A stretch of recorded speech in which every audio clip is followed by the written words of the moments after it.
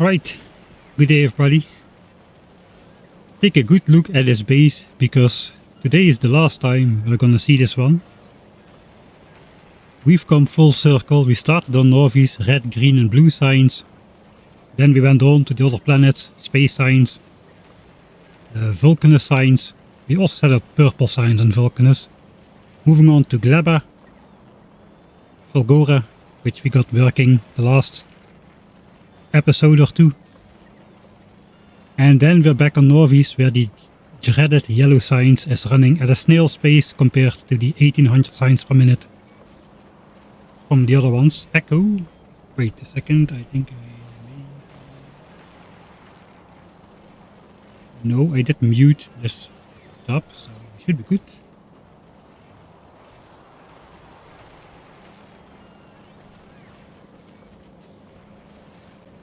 Yeah, the last sign spec, which needs to be upgraded to 1800 signs per minute before we can go on the tech quest to Aquilo, is gonna be yellow signs.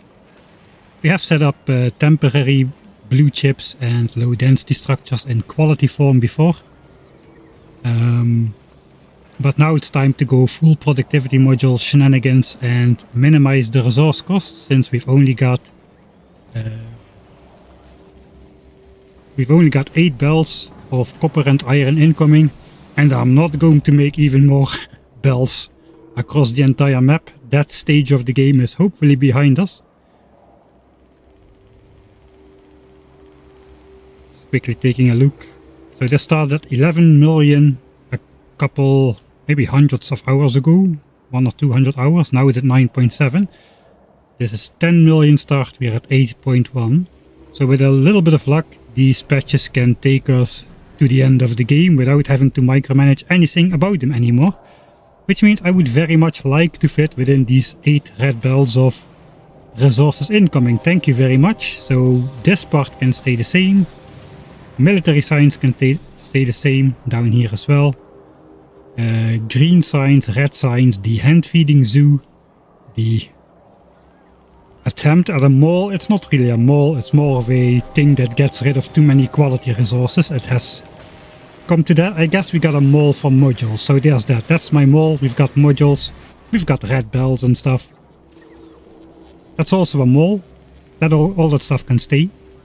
We already started rebuilding the landing pad area, upgrading the size of these of what we can store in here, because that's gonna be a lot. The offloading area is done. We got orange science packs, these will be Fulgoran science packs, Aquilo and Prometheum. The rest coming from the silo. Military science coming over here as well from the bottom. And the remaining 5 science packs are made up here. It's all mixed together in this weird mixer over here. And fed into the biolabs, where we are now researching at almost 6k SPM. And before anybody asks, yes, I did go back. I had not such a great stream, like events wise, last Friday. We destroyed the science graph by accident, and then I had another mishap. I did go back one or 1.5 hours or so in time, and I did fix my science graph. I couldn't resist. It had to be done. So these are just normal switches when you go from a 30-second to a 60-second tech and back again. So hopefully we should end up at 5904 signs a minute over 10 hours, 50 hours, etc, etc.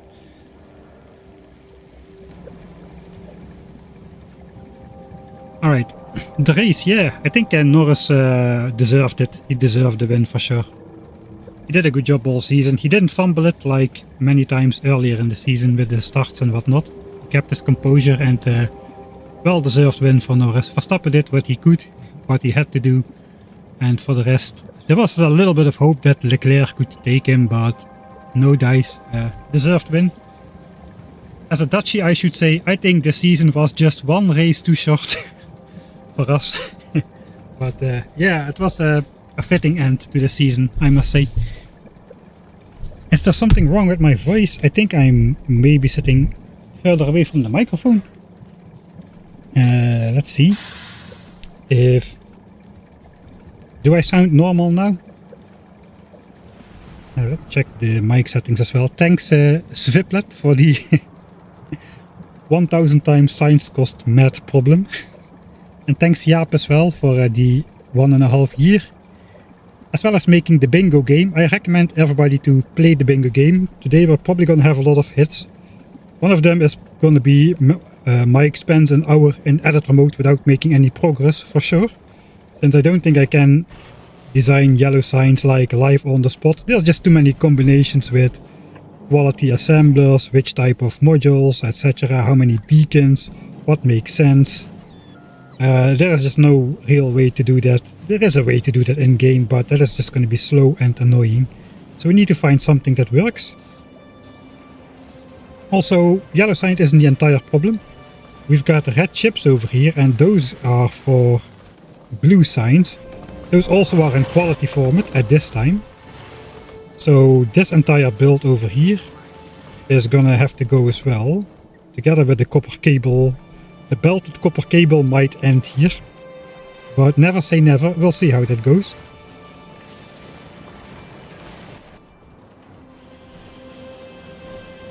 Oh, blue signs, looks like it's entirely qualityed still. We've got engines over here as well. Alright. Looks like the scope of my project just got extended a little bit. I thought it was yellow signs, later I realized it's yellow signs and rocket parts, since I'm using the blue chips and low densities for the rocket parts as well, so I gotta build something dedicated for that.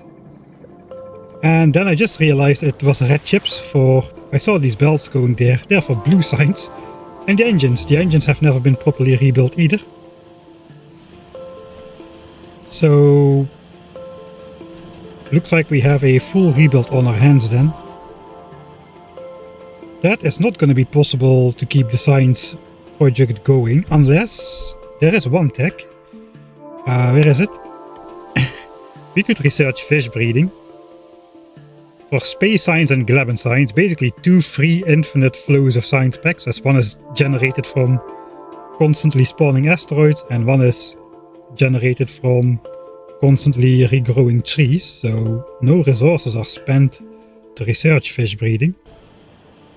That will take an hour and 24 minutes. So that is an option.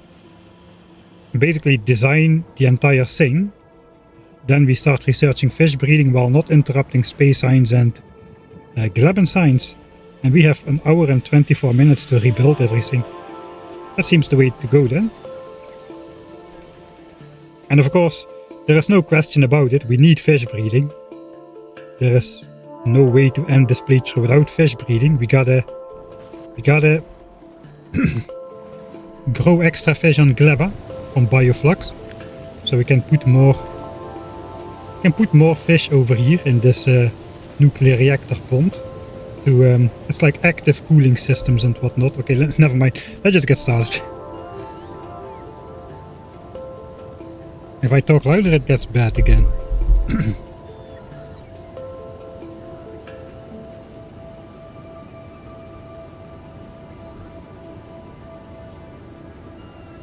If it's helium mic, then you probably just have to refresh your tab. It's probably like speeding up for some reason, I think. Can you do something about... is there a crackling sound? Alright. There is a crackling sound.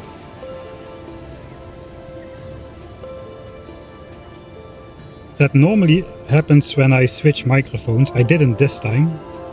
But of course it could be...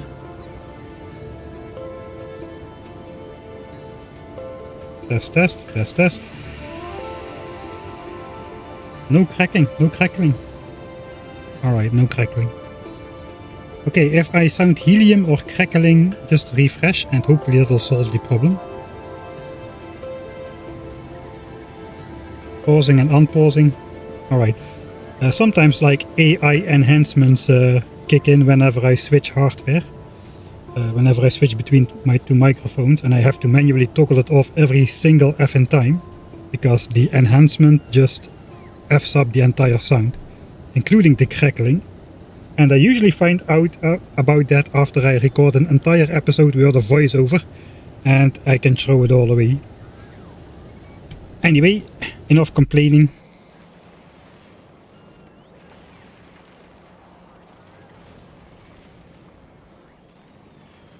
Alright, Fronema, if it's only you, then just refresh and see if that goes. What you sound when you're on crack? I don't know. I've never been there. Alright, we're gonna save here. Sorry, we're gonna reload because I was in editor mode for the scenic overview shot, of course, for the intro. I can talk a bit softer, if that helps. Let's grab some coffee. Nearly a year and finally finishing the sign setup. Thanks for the 8 months. Yeah, this playthrough is taking a while, isn't it? It's actually taking less long than I thought it would. I thought it would just grow out of control with the planets and stuff, but the planets turned out to be surprisingly doable. I think yellow science is actually gonna be the most complicated one, except for Fulgora. But from Fulgora I knew it was gonna be like that. Man, Fulgora is difficult, isn't it? Especially to do it at scale. But you got recyclers on Fulgora, so you can trash everything in the end. But yeah, it is not easy to get it all set up and working without anything clogging. Like when we started, we had that near side of the belt priority, which sometimes rears its ugly head. So you have to do the belt balancer left-right thing, so you're drawn equally off of both sides of the belt. And then of course, yeah, this is just my fault. We had the splitter debacle where that doesn't have anything to do with Fulgora, that is just me.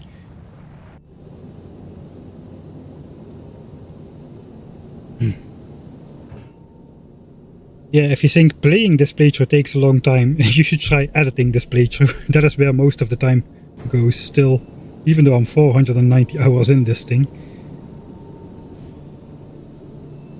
Alright, so what do we do? Yeah, I did fix last stream's issues, including I started bringing in the Gleben signs slightly earlier, so that ship is now on the way, about to drop signs on Nauvis. About 9 minutes before this tech finishes. So we've got it in the labs when we make the switch to carbon fiber. So last time we were slightly too late. There comes the signs, and now we should start feeding it out on these belts as well. And these are the kind of moments I missed last stream because I didn't manage to catch any important moment because everything didn't go according to plan. I don't really like that. It also makes it really hard to make a good edit out of it later. So that is going well. In 9 minutes time we'll be switching back to Gleben science techs. And before we start researching this technology, we should have yellow science set up. So let's put that fish breeding tech between there. There might be some other techs which we can research as well. Maybe we should look at that. Like we could get efficiency module 3.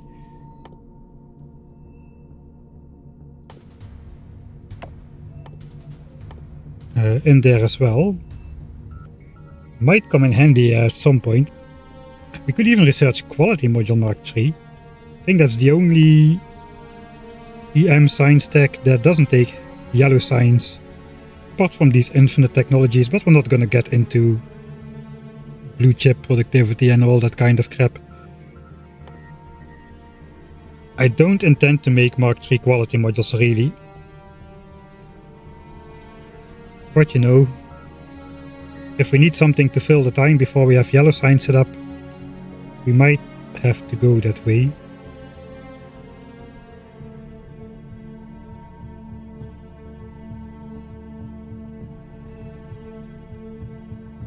Well, we'll deal with that problem as it comes. For now we'll keep Aquilo in the queue.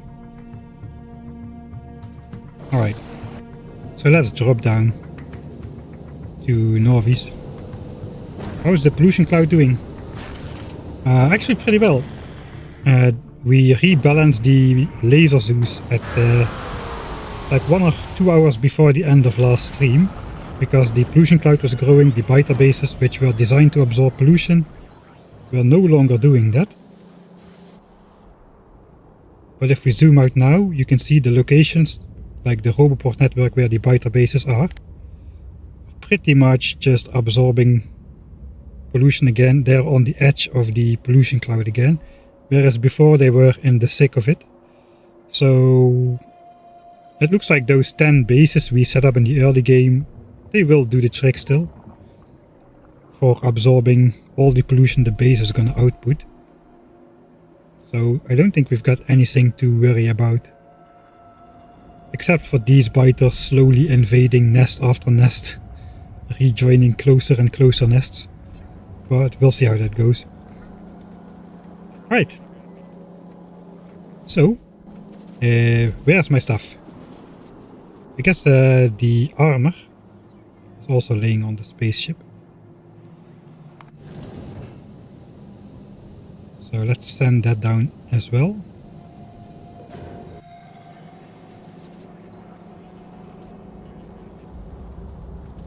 I guess we'll wait for that.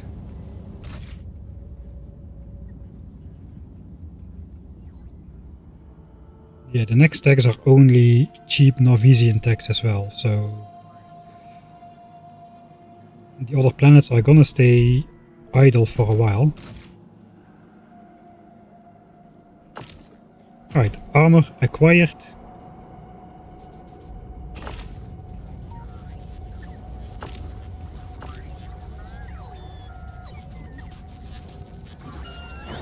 Inventory acquired. Got one light too many, say the bots, so let's throw that away.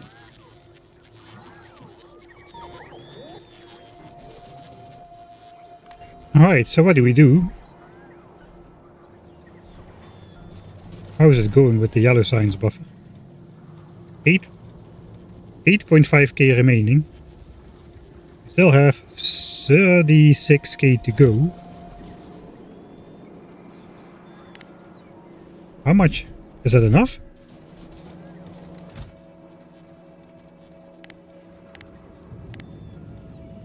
Uh, 8100. Can I type the number already? Times the biolabs productivity should turn into 26,000 science packs. Guess we got some more on the belt and we are producing. We're producing 400 a minute. That's gonna be tight. If we can finish this tag at full speed.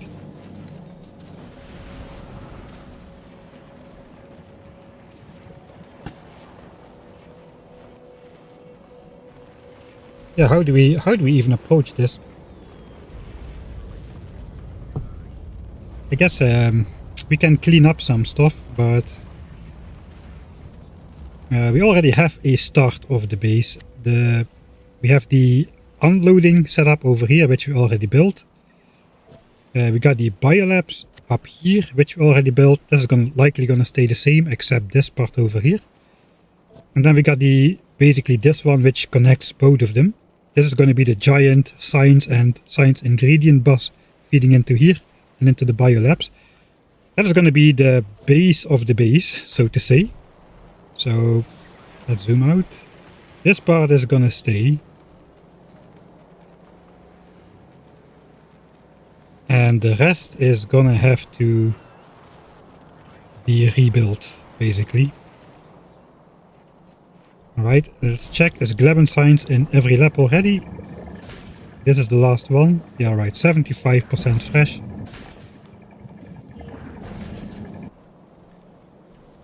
So we should not see a science dip.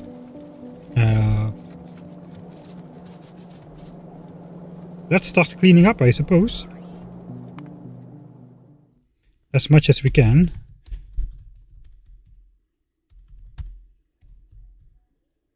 Yellow signs, what else? A rocket part. And basically blue signs as well. Except for the sulfur. This can basically just go straight in here. And all of this we can take away.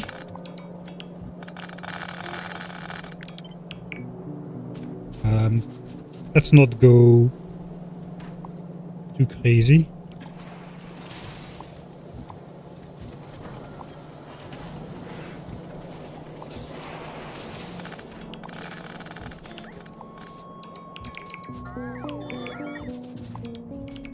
I don't even know what this was for. Oh, this was the iron ore from space. Now I remember. Maybe I should give the bots a little bit more time.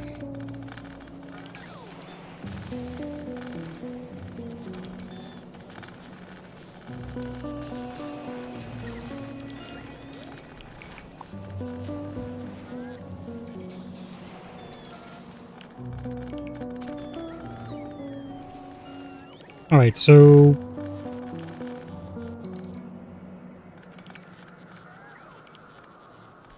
let's switch on the grid lines, since we need to follow the grid in order to keep the expansion chunks. We cannot exceed this area, or these chunks will no longer be tempting the biters to not make expansions. So this entire area is going to stay the same. Where the resources come in, that is all perfectly built out. We might upgrade to Mark III productivities in here, just to take a further bite out of the resource intake, but this is all just gonna stay as is, basically. I suppose this stuff can go away.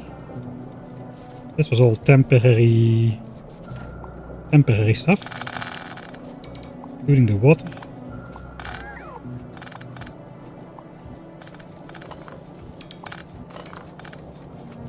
This stuff for walls.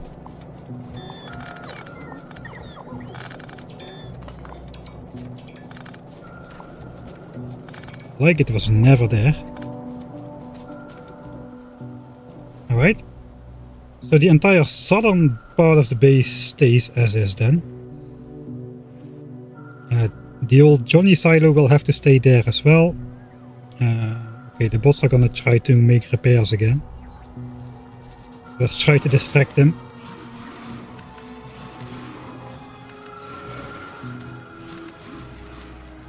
Ow. Man, they always do a lot of damage on that rocket silo. I'm out of repair packs.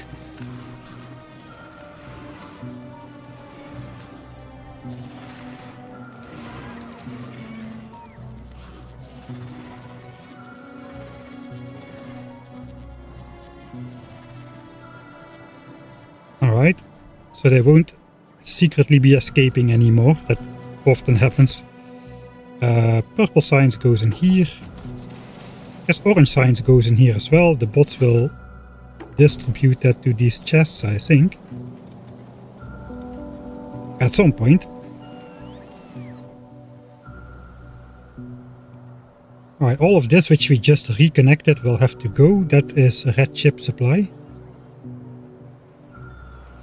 This area stays as is. I don't think we can clean up that much more stuff. I guess we got this old part of the...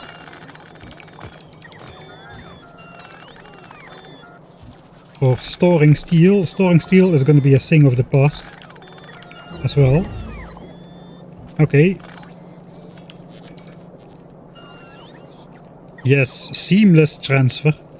Seamless. That is what we like to see. Better lightning towers. Yeah, we don't need them because the Fulgora base is working, so what would I need? What would I need that for?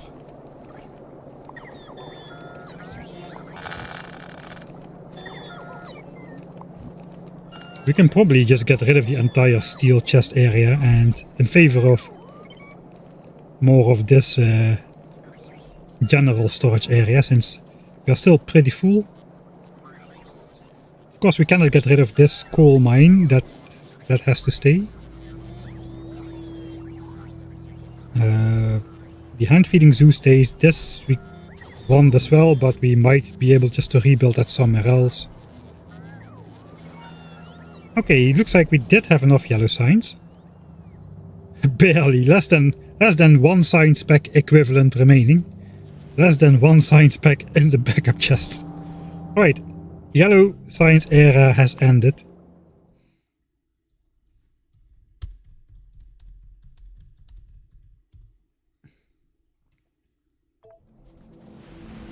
And I think I should stop producing yellow signs as well. It doesn't make sense to keep producing yellow signs. I think it just will hinder me. It just will hinder me on the way. We don't need a yellow signs buffer anymore. So let's just stop that. Turn these belts around. What gets consumed, and the rest is history.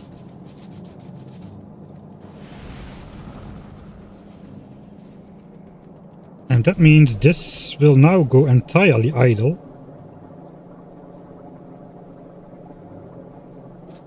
We are using it for rocket parts.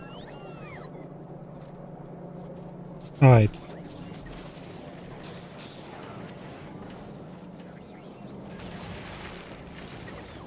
Think.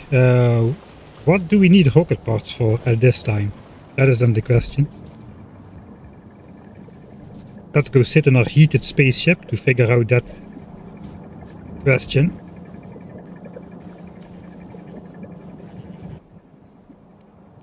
Alright, so what are we doing?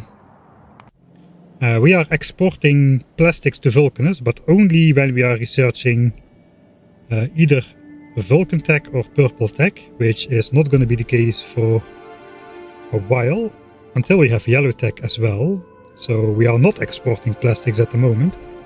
We are importing calcite, however, so we still need to send some rockets to Vulcanus.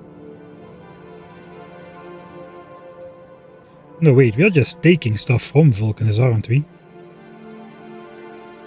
We are just taking stuff from Vulcanus. Looks like I missed that moment as well. The trawler is on the way to Gleba now to drop off rocket parts. Those are coming from Vulcanus now, not anymore from Nauvis. So the science ship has this switched off now. It's no longer stealing rocket parts from Vulcanus, instead getting those from Gleba.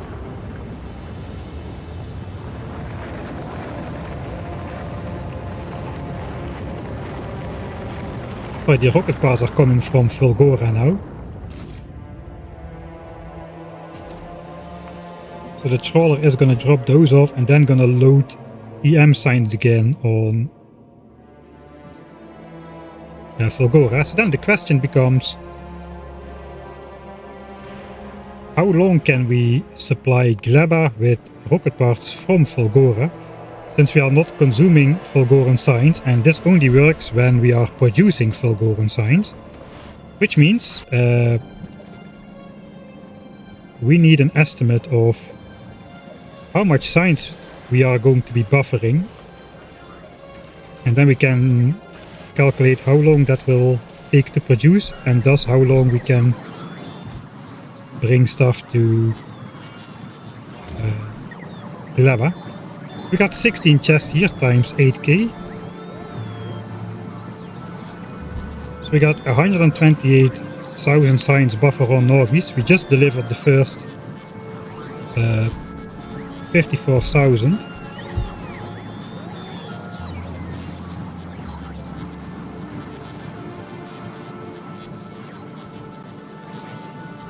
Oh, you can just continue like this.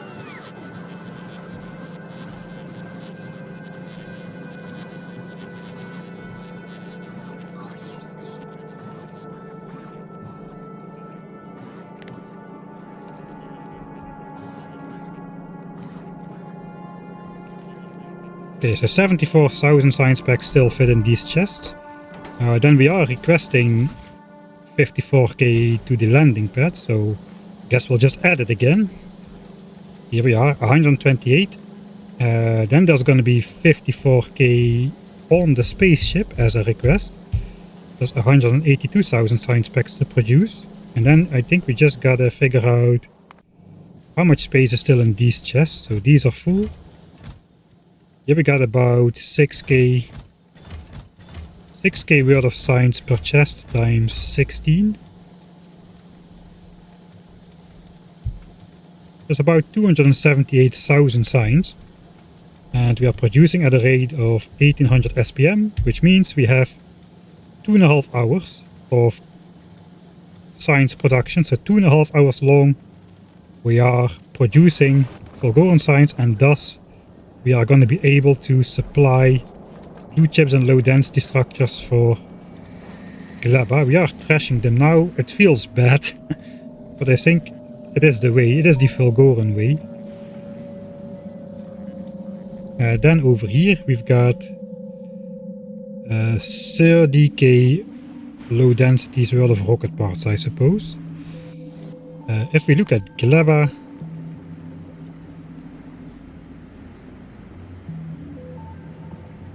I don't think we have a good we don't have an overview yet of how much Gleba is using up, but we can calculate that, I suppose. So at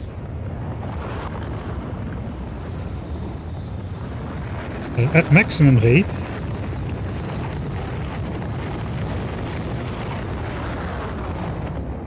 looks like the ship is back so fast that the last rocket silo hasn't even filled up yet.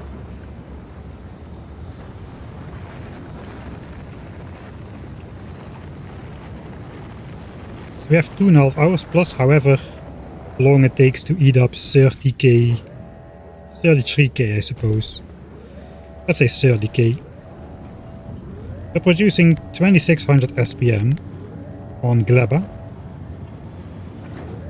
So that is basically 2.6 rocket launches per minute.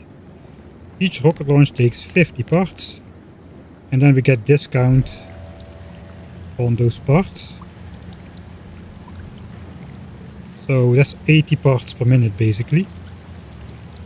And we had 30,000 in stock on Fulgora. That's another 375 minutes. That's a lot. That is way more than the live production. So 2.5 hours plus 6.25 hours means we got over 8 hours. Okay, that is very good. That is way more than we need. We got over 8 hours of not needing to send any rocket parts from Nauvis to Gleba. Even if we are not producing the EM science pack anymore, we can live off of the stashes over there. For over 8 hours, we are going to need yellow signs up before that. So basically, that the rocket parts are not the bottleneck. The amount of text we can research,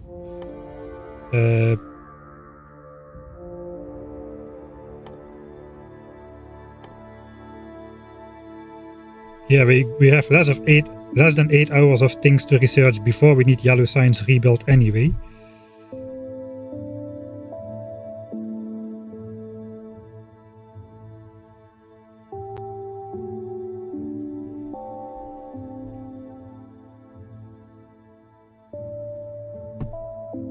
So then the question becomes, I didn't know rocket parts from Fulgora was that powerful.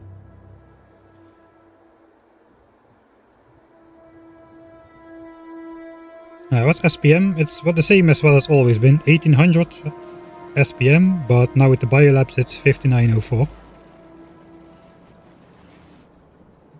The question is, do we even need rocket parts on Nauvis? I guess we do, because we are... Let's just go through the ships. What are we doing?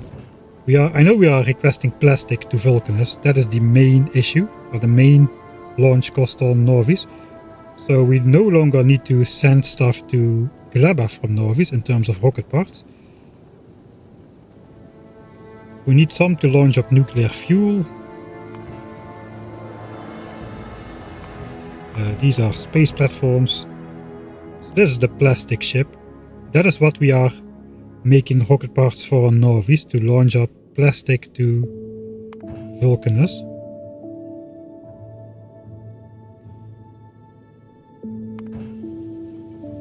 That is the main cost. For the rest, we are not launching anything from Nauvis anymore. So then the question becomes, how much plastic are we sending to Vulcanus? That is then the main cost. Let me just take a look in the Excel. How much plastic I was supposed to... I think it was 3 red bells at maximum. I'm not gonna flash the white Excel screen in your eye this time.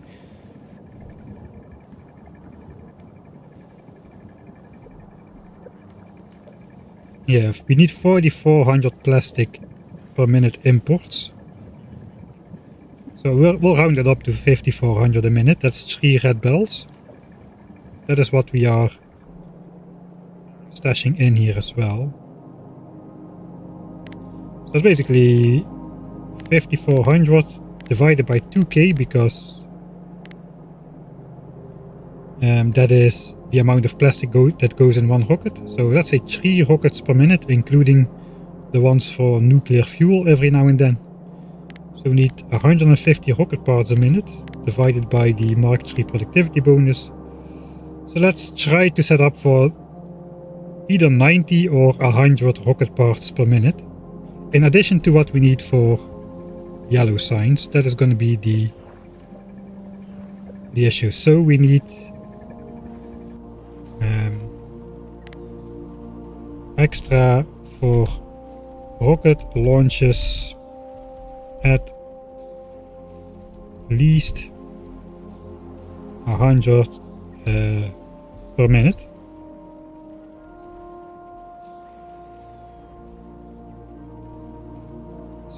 Something sounds not right with that, because I know this was an old setup. Yeah, we are producing way more now than we were before. This was producing only like 45 a minute, but that's like Mark I assemblers. That was the old era.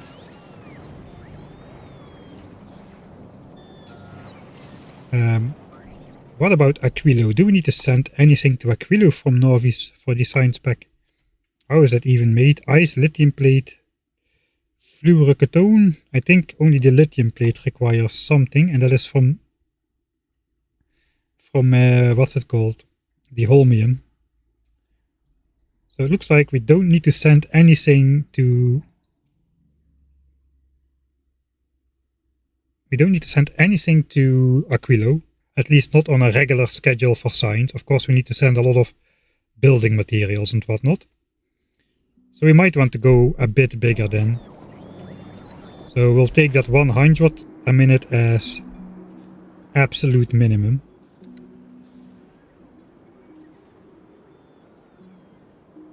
I guess Biter X for Prometheum signs. But I'm not going to calculate that right now.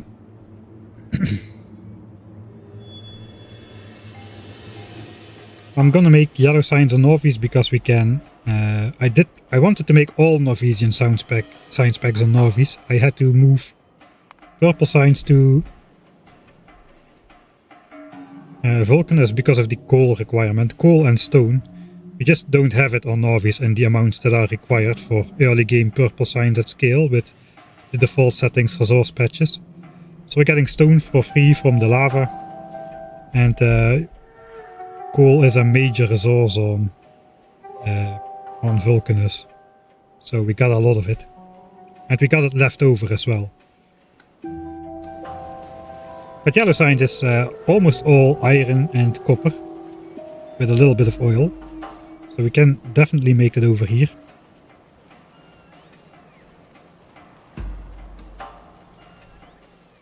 Alright, so do we go in rocket turrets already? I think we go.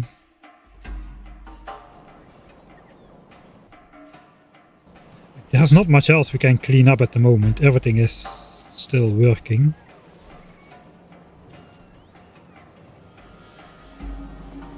So what we can do, I think we need to go in editor mode for designing.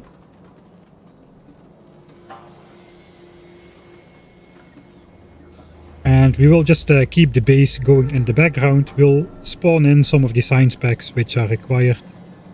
And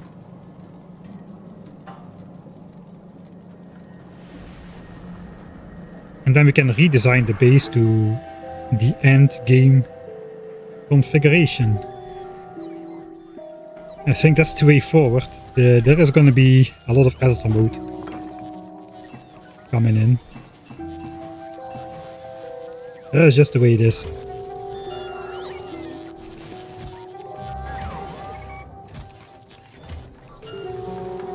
Trying to get more quality components. I tried to get rid of my green chips, man. I got them limited to 800k, and we're also trying to get rid of the 1.6 million red chips over here. That is not exactly compressing down in terms of items that come out, but at least it gives us something different.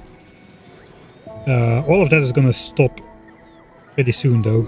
Yeah, I think we just gotta get going, man. We gotta take into mind the amount of modules we have left over.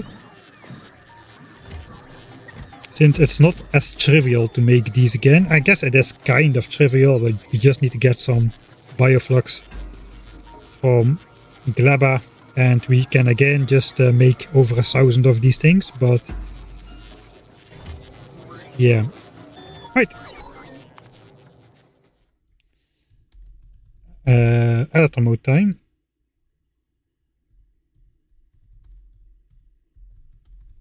I guess this save should be called something else, like 8-hour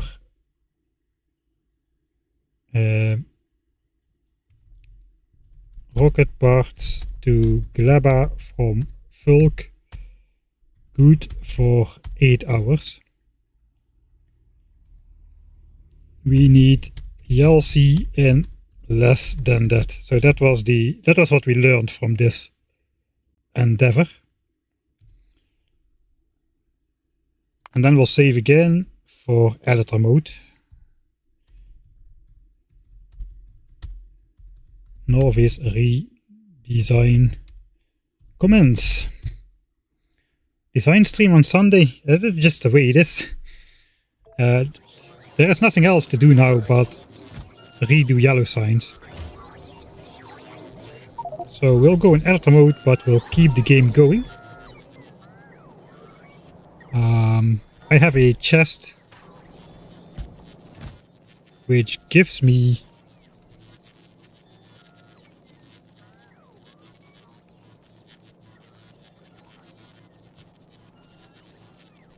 everything. I guess we should update it for our current situation.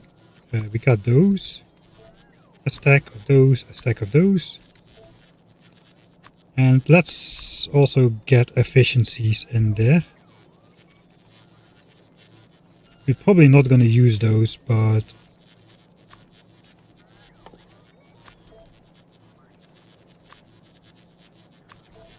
turbo belts should be added because we got those.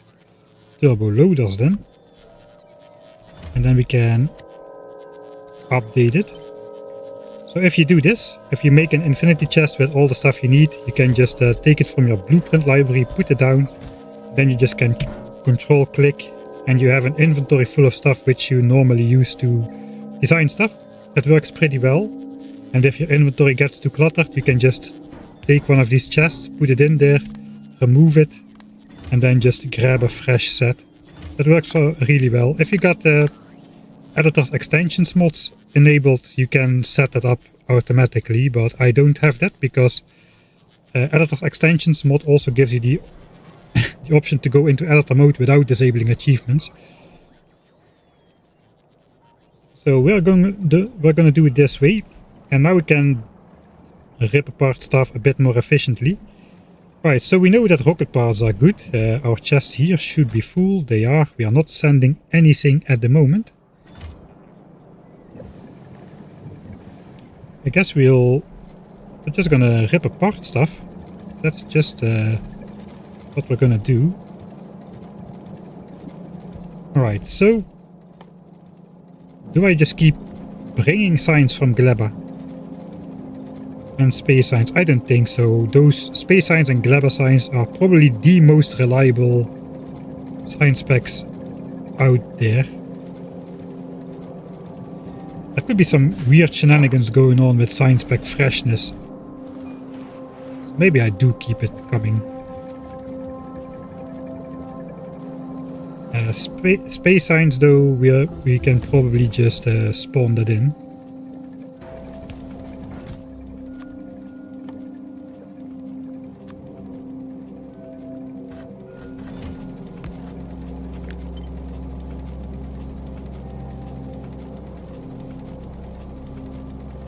we're gonna have a short lapse if I do that.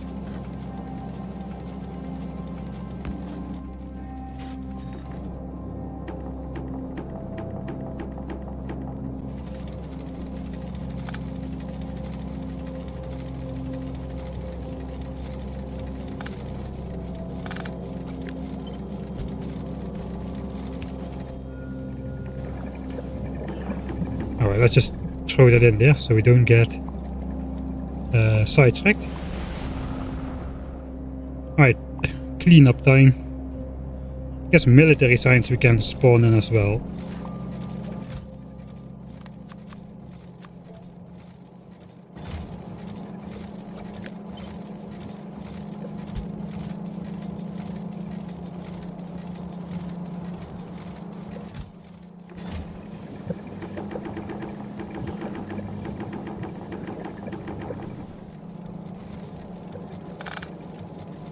Alright, we're not using purple signs or Vulcan signs. Those can go.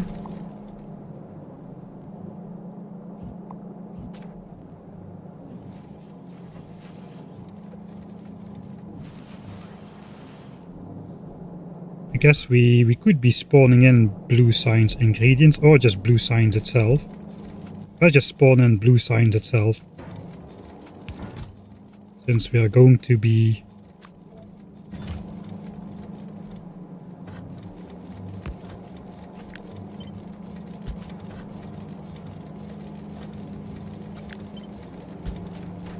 okay, that's going to be fine. So blue signs production will stop. Technically we should not be touching red or green signs.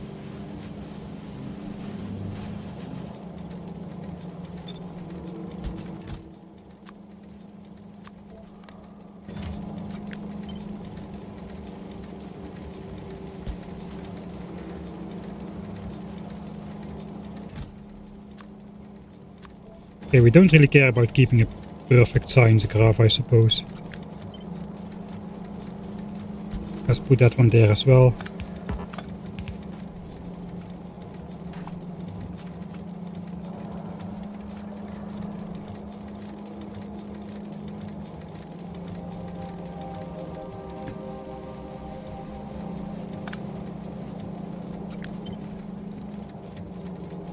We can put military signs up there as well.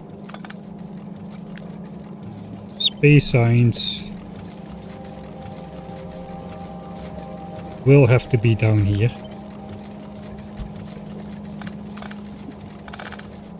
Alright, so now we can delete the ingredients here as well, since those are going to come in slightly different, I suppose.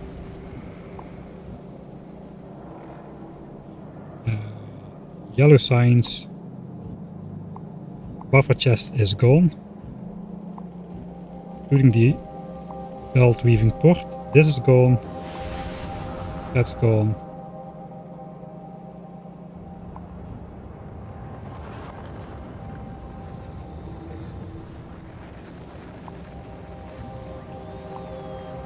I think some of the harder parts are going to be not accidentally ripping up power or pipe connections.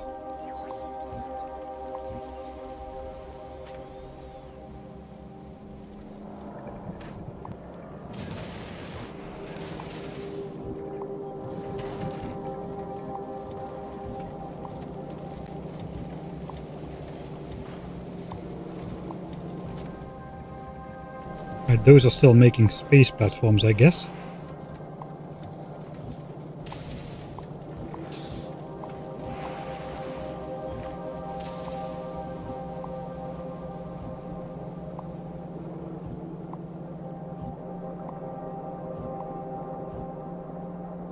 It has the default splitter joiner thing. Red chips over here is gonna get rebuilt completely. These bells can go.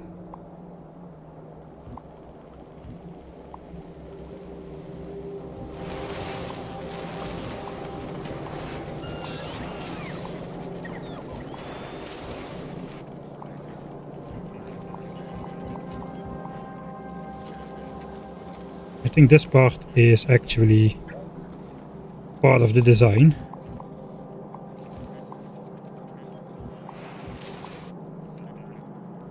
Up until here or so.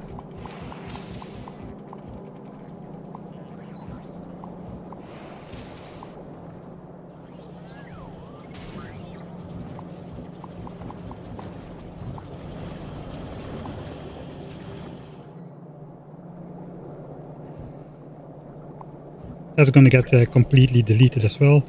These we are spawning in, so those are going to get rerouted over the new giant science resource bus thing. So that can go.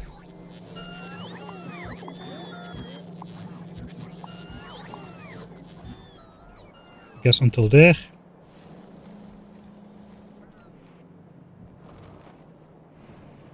Plastics we need. This is just making space platforms. We still need that, but that has got to be moved somewhere else. I guess we'll keep it on for now. Let's give it an infinity pipe.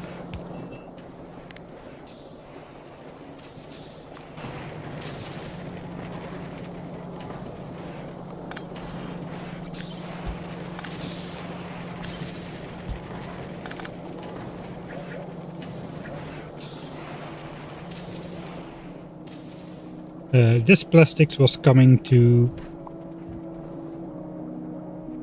the blue signs setup.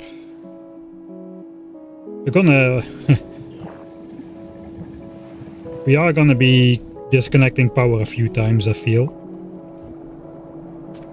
So how is this connected? This is just iron pipes, goes all the way to the right.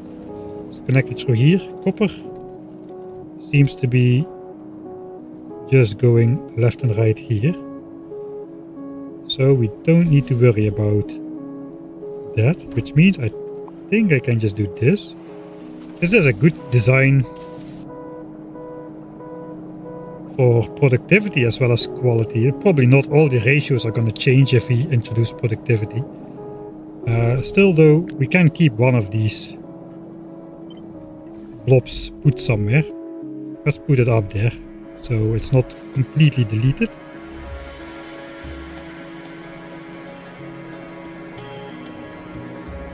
Sulfuric acid was going to uranium mining once, but that thing is long mined out. So we technically don't need to send sulfuric acid up the base anymore. We do worry about that oil pump though. We were using sulfuric acid actually to get rid of quality blue chips, but I don't think we're going to be doing that any longer. Let's just get rid of it.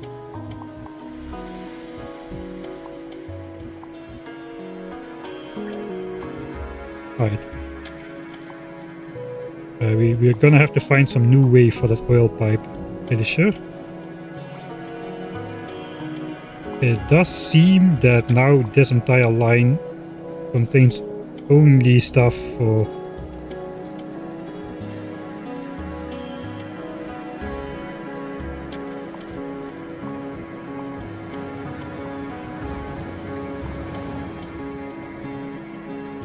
blue chips.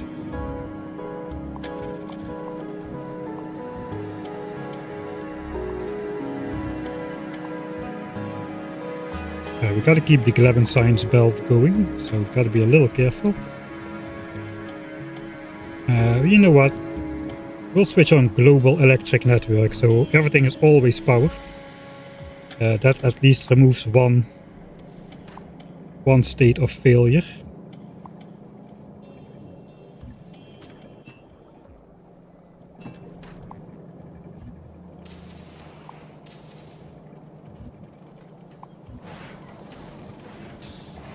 Alright, so then we just got this producing copper cable for space platforms.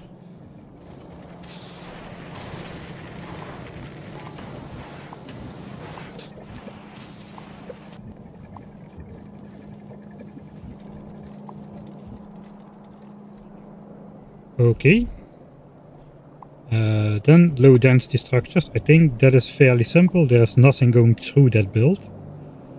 So it is already productivity modules. We might be able to use this as a base for the new, as a base part for the new design.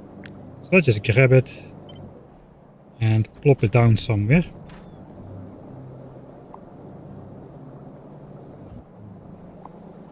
Only plastics needs to come in, the rest is all fluids.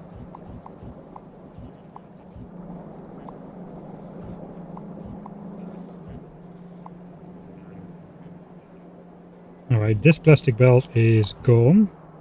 This one is also no longer moving, so I'm going to assume that is red chips for... That is red chips for blue signs. So we're gonna have to redesign that all from the ground up, I think. I don't think anything is moving here. We can start to be a little bit more careless, perhaps.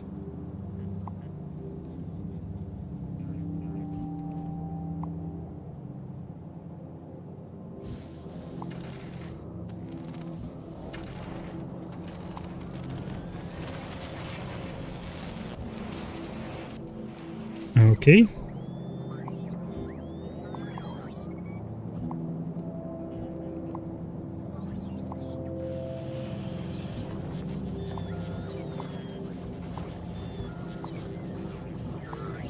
This is going to be a pain to deconstruct in the actual world.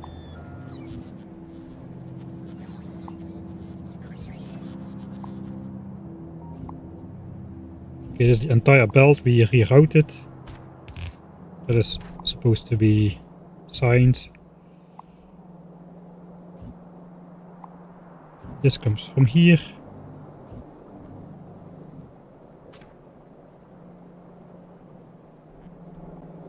Okay, this is molten iron for engine parts. Are engine parts alright? We do need to rebuild the actual engine assemblers, I think, for productivity tree beacon kind of things. But this part might be alright. It's also tucked nicely in the corner. We're gonna need less than the ingredients we currently use for engines because we're gonna switch to productivity. Sulfur just might see some productivity module upgrades and then we'll just call it good. I don't know how that's gonna go. There's actually sulfuric acid. And I think we have to redesign it all. Should I just start like clean slate-ish? I don't know. This should be rebuilt somewhere else. We cannot rebuild in these chunks. I guess we'll put it... we can put it here for now, just to move it somewhere. We kind of have a nice line going on here, a vertical line which marks the edge of the base. Fuel cells, will we ever need those again?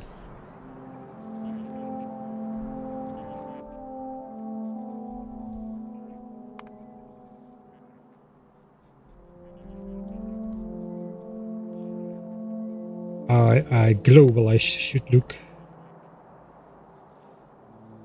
We consumed 4K of 27K produced, and we have been consuming for 60 to 70 hours. Most of it in the last though.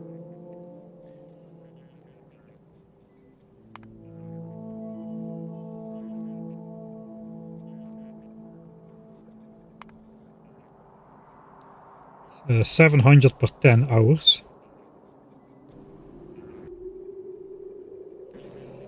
I guess we should automate this, like with some bots or something. But that can just be a single assembler, most likely. Maybe that goes in here with some productivity. We have the uranium close by, so we can definitely just automate that fairly easy. So we can get rid of this as well. Guess this uranium storage kinda stays. Oil pipeline we're gonna have to route around to the back somehow, so it's no longer in the way of a main build.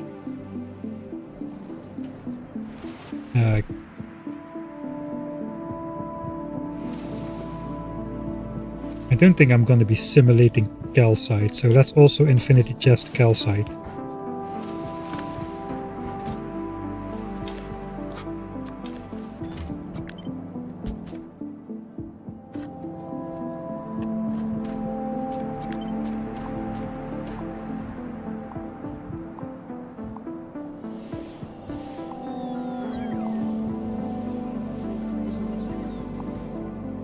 Alright.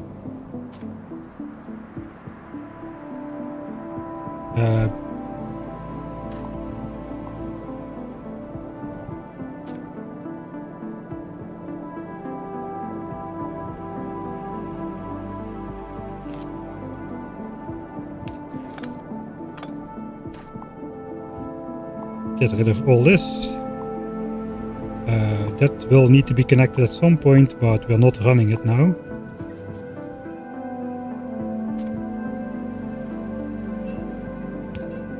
We'll put an infinity chest in there, or an infinity pipe, so we remember what needs to go in there. It is not copper or lava, it is iron in fact.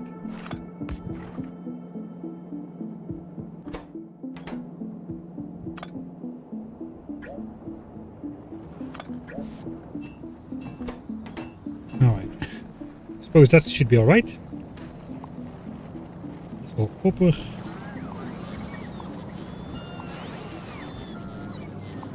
And iron.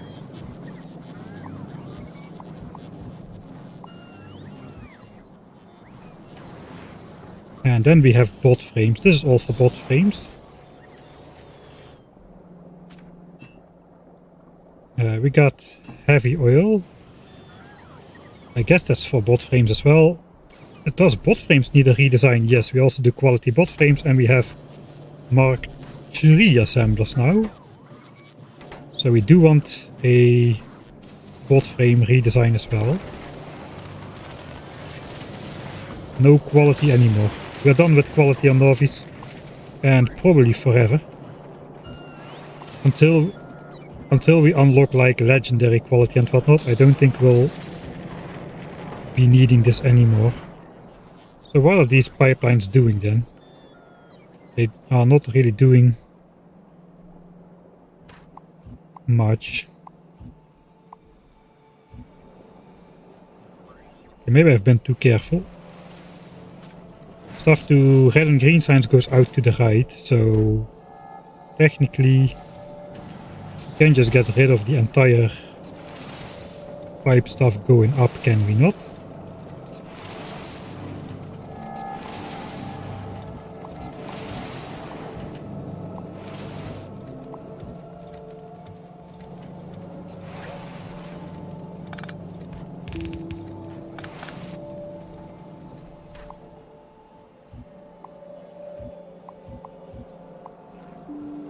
Sorry about this part being so slow. That's what happens when you want to keep the base running while you get ready for the redesign. Oops, that was a bunch of those. We should be able to feed those out faster than we consume them, so that might catch up again. It looks like we're fine there.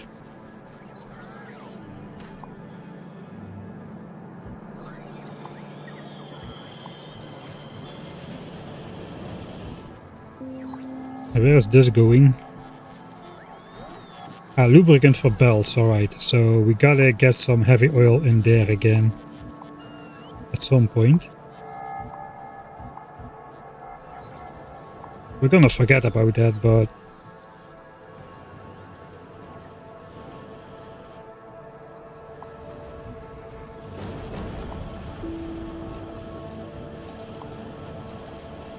I think we can safely delete this entire thing over here.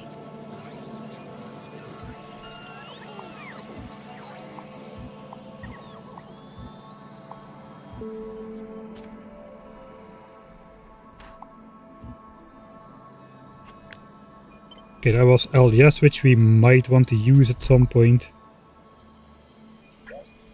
Oh, I just cut a pipe again.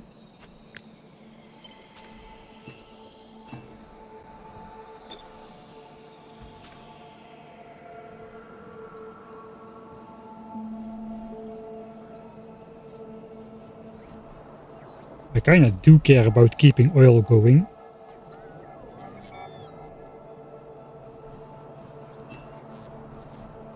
I guess I can just quickly route it around the base for now.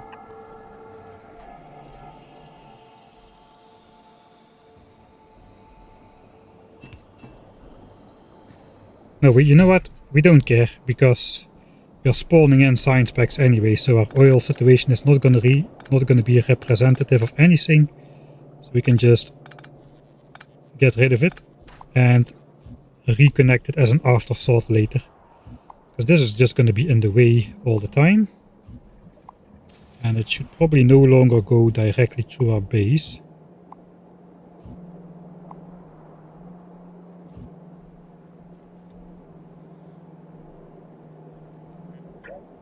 We'll keep it on this side for now. That was supposed to be oil.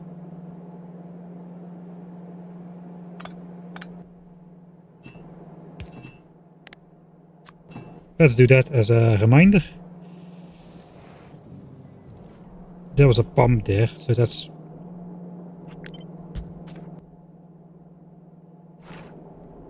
Probably we should keep that there for now. This rocket silo area can go. I'm pretty sure this was specifically for Gleba, but the way I see it, we will never need to send rocket parts to Gleba from Nauvis ever again. Since all the techs on the way,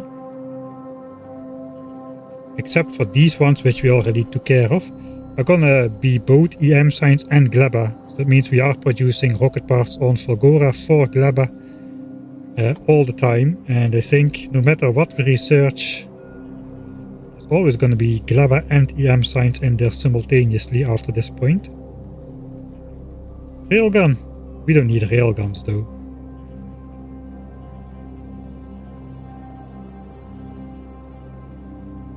Rocket part productivity. That's Aquilo.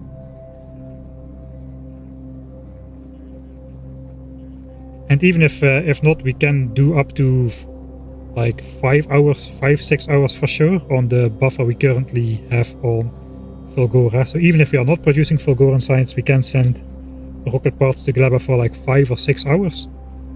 So I don't think we need this rocket silo area at all anymore.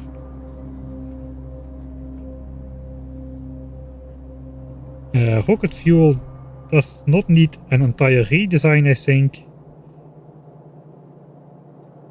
Or maybe it will stay in this area though, aligning the border of the base.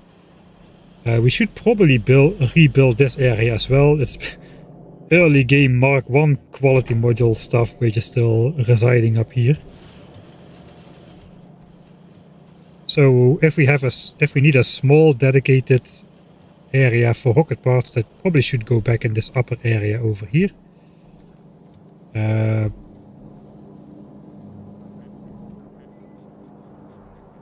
guess the storage chest variant options are alright. Plastics is fixed, that will stay as is, I think. So these other rocket parts maybe will stay in the same places as well. We'll just feed the new system in there.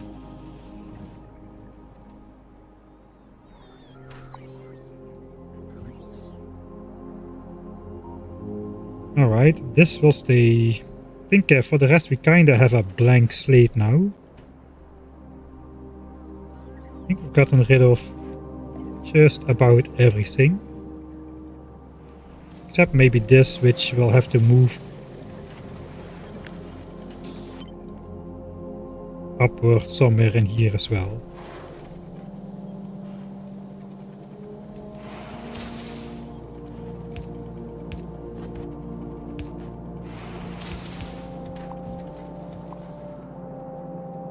Okay, so let's move that out of the way.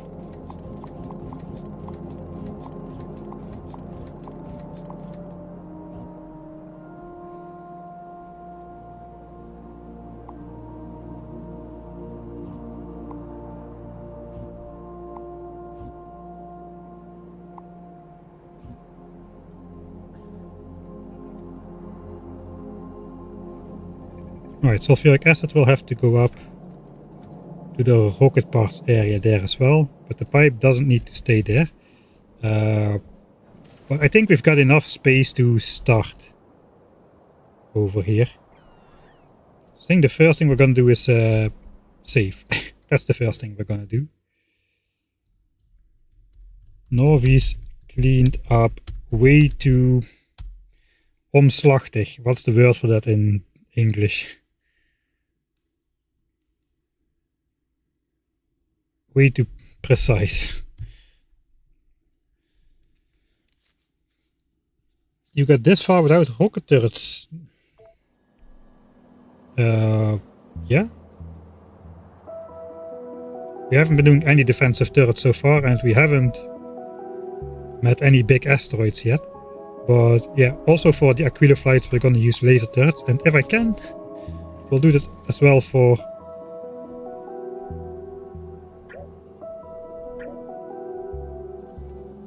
the solar system edge. So let's pause the game. I'm just gonna manually grab all of this, so I get all the science specs. We do need this contraption somewhere.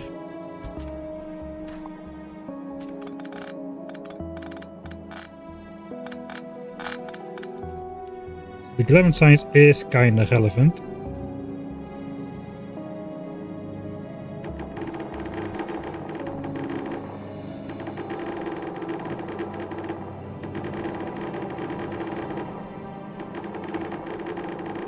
All labs have some.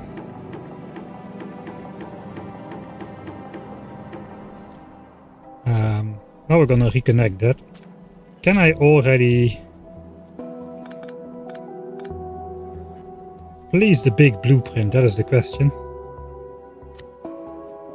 We might have made some changes in some locations. So I guess what I'm gonna do is paste it on the water. Just copy slices of it. Alright, the redesign is beginning.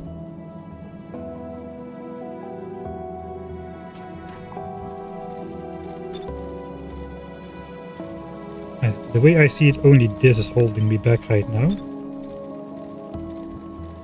Alright, that was indeed it. Placed it back.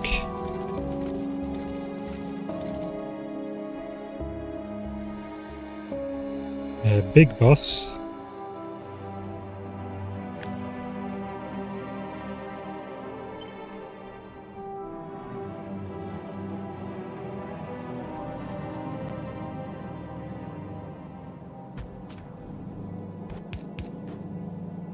Apparently this was part of the design.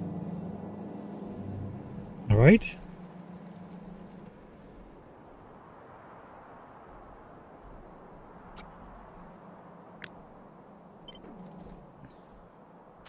Yeah, I need to copy that with some reference.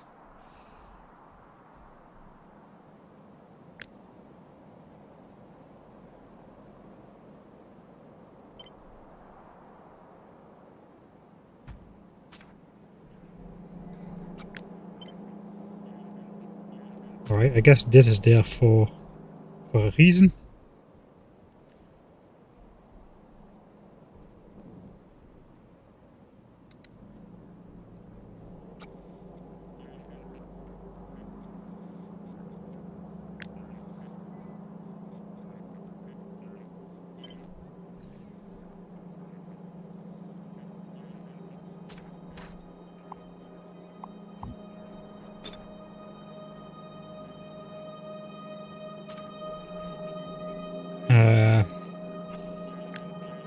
Let's move that out of the way.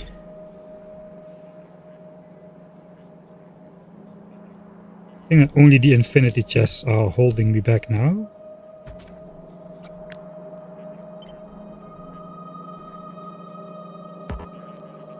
This is entirely the same.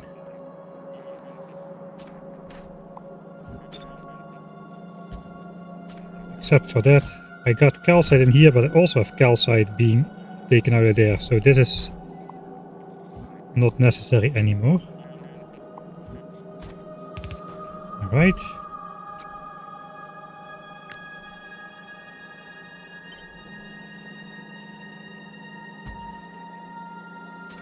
Okay.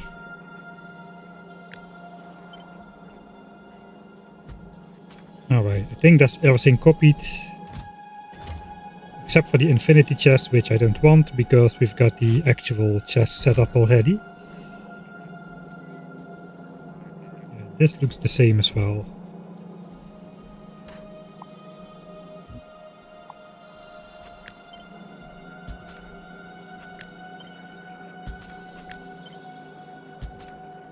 Alright, we'll see what goes in there eventually, but let's just keep the buffer chests around. We're probably just gonna burn the spoilage and whatnot, but that is set up now. Then we just have this part left.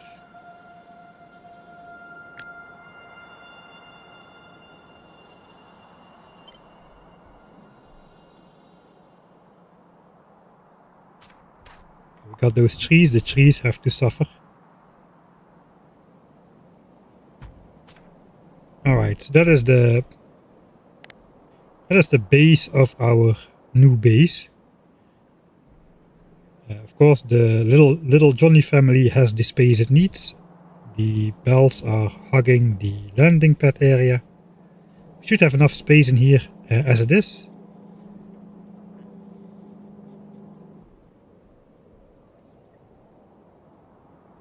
And now we got to design the missing parts of the base around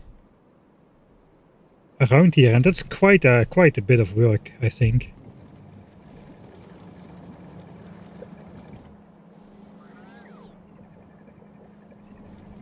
So should we fill up the bells and let signs get produced? That is then the question. I kind of think we should do that. And I messed up 11 signs. Alright, it's fine. 11 signs, space signs is being produced. We're gonna spawn in the irrelevant signs packs. So we don't trigger more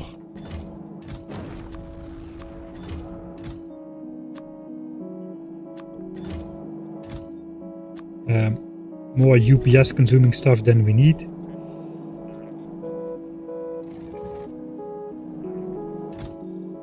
We're just gonna grab Aquilo and Prometheum as well, so it looks nice and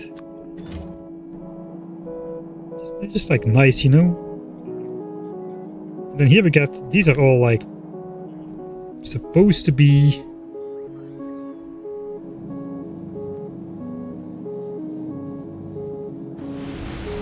stuff for signs. So we got the yellow sign stuff on these belts. Starting with low density structures for this one. Oh, and now I'm going to be missing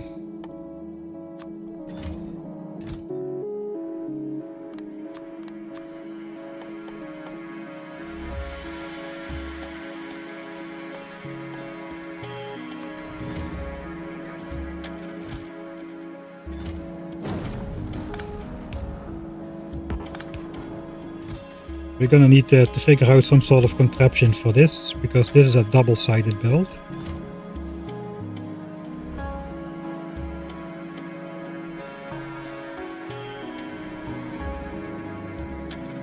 Then we get red chips, mixed belt, and red chips again. This one is red chips.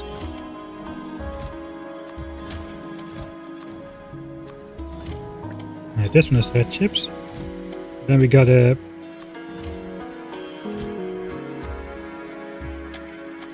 do engines and sulfur.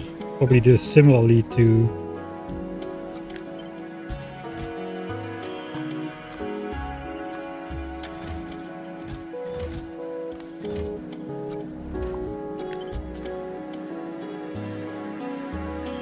yellow signs over there. Then the other Ones are easy inserters, belts, gears and copper.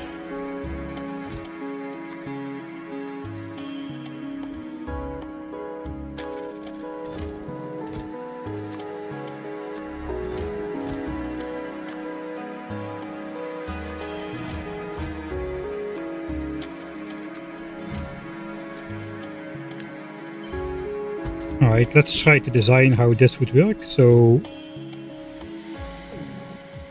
I hate the map view, man, and not having access to the inventory. We grab the loaders. So normally this would be the case. Now we gotta somehow mix in these. I guess this could be a standard splitter kind of thing. Here we have to do some, I guess, some belt weaving shenanigans.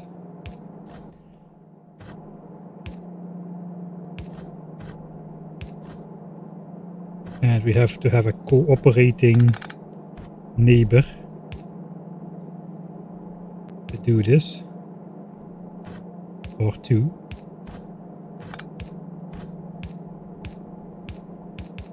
So something like that would work.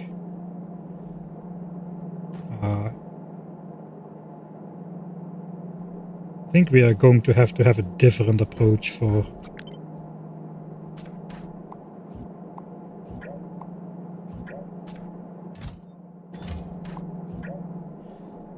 here.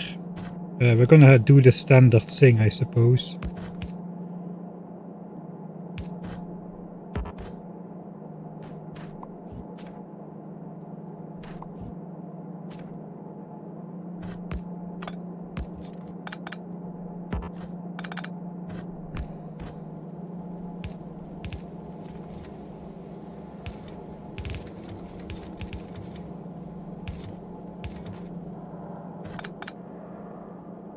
There's nothing we can solve.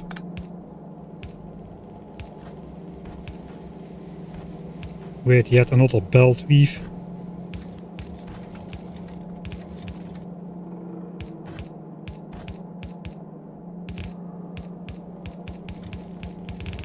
Alright. So that is how it's gonna have to come out.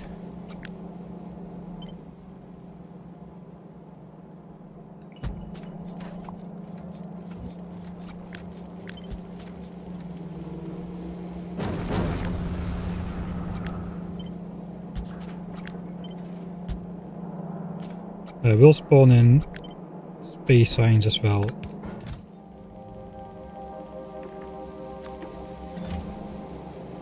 I am interested in keeping Glabin signs going though.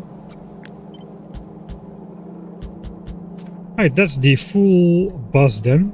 And I broke something.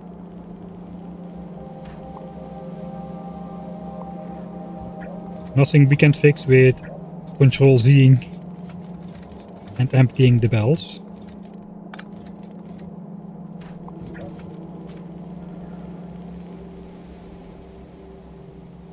Alright.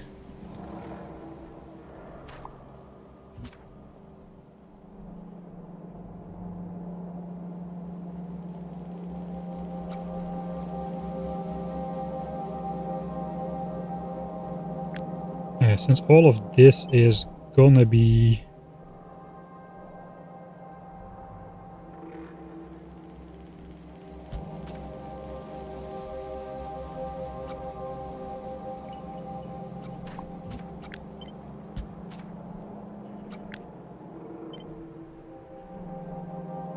we have none of the chests.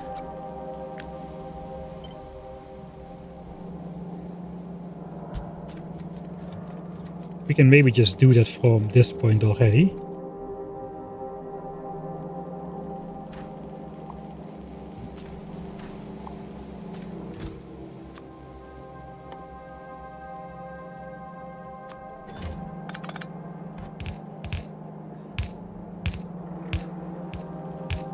We'll keep the symbols on there, but that makes all the belts fuller.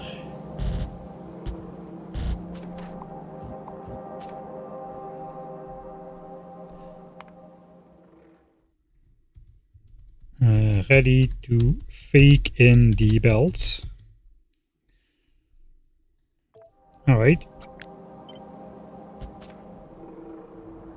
That is how the end game base is supposed to look.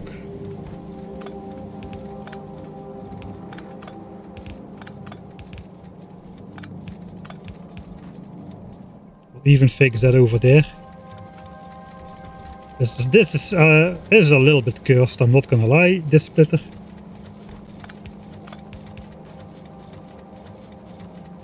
We have no engines on this side of the belt. So probably I did something wrong.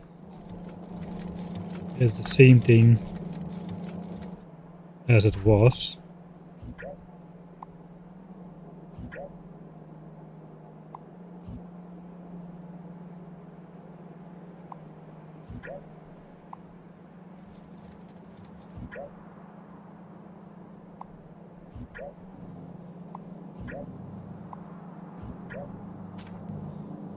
I hope that's all still on the correct side, but we'll see.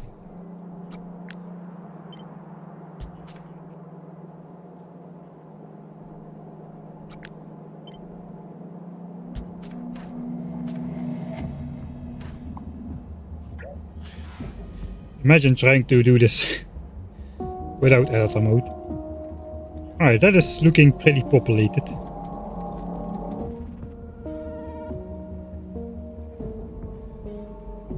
How far behind are the videos? I think you can safely watch without getting spoiled, because by the time the series catches up, you will have forgotten all of these streams already. I know I have forgotten half of the gameplay already. If it were not for my notes and my 1800 save game names, I would not have been able to make an edit anymore.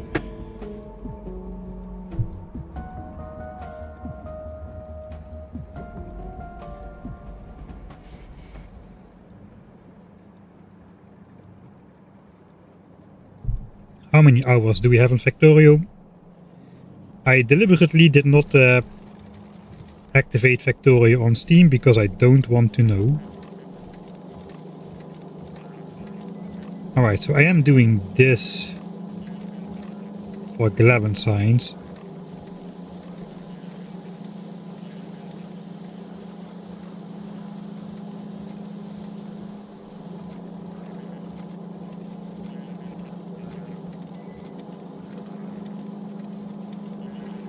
But I don't think that's the correct way to do it. We do need one of these in there. I have one of these over here. Alright, I have one of those. It's just a modified version. And it goes over here. And this should definitely also be upgraded to green belts. Okay, so we are taking equally from left and right from this point on. So that's good. That means all of these sides are flowing. And all of the signs is equally fresh. Good job, past Mike, for that.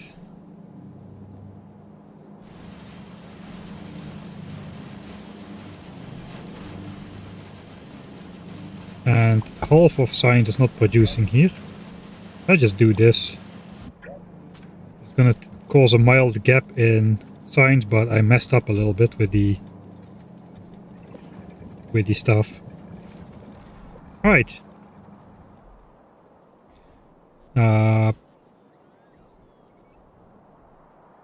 Let's design the base, I suppose. Let's start by adding some text just to get an idea of what is where.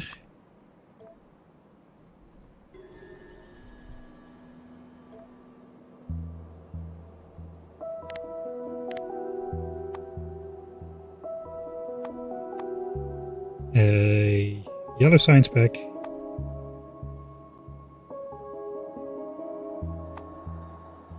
Maybe just this one. And we'll add all the signs packs we are producing in here. Blue and yellow.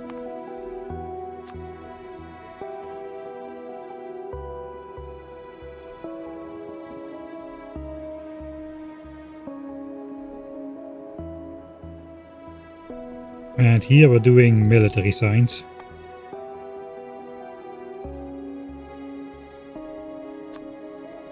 This is going to be the definitive endgame base, so should look fairly nice. Need 40% in stock. The research tag at full speed. Is that still true? Maybe not. Probably not anymore.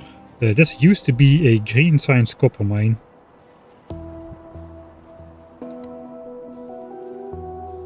Do want to keep the tags over there.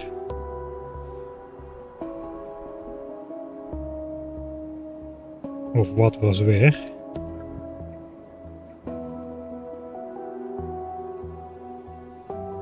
Alright, silos. 10 silos should be good for endgame needs then.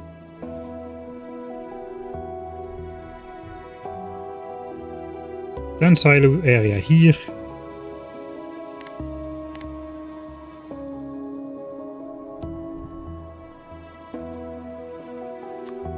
Multiple fish icon. Yeah, of course, multiple fish icon in the starter lake.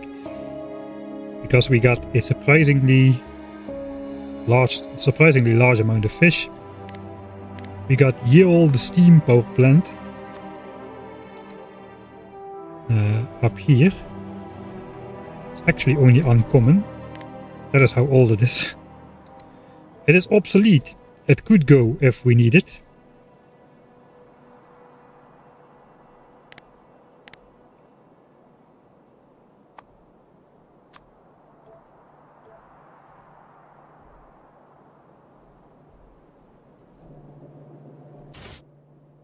We do have rare boilers. So all of that is obsolete.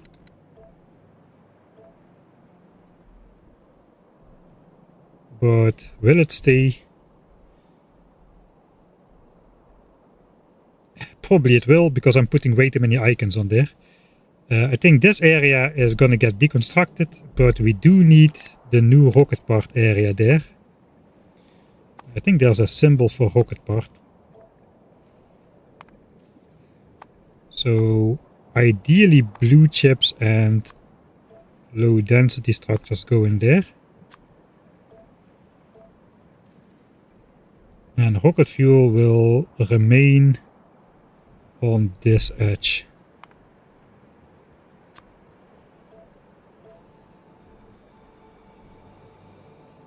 This Glabber silo area, it's gonna go. It is just gonna go.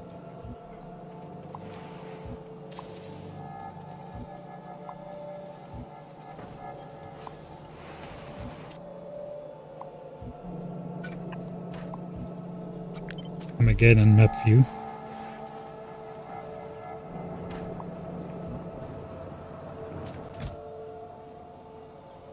Apparently I've got some inventory over here.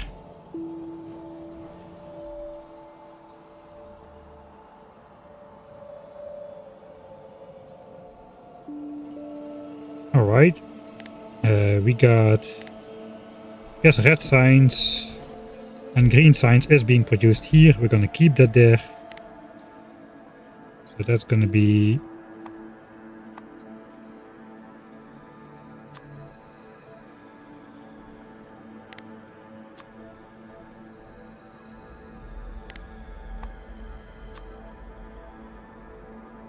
these four.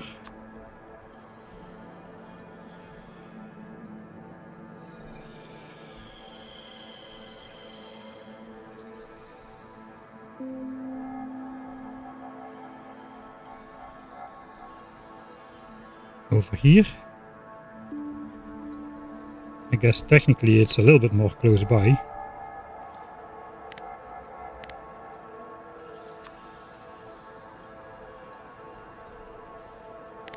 The Belt Mall. A hand feeding zoo. Probably gonna upgrade that to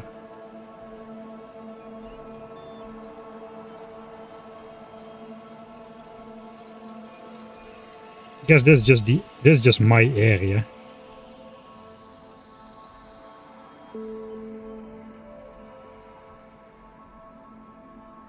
Personal area, do not use.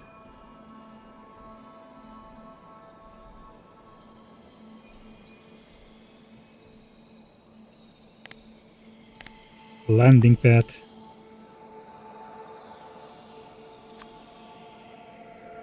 I guess this makes more sense.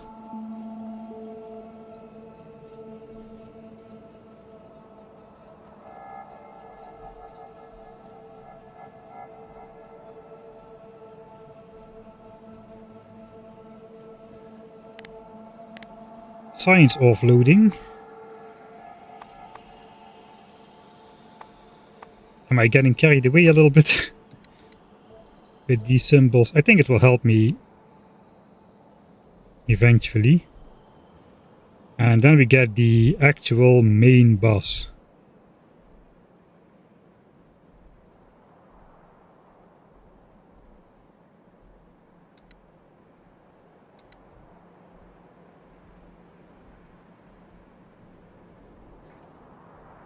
Coming in from over here.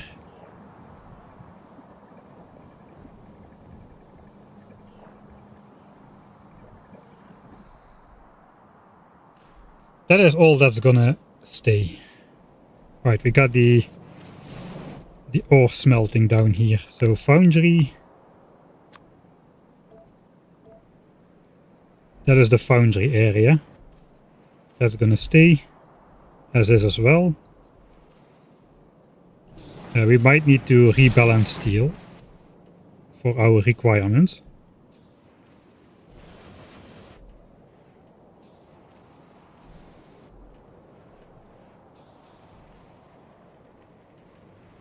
And that's military signs. Okay, all of that stays. Given that we got red and green signs here, it would make sense to do blue signs and then yellow signs. And everything eventually needs to flow in here. Can we like wrap that around? We can actually probably send that between. That's going to cause even more damage, I suppose, on my belts over here. But we could do something like this for sure.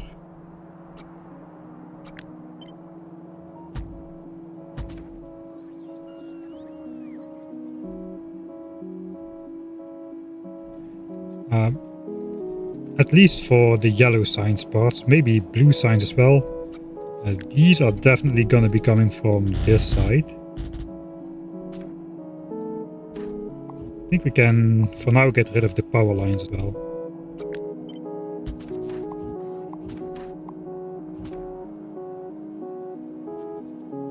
Copper gears, oh, those are in the right order already.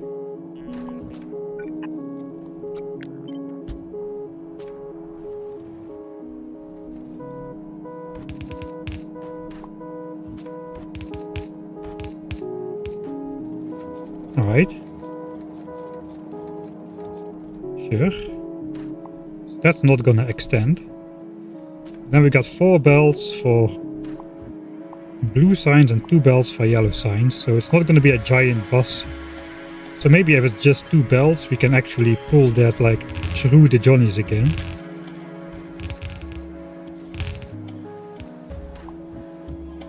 And then blue signs can come from wherever.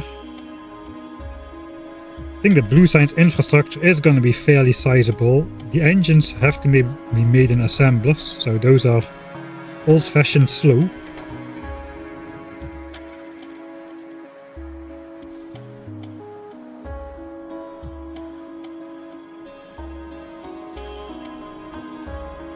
Sulfur though, we need petroleum gas somewhere.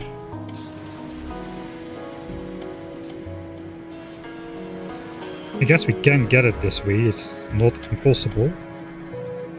Together with the water on this line.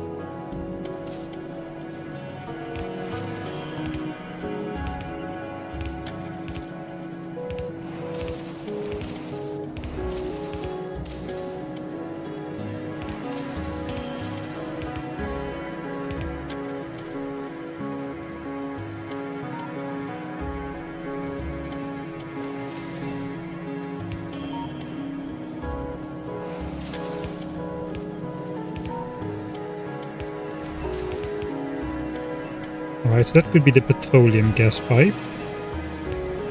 And we have petroleum gas and water. We can make sulfur on the right side of the base now. This still looks alright as well, so we don't need to move that. So theoretically we can make everything then on site over here. Except we do need plastics for the red chips, so I'm not sure how many we need. For that we have an Excel. Again, I'm not gonna blind you with the blinding light, so I'll just tell you how much is in there. Currently we have Mark II productivity and blue signs. If we stay at Mark II productivity, I need almost 2000 red chips per minute, which equates to slightly over 2000 plastics a minute. So that means if we upgrade the blue science assemblers to Mark III productivity module, that's going to go down. I'm going to need 1700-ish plastics a minute instead of 2000. That's probably worth it. This is fairly overbuilt if we upgrade it to Mark III productivity though. But the benefit is then we will only need a single belt of plastics instead of one and a little bit.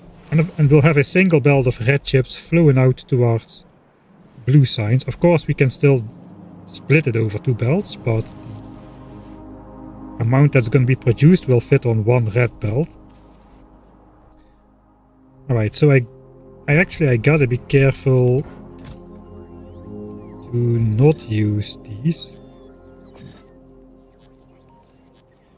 since I'm going to have to actually try to take them out of here. Do I though? It's not going to be worth it. How many is this anyway? 32 assemblers, that's 128 Mark III productivities. We need about 75% of these assemblers at the moment, so to see. So this is not the appropriate ratio. There's some weird stuff going on which causes this build. Like we have Mark III productivity in yellow signs, so we don't need extra yellow signs assemblers. And some of these, like the red signs assemblers, they are too fast for what we can put in and put out. So it's not working all the time, so we need to compensate with a couple extra assemblers and stuff. So that is why it is the same amount of assemblers everywhere. That means I'm probably gonna want to do this if I go for the blue science upgrade, even though there's way too many assemblers. Now we need to output 1.51 blue science packs a minute. That's actually just faster than we can per second. That's faster than we can take it out. I know we have two outputters. Yeah, but we're not going to be able to keep up with red chips probably, because we need to put more than 1.33 red chip in. So it's those kind of things. So that's going to be an expensive upgrade. Adding better speed modules doesn't even work because we are inserter limited anyway. So I don't think it's worth it for the resource savings for red and green signs. It's like 3 resources per science pack, 7 resources. This is like 25 resources per science pack, including oil. And this is more like 75. So for yellow signs it's a no-brainer. I think we're gonna do it for blue signs too, because the numbers work out nicer in terms of what we need. So we can technically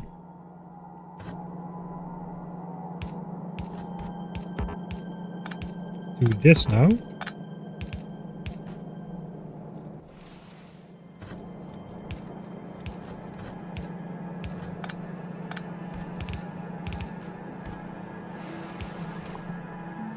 Stop one of these belts from flowing up entirely.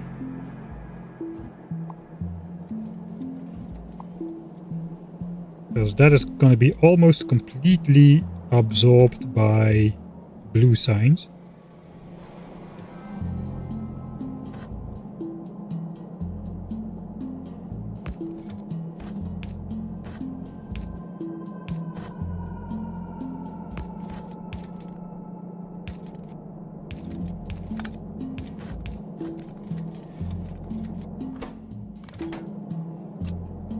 We can do this just in case we are not producing the full amount of plastics. I see I have only 7 belts coming in here.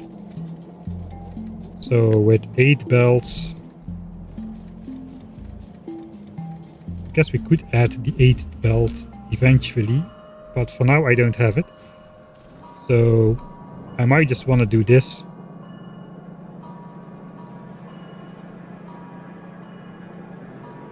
To make sure that we get a full belt of plastics in there, even if this belt is not full.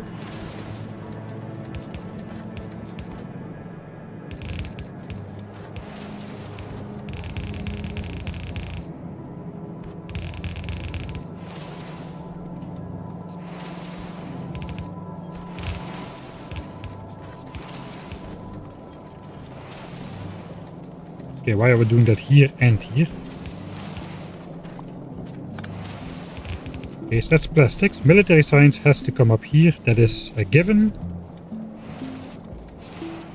And if those pipes are going that way, we kinda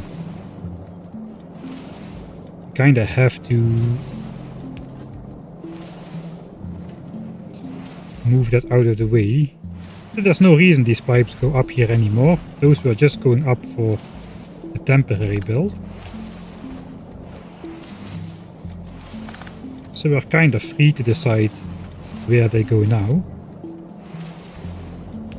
Alright, so we got the difficult resources, plastics, water and petroleum gas, and the rest is just molten iron and copper, which we've got on site. So I think we're ready to start designing blue signs in this general area over here, respecting the rocket silo. And then we've got plenty of space for yellow signs.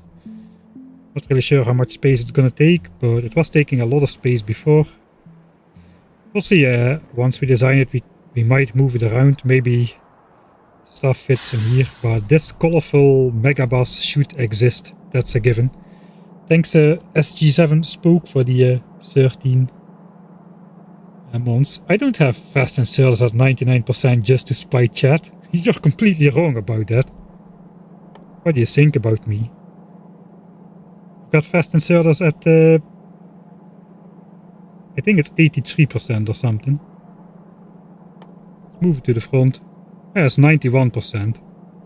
So I don't know what you're about. 99%. I would not do 99%.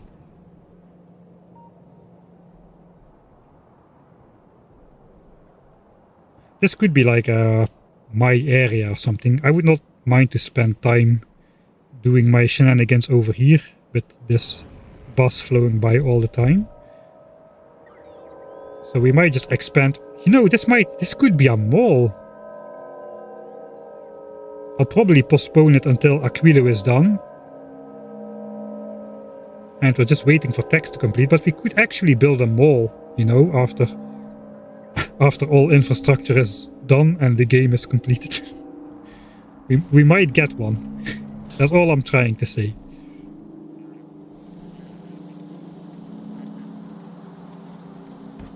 Alright, we still got this belt coming over here. It has to go down in here. So how do I do that? Maybe that just goes next to signs. Kinda makes sense. The steel belt goes up here as well anyway.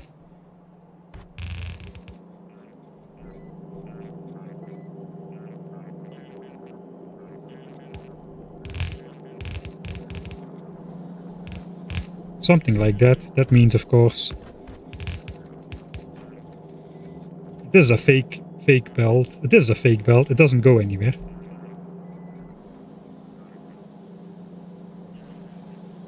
Alright, so no longer will we spawn in. I guess the Vulcan ship is still running, so we should be alright just doing that.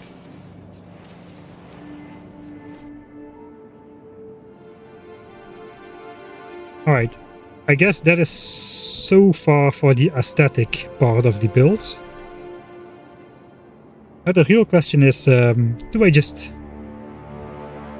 keep things simple and overbuild blue chips and low density structures for yellow signs and just send the surplus over here? Or do I build a dedicated area for it? I guess that kinda depends on how the numbers turn out, but let's start with blue signs. It's time Time to start the actual engineering. Instead of being an interior architect. Let's do some actual work. No, I'm not doing yellow inserters for the giggles. I'm doing red inserters for the giggles.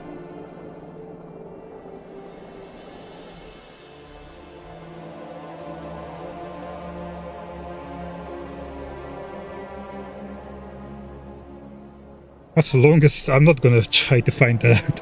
Longest save game name. Pretty long though. I use them like it's one of the things I use to script the episodes, to voice over the episodes, or to write the script for the. How is it even called? Scripting? It's not really scripting. Scripting sounds like you're like directing events to happen a certain way. That is not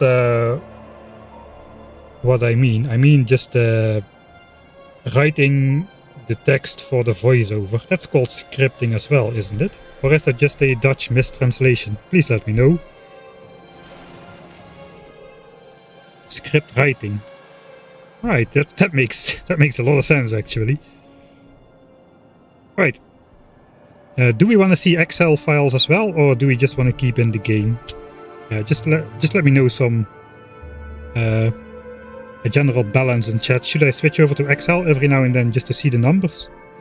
Or do you just is it alright if I just say them and don't flash you with blinding white background from Excel all the time?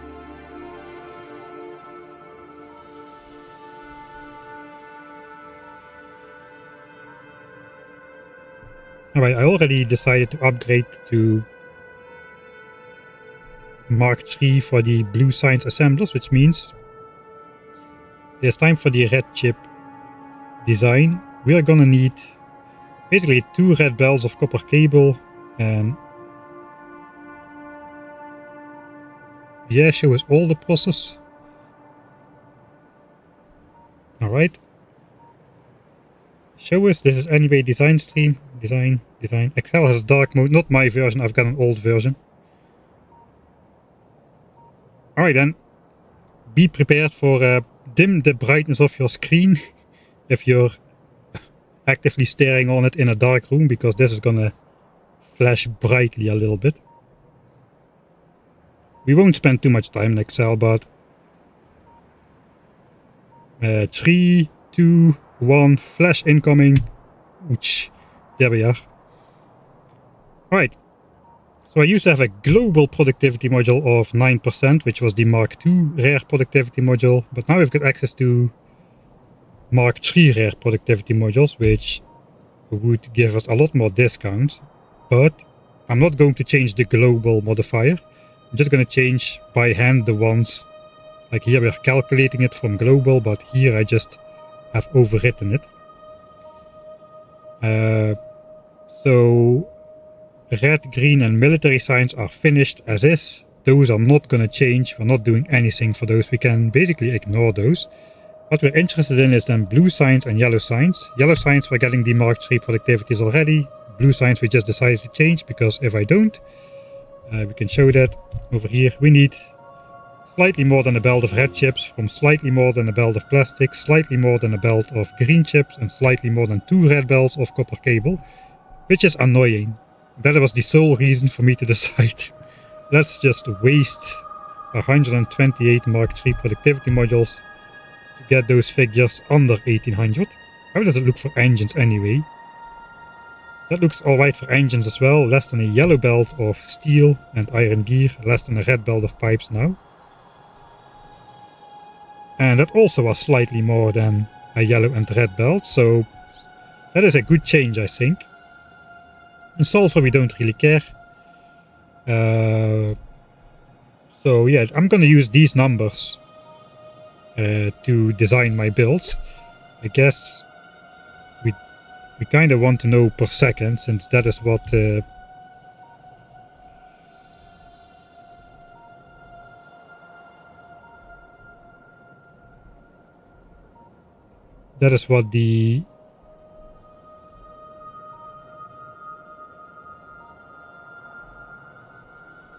the mouse overs are telling us. Same for yellow signs, bot frames per second. Blue chips, 12 blue chips a second. 160 greens. Oh god, this is gonna be not very easy. Just in terms of looking ahead for rocket parts a little bit. We said we need like 100 minimum. So it kind of would make sense to upgrade this number. We need 700 for signs and 100 for rocket launches. So we might just produce a yellow belt of blue chips, for instance. And just up the numbers here a little bit. We can just say it's the number of chips we need for blue signs over here. Plus whatever we need for, let's say 200, right? And now it will calculate everything downward with those 200 extra in mind for the rocket parts. So we could do that, but let's start on the left side with blue signs. So now we know the numbers, all conveniently slightly under like full belts. So that is what we're gonna go for. I've also got another sheet with inserter speeds. Of course, only the ones I have access to, so yellow and red with common, uncommon and rare. These are the mouse over degrees per second. And this is how much items per second they actually do. So the fastest inserter we have access to does slightly under 2 items per second, 1.92. So those are our limitations. The yellow one does 1 1/3. So yeah, that is the Excel part of it all. So let's go back to the game. Eyes open again.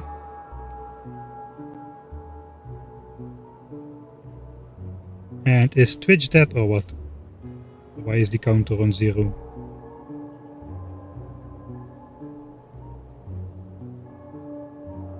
The stream is still going.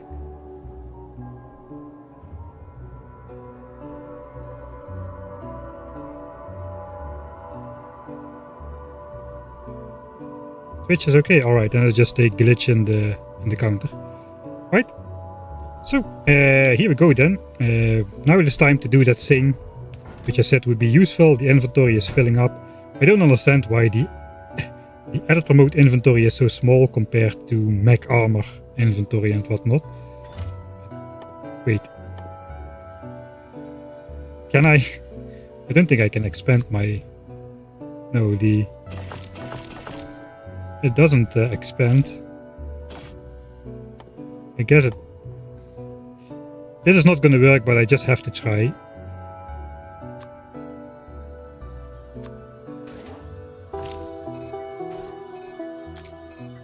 Okay, it does add a line here. Okay, but my actual inventory is not getting larger. Alright. So let's get a new chest, and I already messed up my productivity and speed module count, so we're not going to be using that. Alright.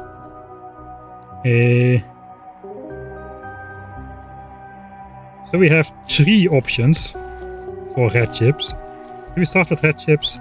I guess we start with red chips. The thing is, I think I'm kinda out of rare ones. I don't have that many left.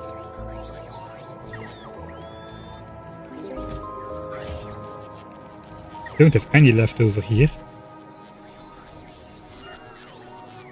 I have 15 in my inventory.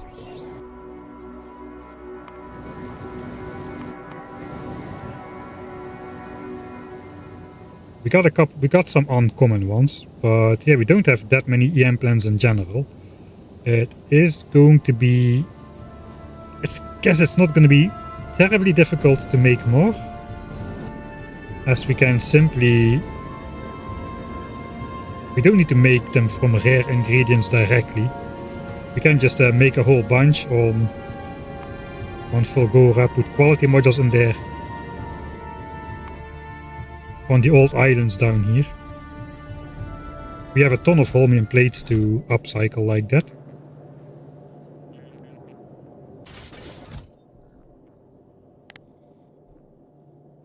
We would need some extra blue chips, but we are actively destroying those. Steel we got in droves, refined concrete we also should have. We do have refined concrete, so we can probably get some extra rare ones if we really need to. But we shouldn't go overboard with using rare ones extensively. So I guess let's put the steps in there.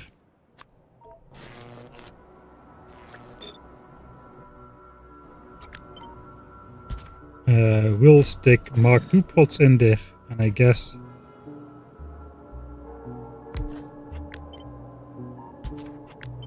a single beacon.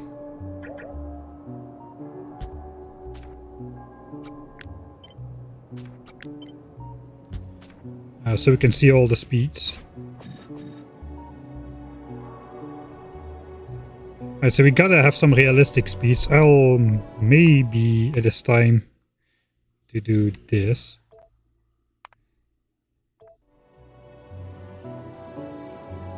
And this.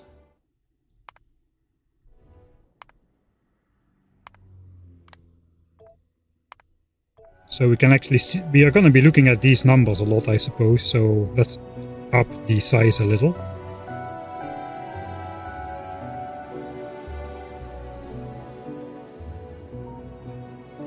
So we can see we should keep these numbers in insertable range, so to say, since we have only these inserters as maximum speed. But for red chips it doesn't appear to be such a problem. We need to fork in about 6 items a second, take out 1.5 with 1 speed beacon Mark II. What about if it's a speed beacon Mark III? That is a big difference.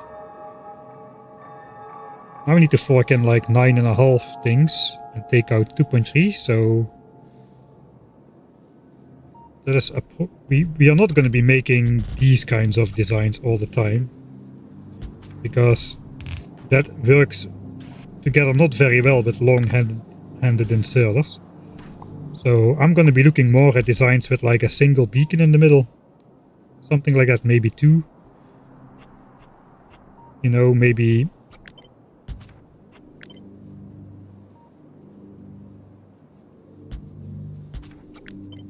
designs like this. So we can take from bells in the middle. And maybe output on there as well. Alright, so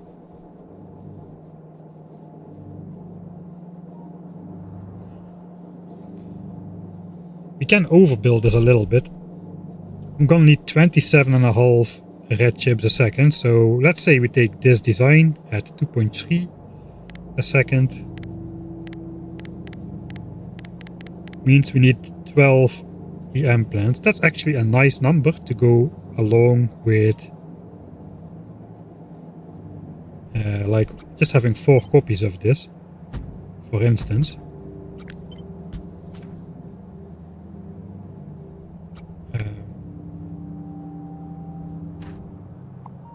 It's all regular ones as well, so that's not too bad. Let's upgrade these and see what comes out. This does 3 per second, so that's going to be 10. This does 4 per second, but it kind of needs a lot of stuff. Like 12 inputs and 4 outputs a second. That's kind of the limit of what we really realistically can do. But rare ones we would need only 8. I think we're going to go for common ones here. Okay, so is this worth Mark III productivities? I don't think it is. The thing is, Mark III productivity modules is gonna be worth it in things like bot frames a lot more than it is for red chips. Simply because here we go from, say, 100% outputs per recipe to 164 164% outputs per input. While here you just go from 1.5 to 1.95, so that's not such a big difference. Because the productivity modules stack with the already present productivity factor in there. So these modules, which would be worth 45% productivity in like a normal machine, are really only worth 30%. They are like 1/3 less powerful in things like EM plants and foundries than they are in machines which don't get productivity bonus as an internal quality, so to say. So I think we're gonna stick with Mark IIs in the red chips. I can build the entirety of blue signs and yellow signs with Mark II productivity modules, and I still should have enough iron and copper flowing in over here to keep that going.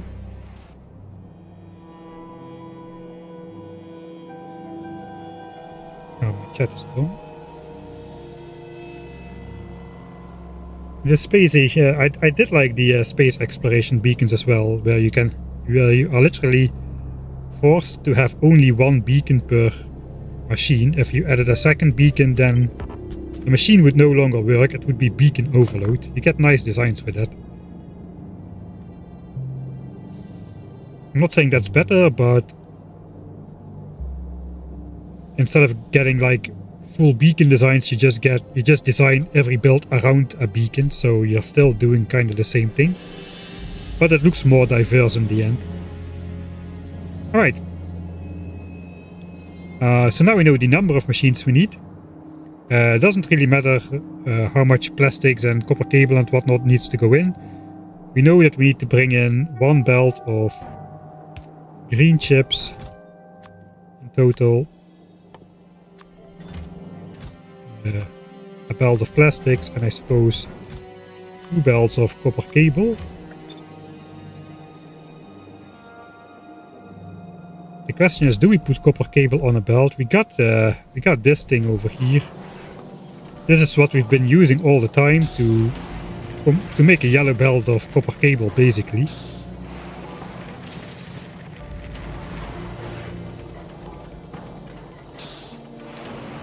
I don't know, it just makes sense to belt copper cable. In Factorio 1.1 it was like almost laughably stupid in a way. But to me it kind of just makes sense to...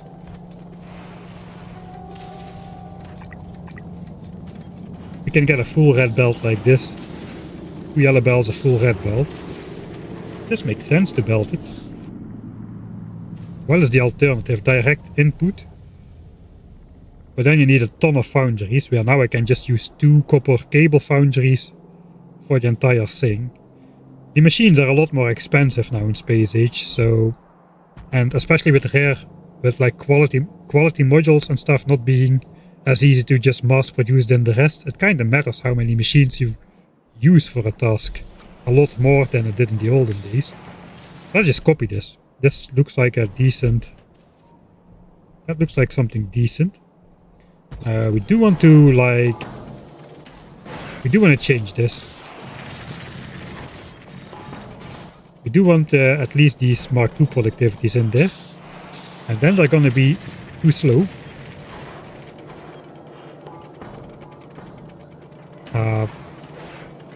I'm betting if I add a single beacon, I can get a red belt of... You're gonna be able to get a red belt out of there.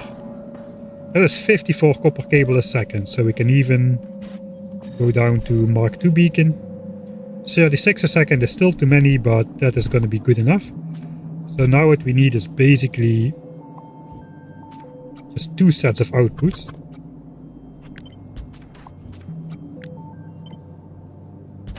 Like this. Put the beacon somewhere else. So we're just designing like the building blocks right now.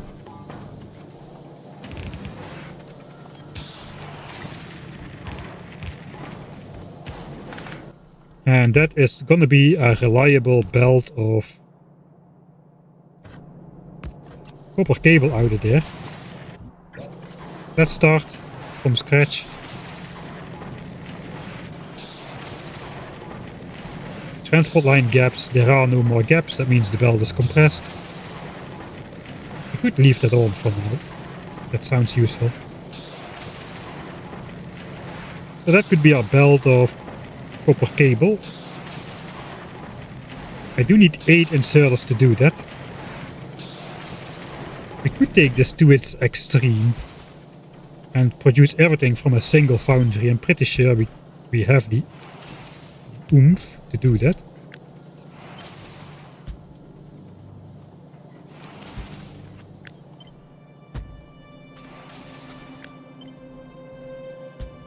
It would be funny to do that. We kinda have to move it around a bit, but if this is a...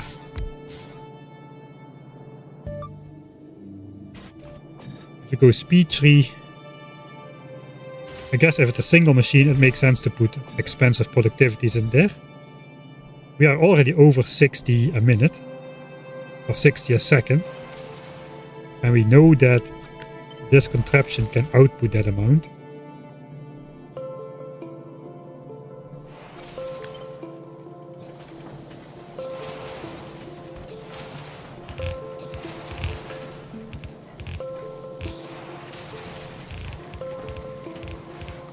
It would be kind of fun to have a single machine doing that. I mean, we're gonna make that into red belts. It is actually together just one green belt, is it not?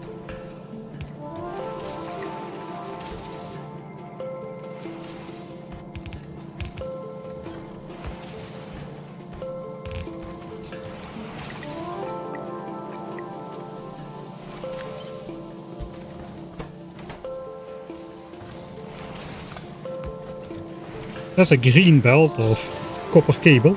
That is what we need. We have green belts, we might as well do a green belt. Doesn't make sense. This was 4.71 times 12.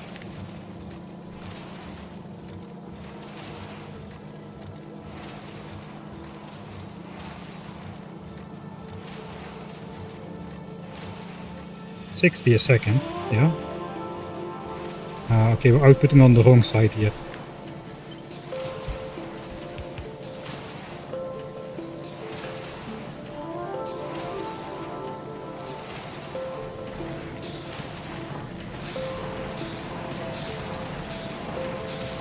Alright, there we go.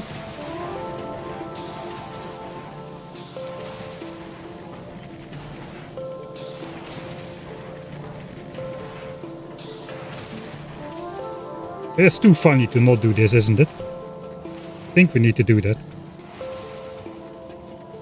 A bit more elegant, but why not? Here we go down to common.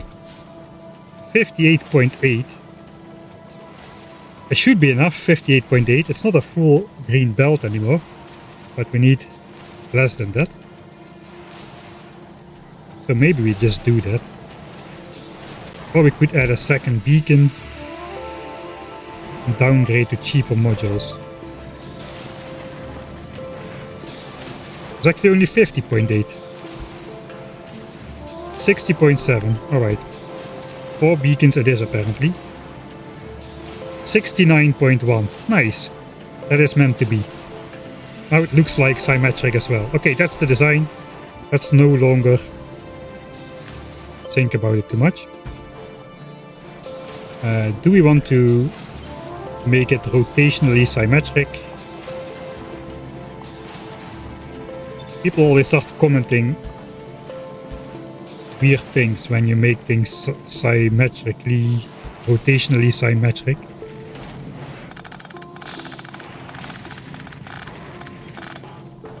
Okay, so now we gotta find a nice way to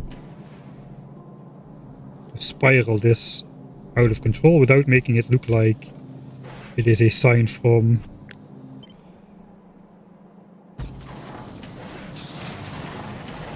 an undesirable location. I think we can always just do this.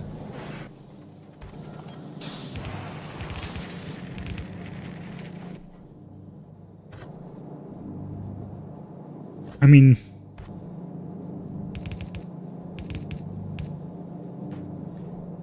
unfortunately that is too far.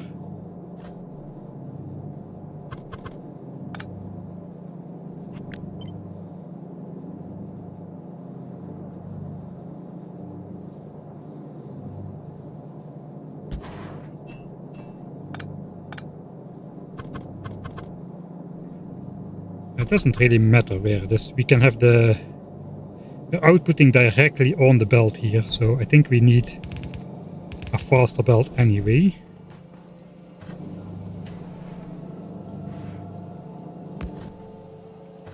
We could make a point of doing this.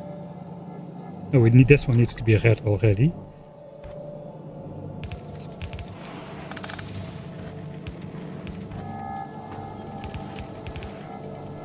No more yellow belts in here. Let's just do red belts.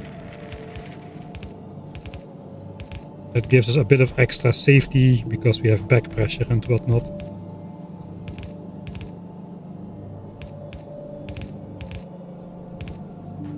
Alright. Now we're gonna need blue.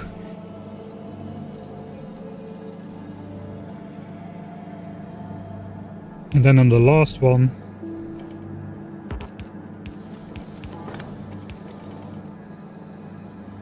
I guess this needs to be blue as well then.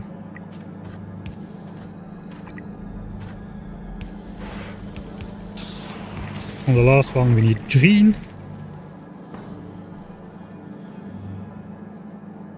We don't have infinite green stuff, so should I use a green belt for this? I'm not entirely sure, but we'll do it.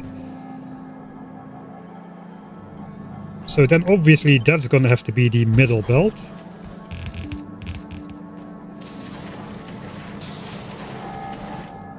We'll just keep that producing, just to see if we've got it all right. 69.1. So that should always be a green belt. All right, that takes care of one ingredient. Plastics is just going to be inserted.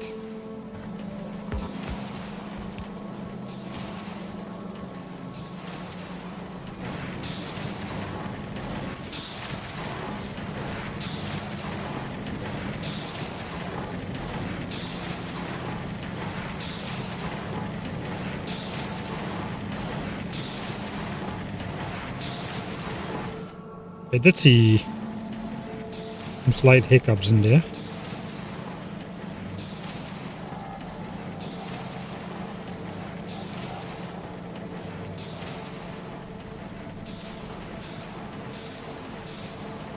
Let's just observe for a little bit of time to see if this stays backed up.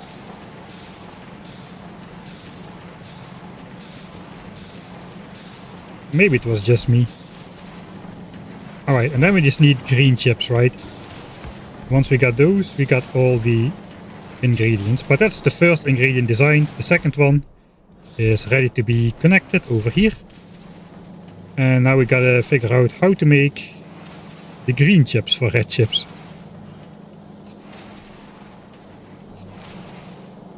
I guess first let's see if we can input everything. We're gonna need 2 inserters per type. I think the best way to do it is actually just mixing the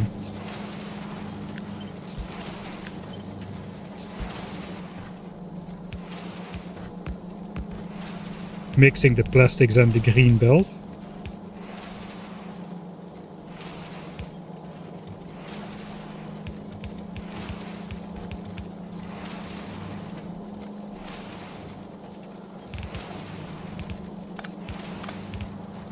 Instead of having dedicated belts.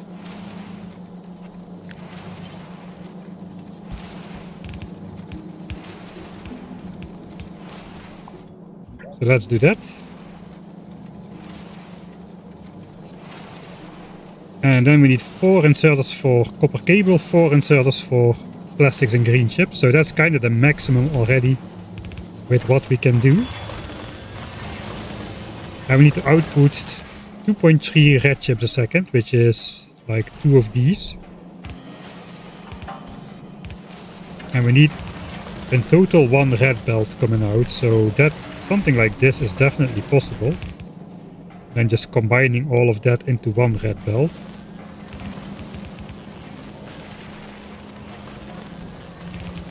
Doesn't really matter exactly how we do it.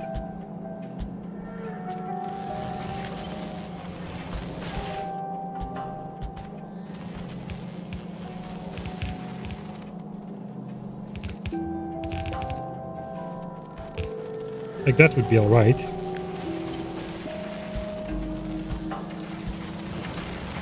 Oh, yeah, right.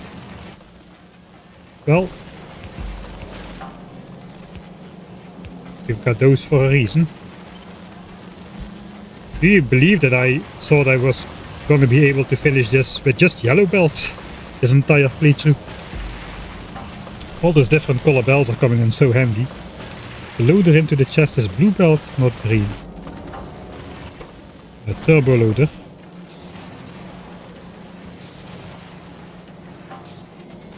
Okay, so it should be a turbo loader, 60 items a second.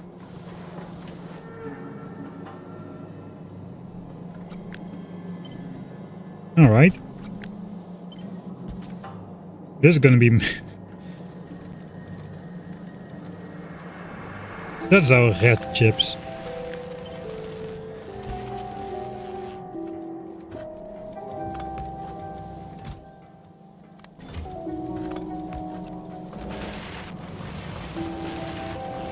Okay, now we no longer delete this. So let's do this to reset everything. At least this does not look like the symbol, like some people have said my nuclear plant kinda resembles that. This is honestly not that. Bottom right missing inserters, alright, thanks.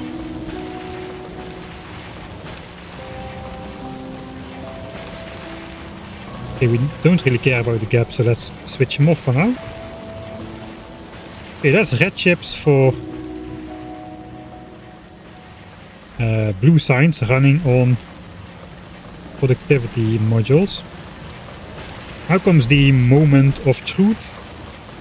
We need 1646 per minute. So yes, we're at mode signs again. Let's use the time. We're gonna take 3600 ticks. We're gonna speed it up a bit. But let's pause. Flick off this, and then we run for 1 minute exactly. Speed it up. And hopefully... Okay, there's a little bit too much ghee on the screen.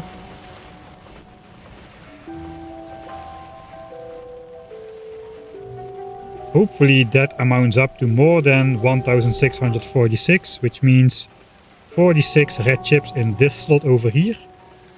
Or more. Alright, 57. That is not a lot of overproduction, but overproduction it is, which means it should be sufficient. But that is so close, I'm gonna do it another time. So how UPS friendly are these billion red inserters? Not very. Yeah, not very. Especially not at hand size 1. But UPS does not matter. As long as you are running 60 UPS, you can build whatever horrible contraption you want. Okay, again 56, that is pretty decent. I needed 46 in this slot, so we are 10 above again, so I'm gonna trust that that's good. As long as UPS is above 60, you can build whatever you want.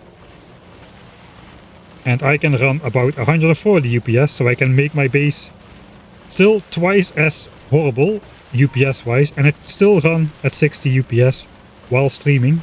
So there is no reason to save UPS if you are going to be running at 60. Of course, if this was going to be super endgame mega base, which would be UPS restricted, then we would care a lot about it. But right now, I don't give a rat's bottom about UPS. It's not to say I'm going actively out of my way to make it worse, although some people might disagree, but we're not really interested in optimizing for UPS at this stage of the game. Alright. Time to make... Let's just leave this running. Time to make the last part of red chips, which is green chips. We need 2 green chips per red chip, but since these have a 95% productivity bonus, we basically need 1 green chip per red chip. Looking back in the Excel, the amount of green chips, yeah, we need 1646 red chips, and to make those we need 1689 green chips. It's that close. So we need basically a belt of green chips. Officially it's 28.14. I don't see myself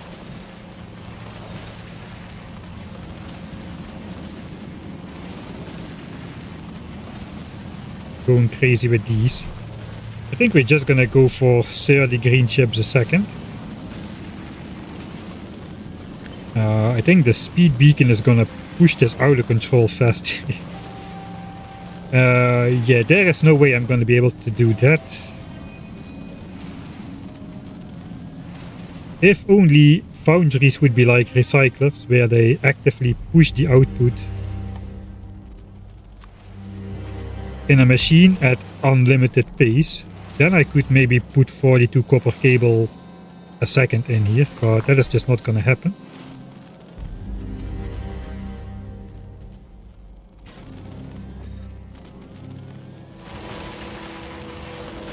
These is 13 megawatts each.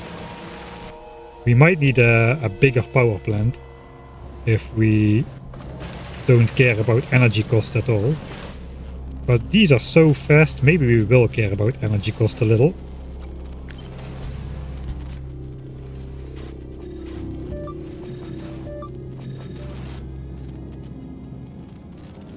For instance, we could slow these down by adding more beacons.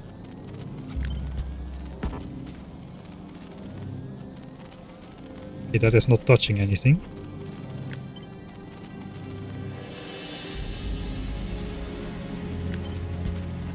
The beacons in the corners is actually not such a bad design choice if you need all the space you can possibly get for inserters. Now we're at 68% energy cost, making 15 green chips a second, which is not bad.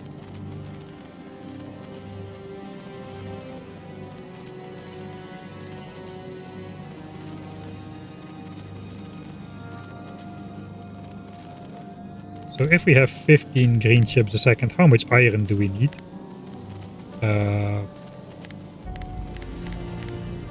7.6 iron,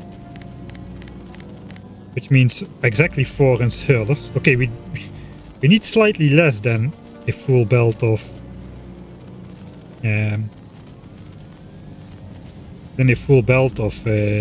what's it called?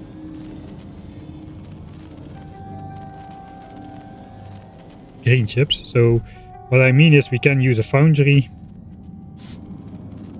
to make iron plates and have 4 inserters to put those in like this. That would work.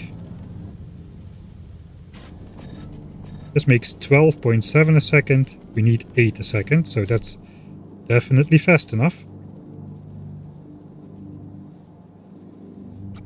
We can probably add more beacons to the back of this as well. We're still making more than we need. 9.11. 8.55.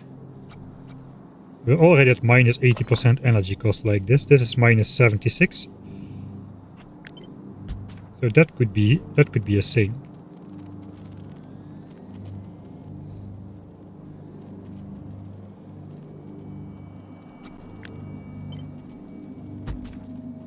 And that is a belt of green chips. If we can somehow fork in... I don't think we can. That's just too much. This can output 15 a second.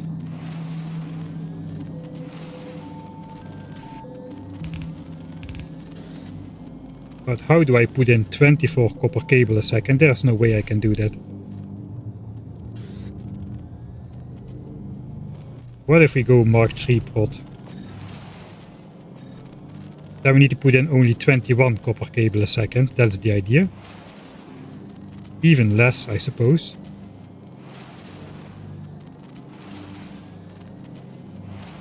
Now we have 130% productivity bonus, so 15 would need 15 green chips would need only 6.5 iron and 19.5 copper cable, which means 10 inserters should be able to do the trick. We might be able to do that. That could be copper cable. We could have one more belt coming down the middle with copper cable or something.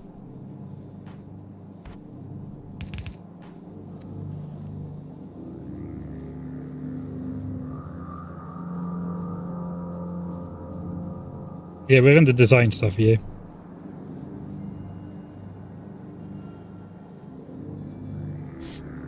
The problem is I cannot put... I can actually. I can put the foundry like against this. If just make space for the beacon a little.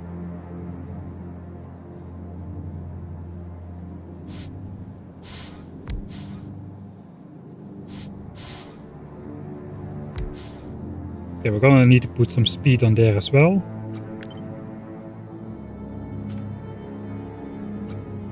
I mean, it doesn't need to be tileable in this case.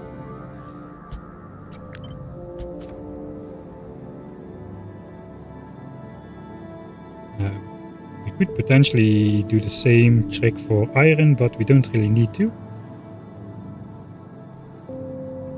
I kinda don't mind this idea.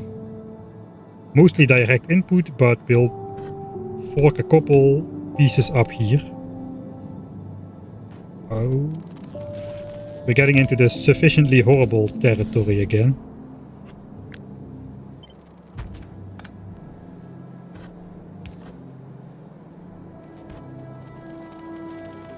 We're gonna need outputs. Guess we can... We're outputting on the right side of the belt, so...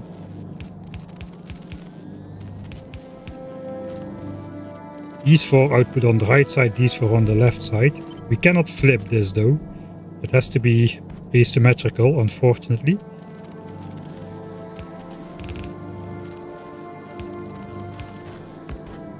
But this could be a belt of green chips. Feed the rest of the copper cable in there.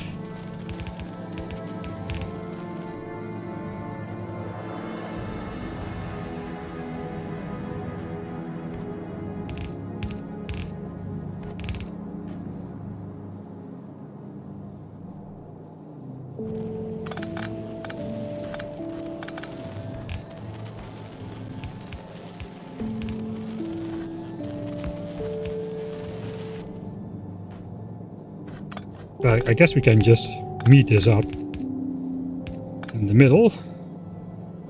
That starts to look pretty horrible indeed. Let's put some infinity pipes on there and see what it does.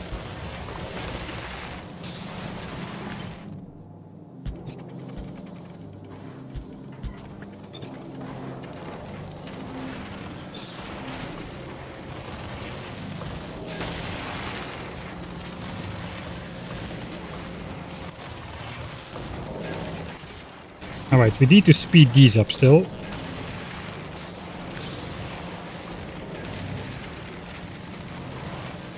Not this fast though. We need... what? How many did I say? 20 copper cable a second. So this can probably be just a speed 1 beacon. 19.3.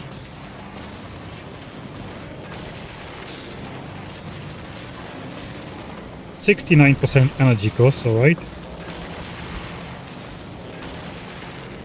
The beacon configuration is off the chart weird here. I already like it.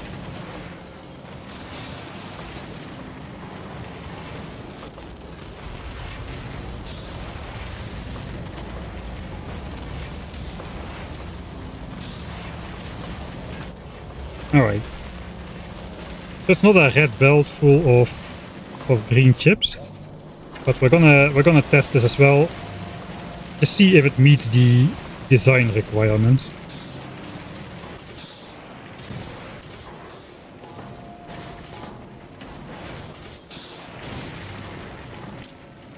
Okay, so these inserts are not busy all the time. We are limited by copper cable with this specific design.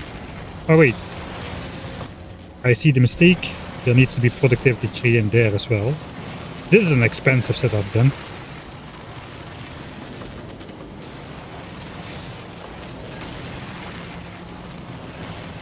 Alright, one more reset. Let it run for a bit and we'll just do a 1 minute test again.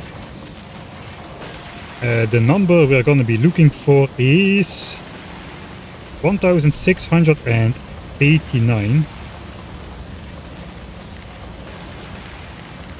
That's the number we're looking for. Pause the game. Run 1 minute.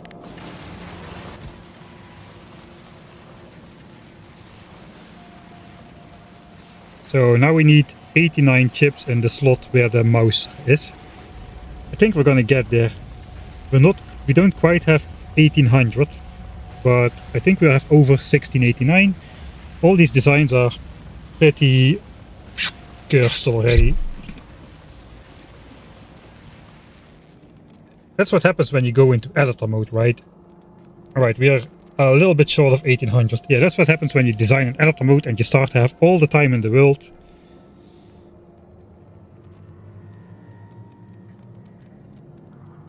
You end up with weird designs like this one. Everything looks so cool with long-handed inserters. Yeah, I thought so too. I kind of like the early game green sign setup, which just was still with the assemblers and whatnot, but it also had a lot of these wildly swinging long-handed inserters, and I really like the aesthetic. That's one of the reasons why I didn't want to research fast inserter, because with fast inserter and stack sizes and bulk inserters later on, everything just becomes so, I don't know, everything becomes a fluid in late game Factorio these days. Even green chips, everything is just in such high quantities. Everything is just a fluid, almost. Alright, so now we got the 3 horrible design pieces. And out comes a belt of red chips. So red chips for blue sides is done. So what I would do now is probably just set this aside. Somewhere. Hopefully without breaking anything. So this is one piece. This is the other piece. Alright, and we can later configure exactly, like maybe this has to be mirrored upwards to fit. And this, I don't know where this will go. For now, this goes... Let's just put it... it doesn't really matter.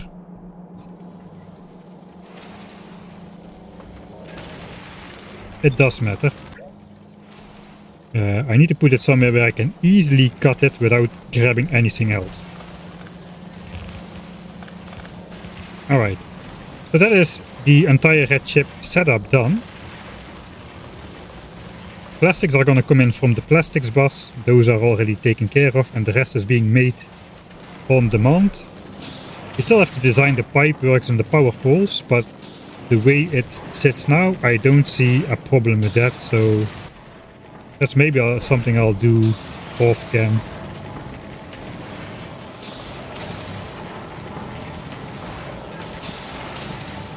Or not, apparently.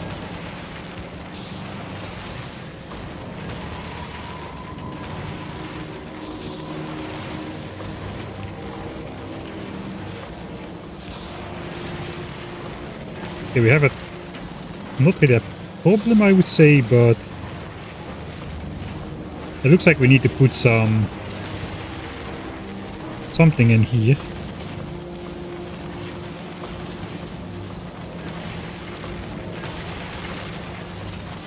I mean, this is a perfect place for 2 lights, to be honest.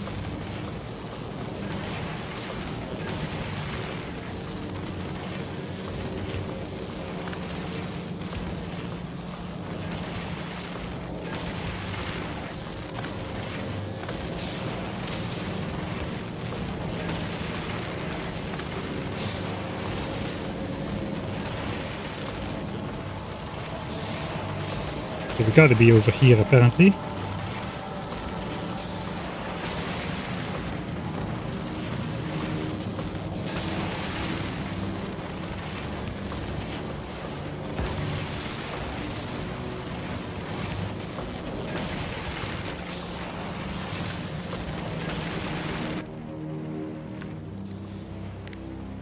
That could be the entire power lines, I think. Let's connect it to something that is powered and temporarily switch off global network.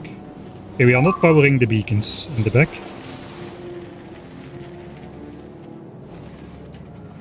Green chip. SPM plants are not vertically symmetrical.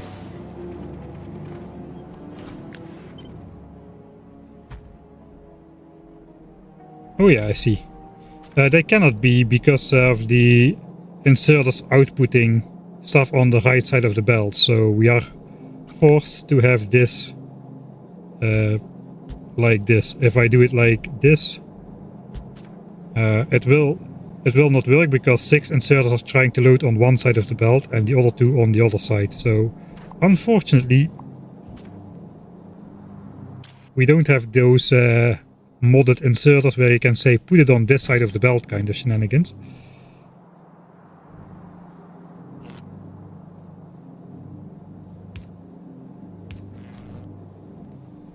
Alright, so now this is entirely powered. We got lights there, not where the foundries are, but where the weird in and outputs are, so I think that is going to be good enough.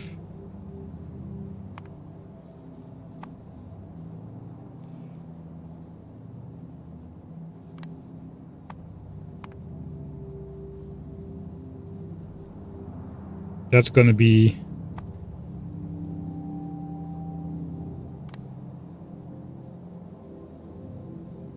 the night look.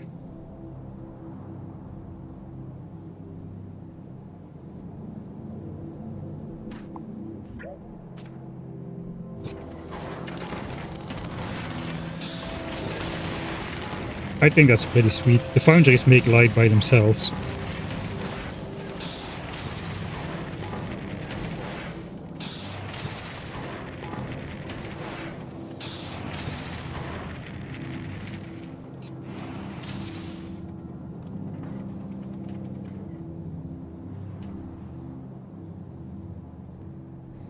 Alright, now that we're on it,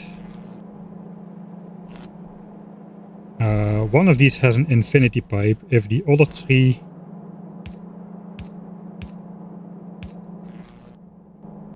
we can do lights around it.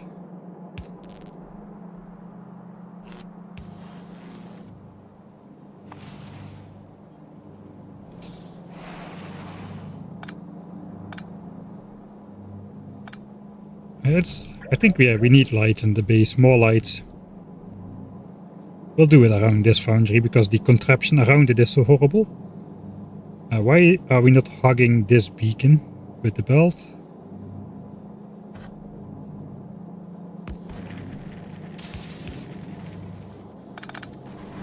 I guess this makes it more symmetric.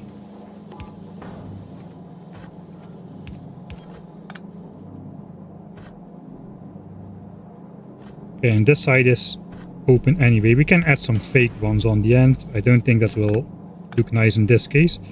So we'll do this, I suppose. Do we do a yellow one?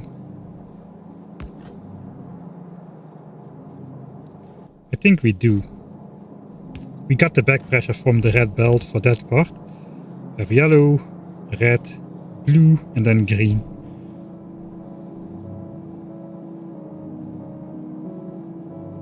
Alright, the copper pipe, wait, could be anywhere, but now it has to be an underground if we do it like this.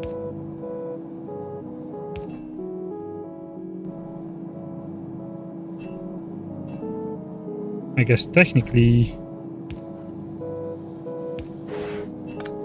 it could come in here. We can decide that later, I think.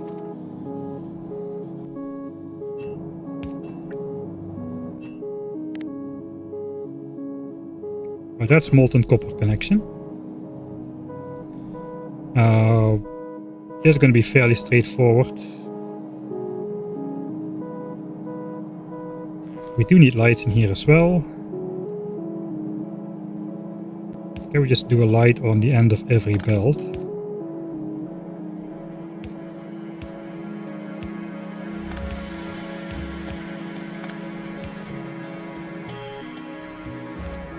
And then just a regular power pole pattern.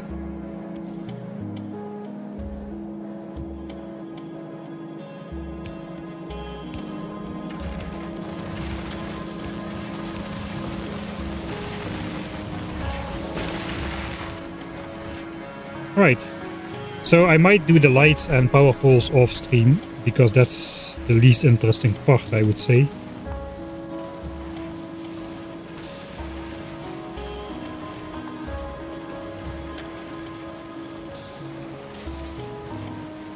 But that would be pretty nice.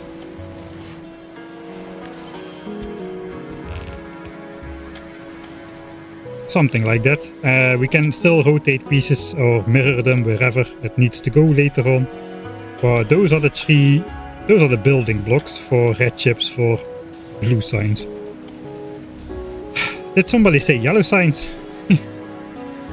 3 hours in and we've got red chips for blue signs. Alright. This is looking promising, is it not? Okay, let's render as day again. Let's freeze daytime at night. And we just render as day.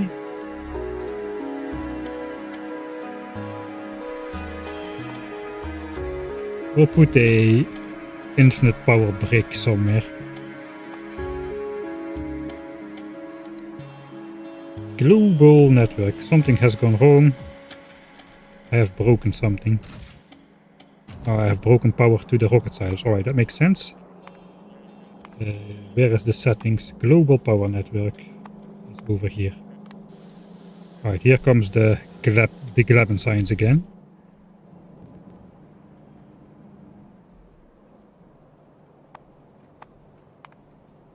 Alright.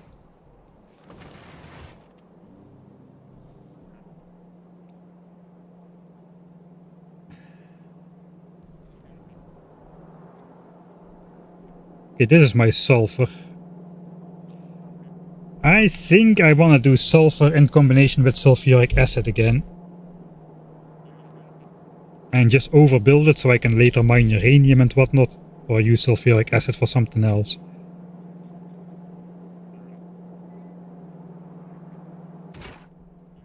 We need sulfur for blue signs. And sulfuric acid.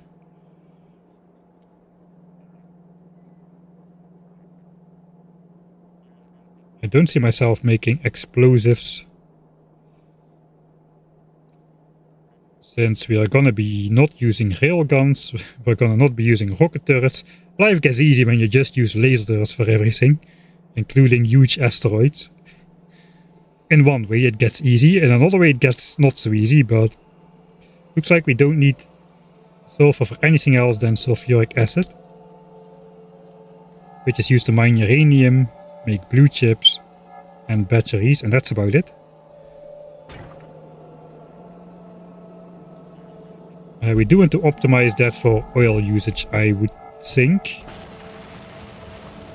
This looks like a small enough blueprint that we will be able to fit it in here somehow. Yeah, I think so. That looks quite fittable.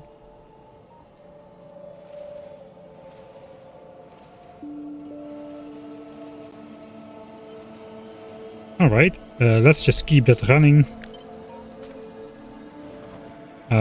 We'll do engines next, I suppose. So god, this is going to be slower. 1 second.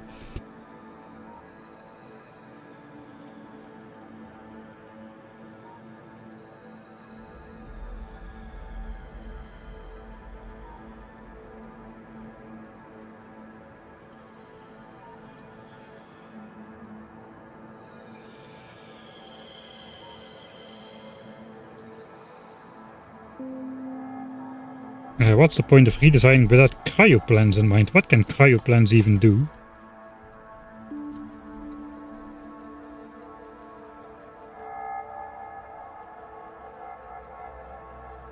I guess I could make sulfur and sulfuric acid, but I don't think we're that desperate to get the maximum productivity out of that.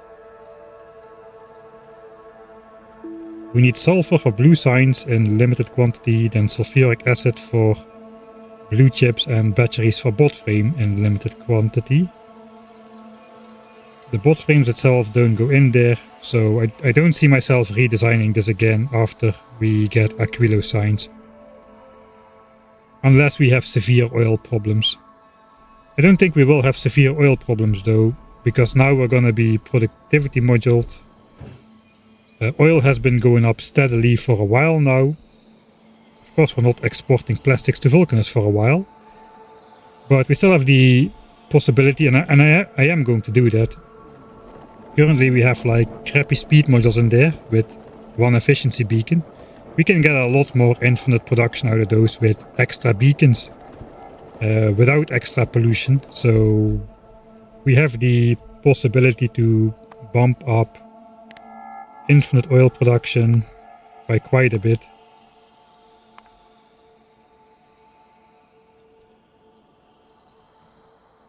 If you look at these numbers, we have consumed 910 million oil, produced 932.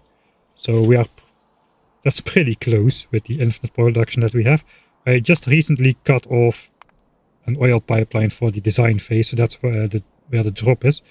But I think we could easily bump this up by like 50%, no problem, with better modules and beacons for the depleted pump jack fields. So I don't think we're gonna like hyper-optimize for oil. Especially indeed since we need 1800 yellow SPM to get to Aquilo. Once it's working, and I won't redesign it. I'm not going to redesign Vulcanus around Mark III productivity modules either. It's working at Mark II level and I'm happy with that. So unless we go mega base with Prometheum signs in the end and infinite productivity upgrades and whatever, we're not going to be redesigning anything. Right, engines time. Engines is more annoying since they need to be assembled in assemblers. Assemblers are cheap. Even these are not too expensive, so we're probably gonna want to use rare ones. It is only iron, so I don't think we'll need to grab every last bit of productivity out of that. These are a bit slower. You can see 2.3 red chips a second with 1 speed beacon. Only 1 engine a second. It's actually not too bad.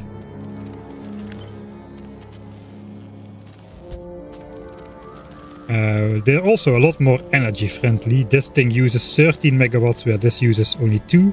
So we don't need to be that shy with using beacons for engine assemblers. We can maybe afford a wall of beacons as such. Might not be worth it though in terms of high-end modules.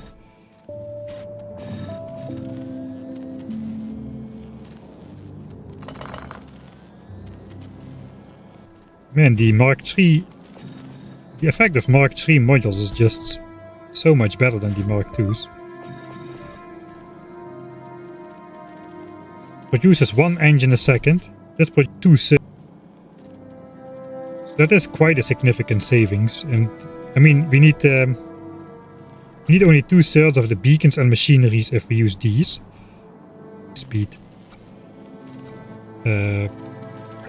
If we go for one beacon per assembler, if we go for multiple beacons like a row, like the standard design, then it's probably better to use these Mark II speeders,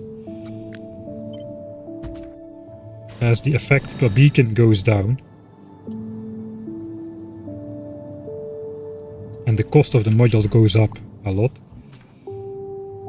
Alright, so how many engines do we need? The Excel file we just looked at says 1100 engines per minute,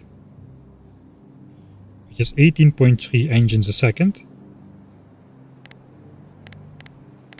If we use this amount of beacons, it is 1.15 engines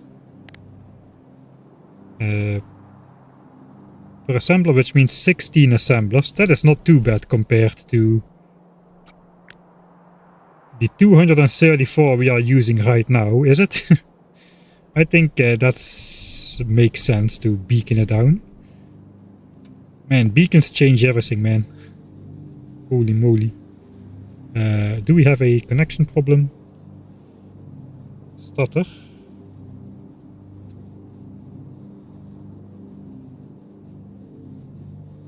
Okay, looks like we are back in time before anything major goes wrong.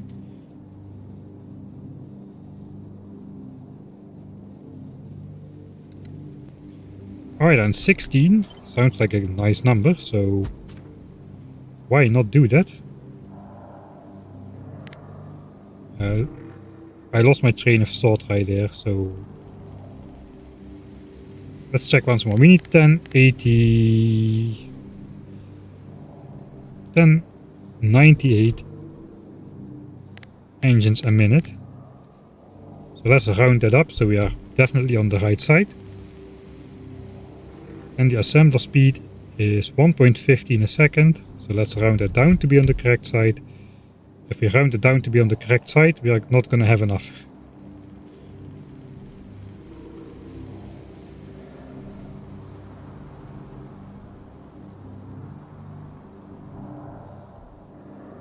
Alright, so it looks like we need, I was wrong, we need 17 assemblers.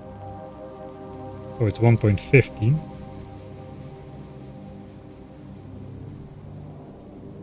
Okay, it does really matter then.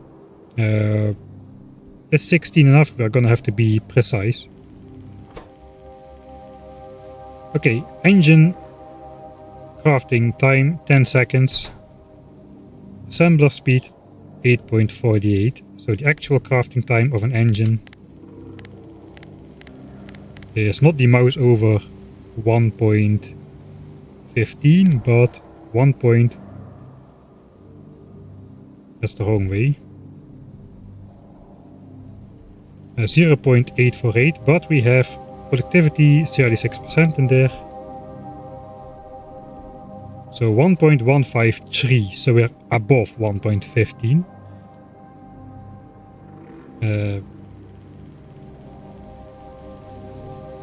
So that means we're on the good side. And we have that 16 times. So I'm making 18.45 a second, which is definitely more than 18.3. And is over 1098 a minute. Alright, so this setup will do. This setup will do, but we cannot, for instance, afford to snip off a beacon at the end to make it a little bit more space efficient. We need a full amount of beacons. Like, for example, here at the labs, I did cut off one beacon at the front here. There is space for it here, but not over here. We can do that for signs. But we cannot do that for the engines over here, apparently. Alright, the numbers to put in look reasonable.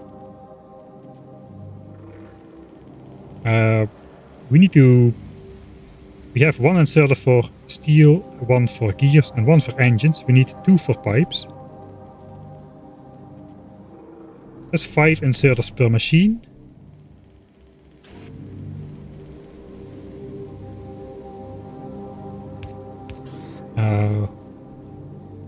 the amount that needs to flow in there. It's less than 900 steel. We don't even need to belt weave. I'm disappointed.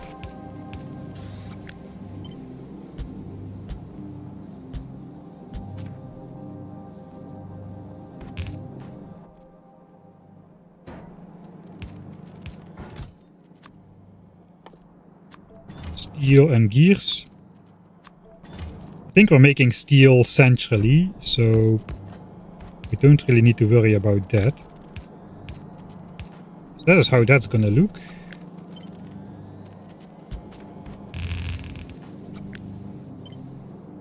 That's 2 out of the 3 input. I guess we could still... No, we cannot belt weave because we need 2 inserters for the pipes. Why is this 18? Okay, we can chop off one. You have 18 assemblers, not 16. Thanks. I always start looking in chat just after I discover one of those anomalies. Alright, then we have pipes coming in. Yeah, we need a double set of inserters. Let's symmetrize that. Symmetrize, is that a word? I hope so.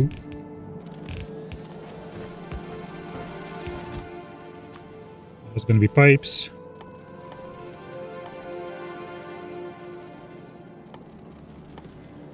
I suppose we need 1 red belt of pipes. Can never find those things. So let's pretend we know that.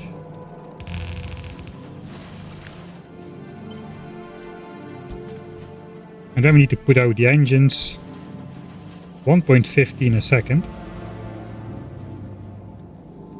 So we can use a non-quality long-handed to do that.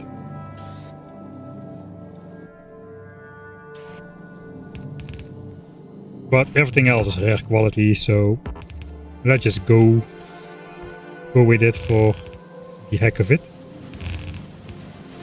And that should be all of our engines.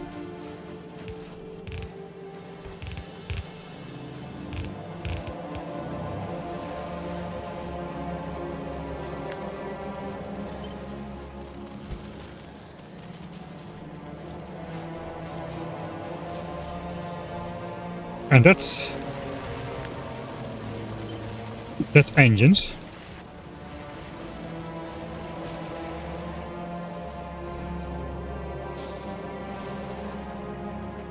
I need to take a quick look at how much steel we need for everything with the current numbers. I think we're doing steel centrally and just dividing it up. So we need 800 steel for engines. That's all the steel we need for blue signs. Then we need steel for yellow signs. We need some for bot frames, some for the engines for bot frames. And we don't need any for low density structures anymore, because that is going straight from molten iron. And military sign has its own steel production.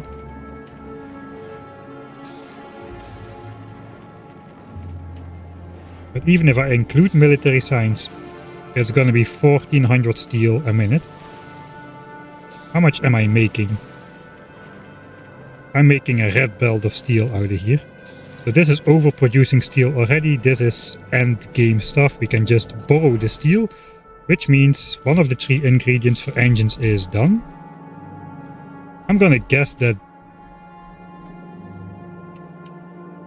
we can modify this setup with modules to produce the amounts we need. Okay, so what do I need?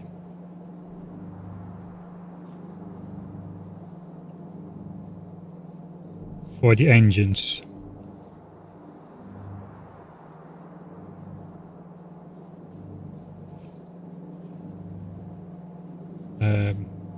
Let's say 900 gears and 1800 pipes. We need less. It's 807 and 1614. So if we divide it for per second. And by 2 because we have 2 machines. Each machine needs to produce 6.7 gears. Currently we're doing 13.7. That's the difference between productivity, not productivity, and the Mark III modules and blue signs. Holy moly. That's a big difference. So ideally I don't touch the setup. We'll just reconfigure the modules. Gears can have productivity. Pipes cannot though. So this is going to be a little bit lopsided. Even this is already good enough.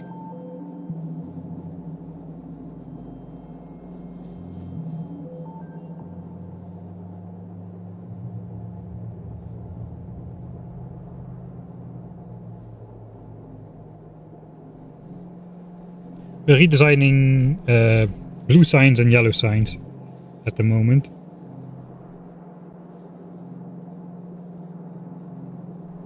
Alright, what about without the speed? 4.46. 5.8. Rare Foundry could do it. Without the help of any beacon. And for pipes we need basically the same, 6.7.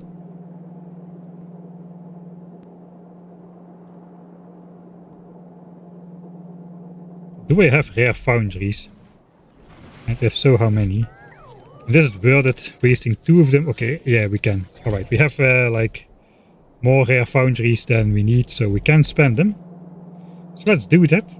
We don't need any speed in here. That means we can put efficiencies in there. To reduce the power usage of those. We are at minus 3% power cost despite productivity. 2.4 megawatts instead of 8.5, so that's a good saving. Probably worth the 2 rare foundries.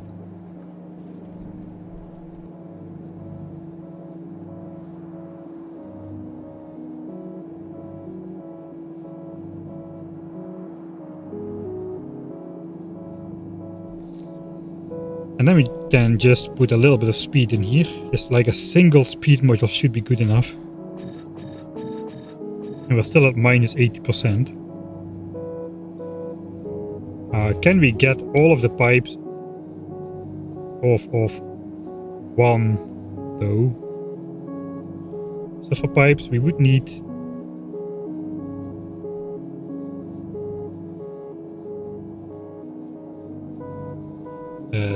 14 pipes a minute, so 26.9 a second. So from 2 machines we would need 13.45.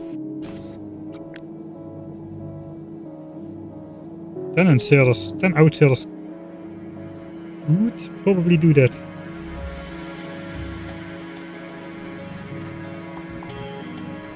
Of course we can add some. We don't need that many, we can downturn that a little bit.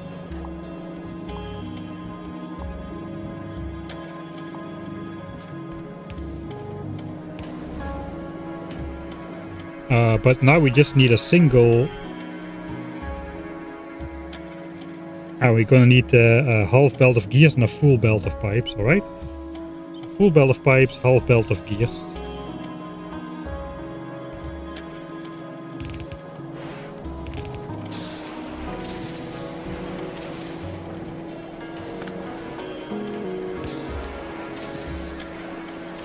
And then it just goes that way somehow.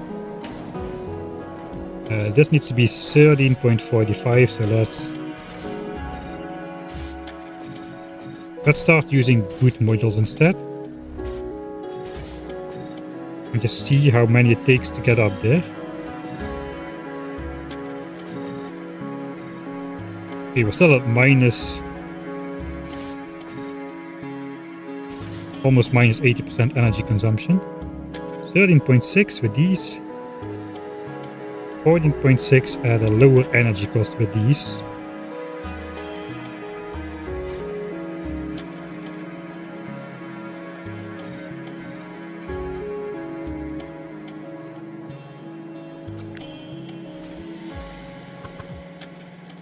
So that's that then.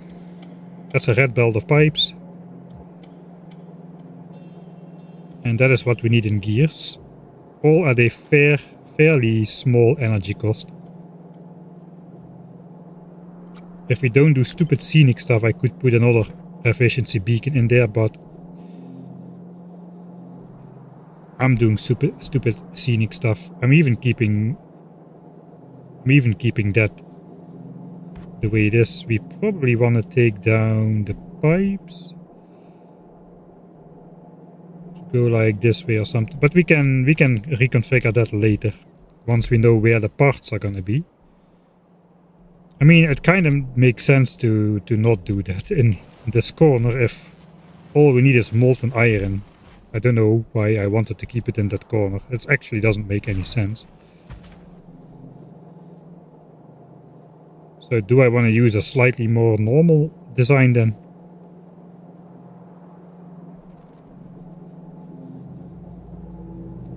We can just keep the design as a throwback to what we had before.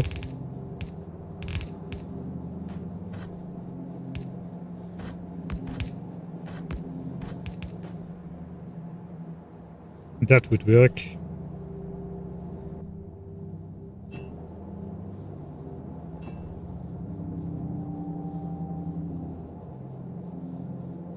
I guess we had the iron coming in from the front, but we no longer need to. 7.14. If I look the inserters, it would be 7. It would be 6 inserters. And for the pipes, then it would be 12, I suppose.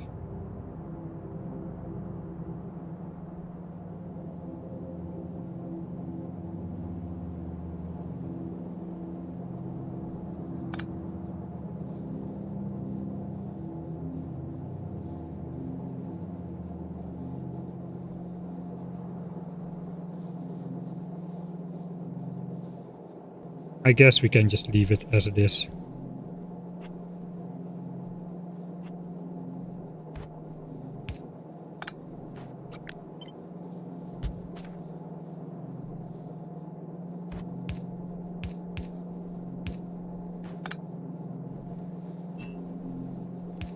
Put the pipe connection there.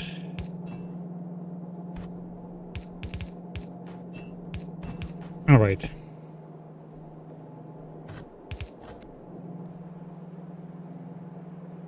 Maybe something like that.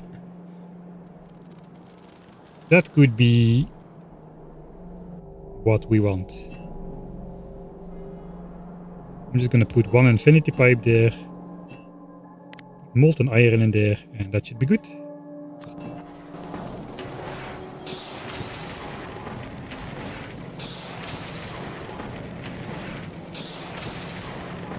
We can upgrade to Mark III efficiency modules once we research them, if we research them.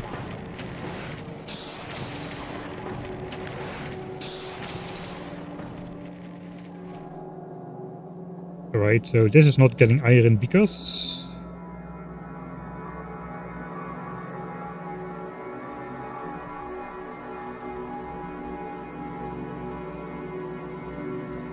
oh, we have that pipe going there.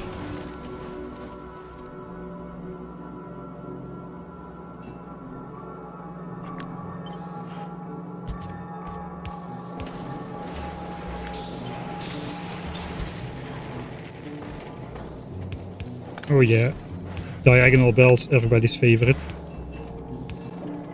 Okay, now we got it. That is how it's gonna have to look then.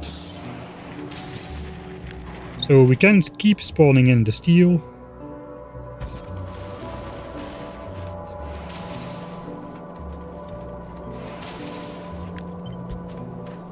Gears and pipes are gonna come from here actually now.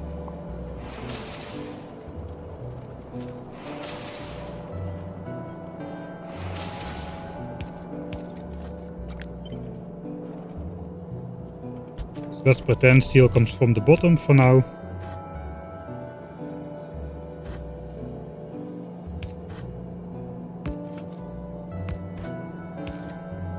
We can do the annoying thing. I always like to make these kind of things as incomprehensible as possible for some reason.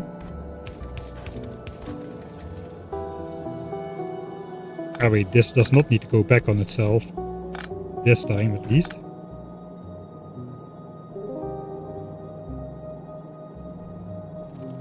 Can we safely just sideload? I think we can safely sideload.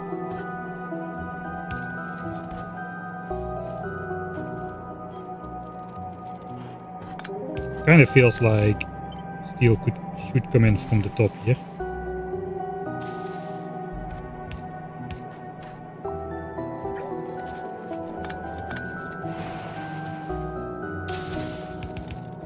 We can just loop pipes around as well. If we let it come in from the top, we don't really need to sideload. We can just do this.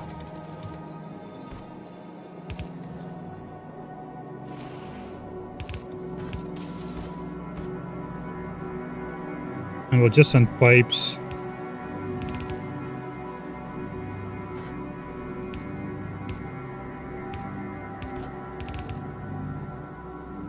all the way around, letting it end over here in a fake underground or something. Alright, so that's the final contraption. Congo's on 200k, thanks. Now I feel like actually half of my subscribers are actually Factorio subscribers. I've had one Minecraft video back in the day which went batshit bananas. And I got 100k subscribers off of that single one, and ever since then they've been unsubscribing slowly, and Factorio people have been subscribing. So now I feel like actually half of my subscribers are Factorio subscribers.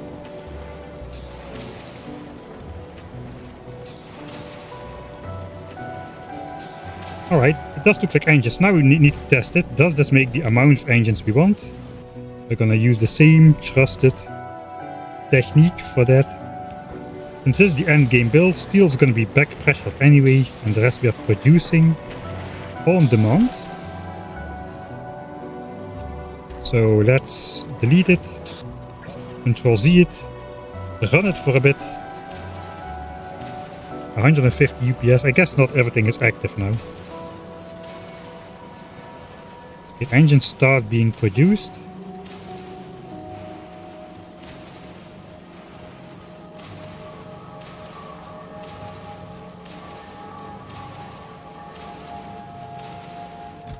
We gotta remove.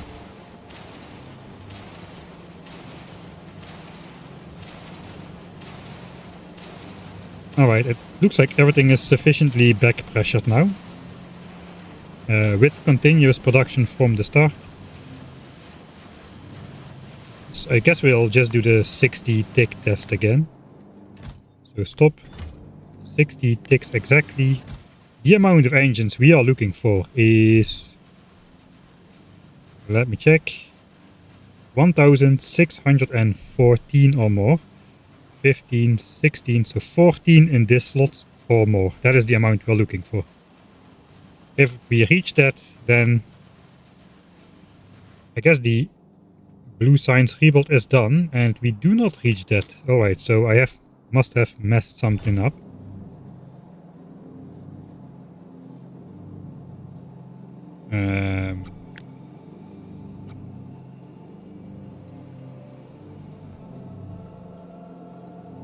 No, we are not looking for 1614 engines. That's the amount of pipes we needed. We're looking for 1098 engines. Always look at the simplest solution first. 1098, we again have 10 more than we need. Okay, single tick. We'll do it once more since we're pretty close. We should be pretty close because we already deduced we cannot delete a single beacon here off the edge, so we're looking for 1098, so 48 in this slot or more. That is what we're looking for.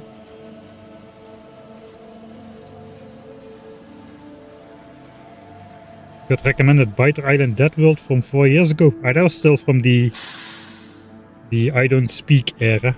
But it's not really that I didn't speak in any videos, but I did like making the text over videos. People always think creators make text over videos because they're shy and don't want to talk, but usually it's just because we don't have a microphone that doesn't sound like absolute dog water. So after I got a microphone which sounded better, we started making voiceover videos.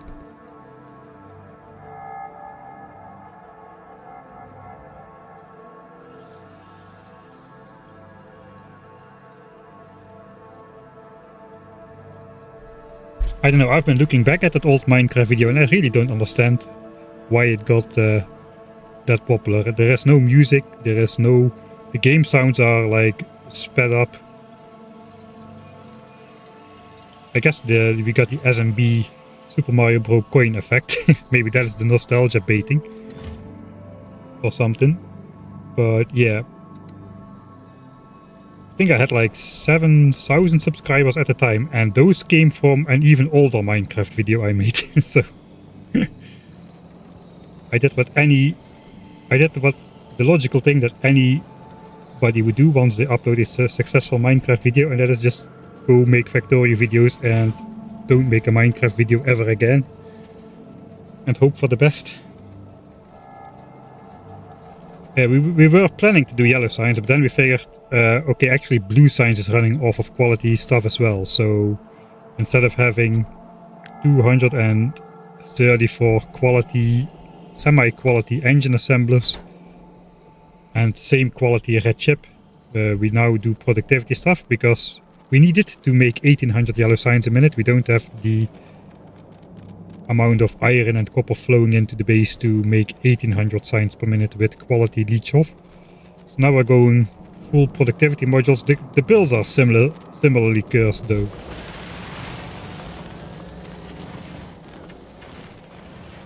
Alright, engines and red chips sufficient. They should fit somewhere on this side easily. Sulfur even could go there, so should we try to fit it in? This looks like it will fit nicely, like somewhere here. We can even go in that chunk.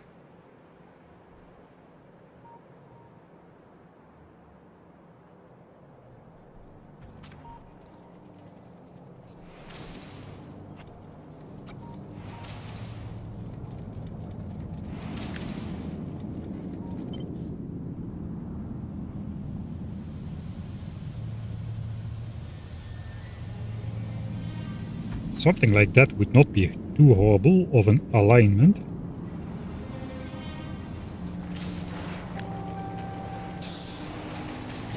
And then we could sacrifice the forest to put this in. Or we could just rotate that and feed it around the corner. Let's have a try at that.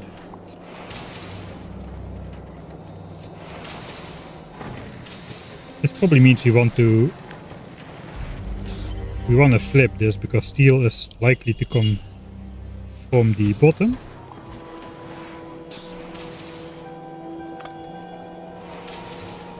So steel then comes in here.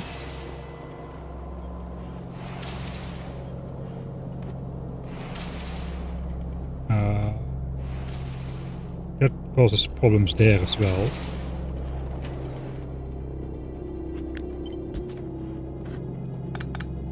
So, more horribilities await. Let's throw a noob splitter in there to flip over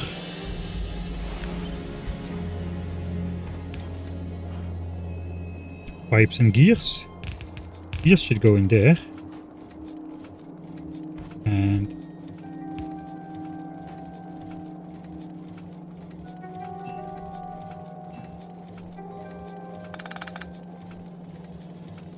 And steel should come in over here now.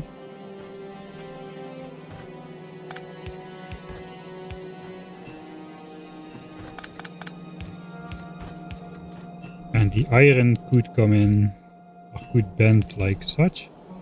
Why is the iron coming from that side anyway? We could connect to... Yeah, it kind of makes sense to maybe not think about this too much. We can connect this over to any of these pipes.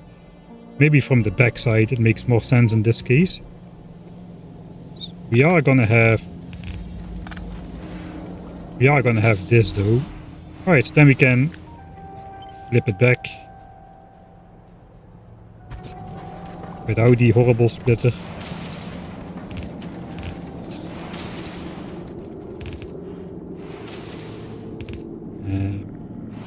Steel and pipes.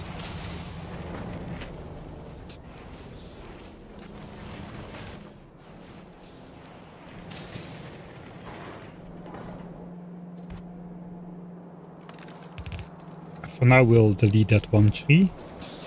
Steel is likely to come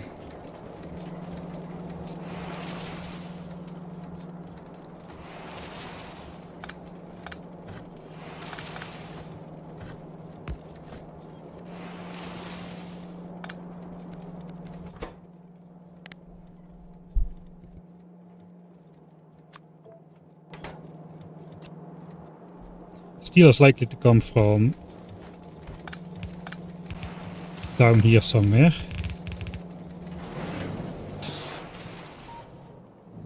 Since it's over here.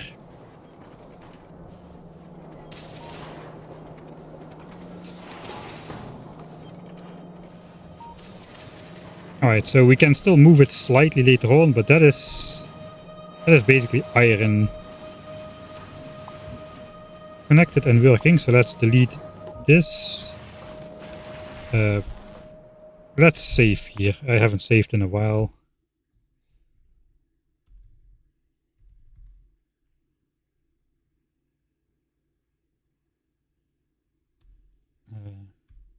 Blue, C, reds and engines. That's what we're doing. Gear underground messed up. Ah, yeah, I see.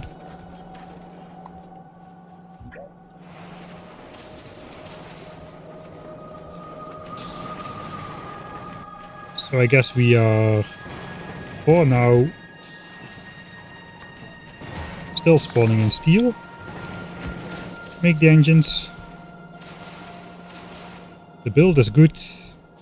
I want to see how red chips fit next to that. I think we got this module for red chips. We can flip that. So it kind of looks like red chips would fit nicely next to here as well. But we just spent a lot of time putting this in the way. So maybe we shouldn't have done that. Because this kind of needs to fit like such, perhaps. Maybe not. Maybe we can also...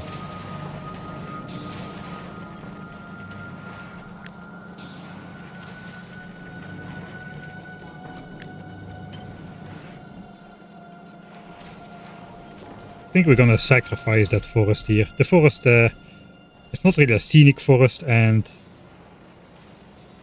it has long served its purpose.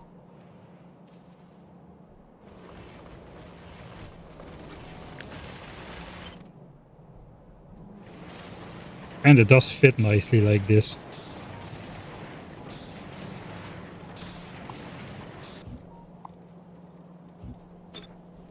If we change our mind, we've got to save.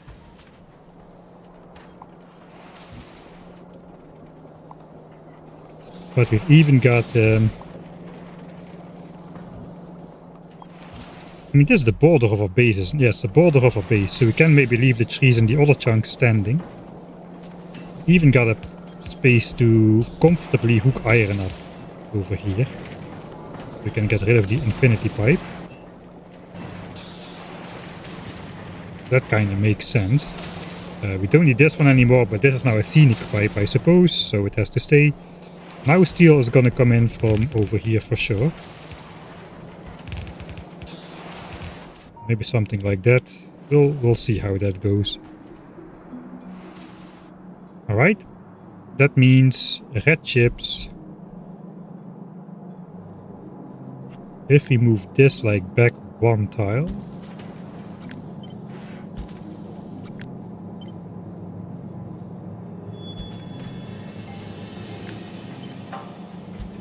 now this can fit here, and that means this can fit closer.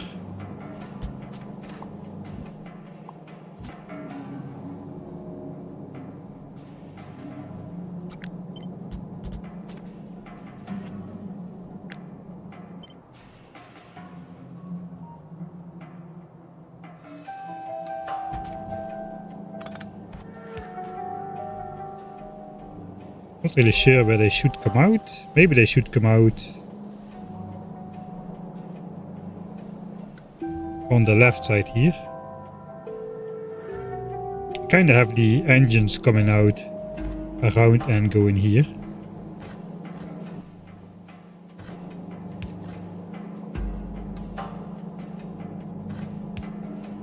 So maybe we'll do that for red chips as well. The red chips gimmick kind of was though that they coming out through the center a bit.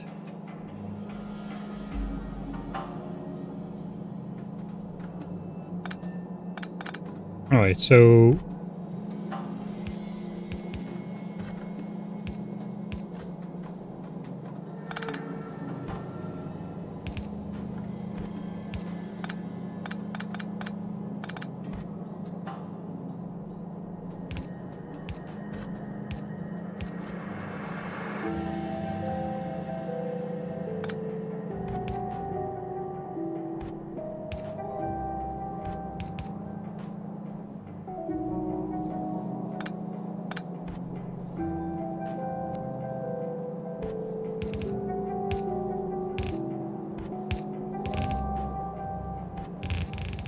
we need less than one belt of red chips, so even if all red chips go on one side of the belt,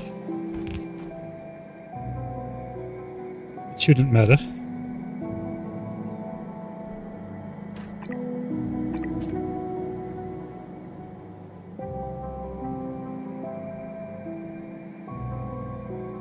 I don't know. We just have the blue undergrounds for the inserters there, so we can make this pretty tight.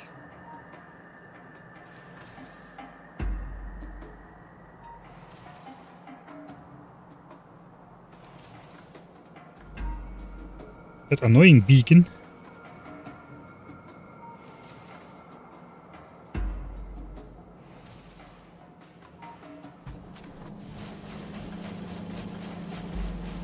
We can just do this instead. It's a little bit dumb. Would save a little bit of space.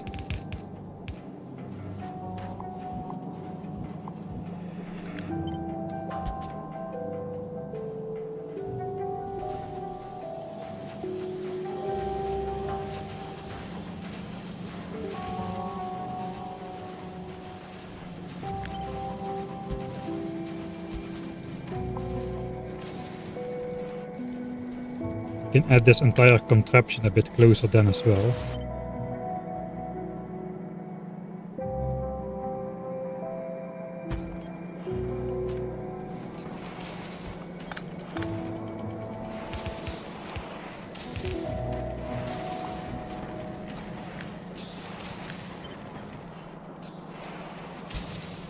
I'm not sure it will be coming from there exactly, but let's pretend.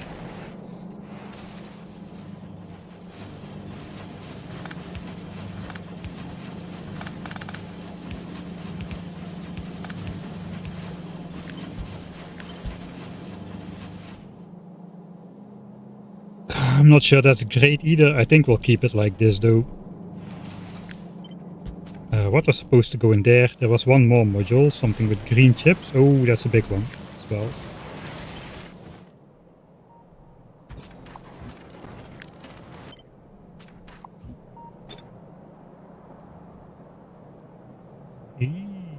Yikes, can we fit that?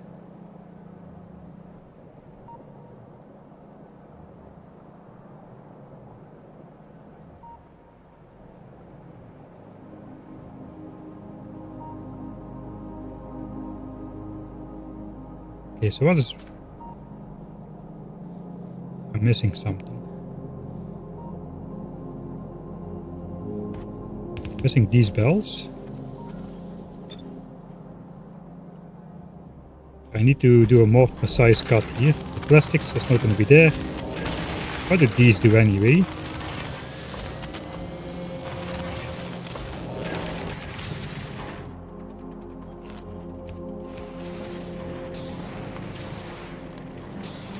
Do they power the lights?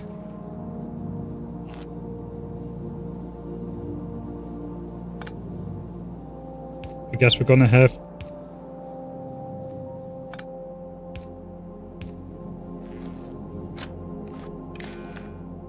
adjacent power poles for symmetry. Then it can be a little bit tighter.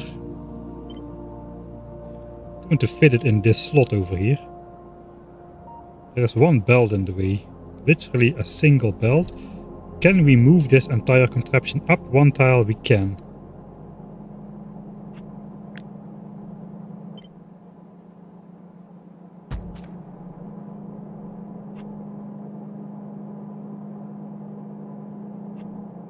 Not.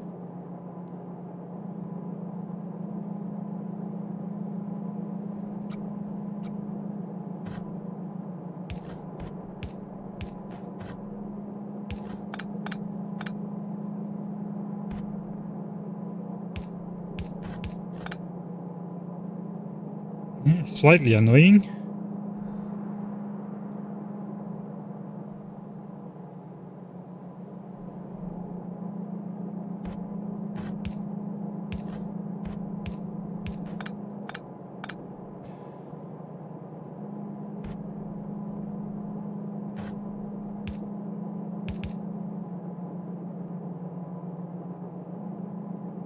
Yeah, it's only gonna get worse.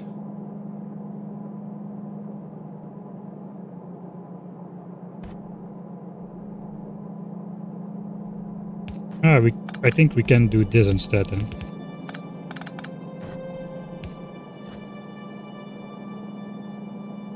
Kinda wanna underground, but this is so expensive. We can make it one more tight though.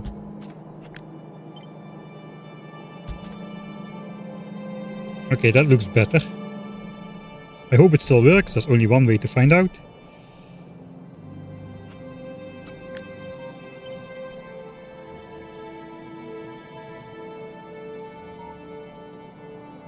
Oh, this will this work?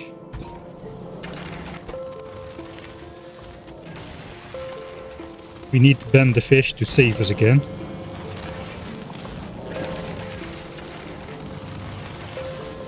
Should work since it's half belts.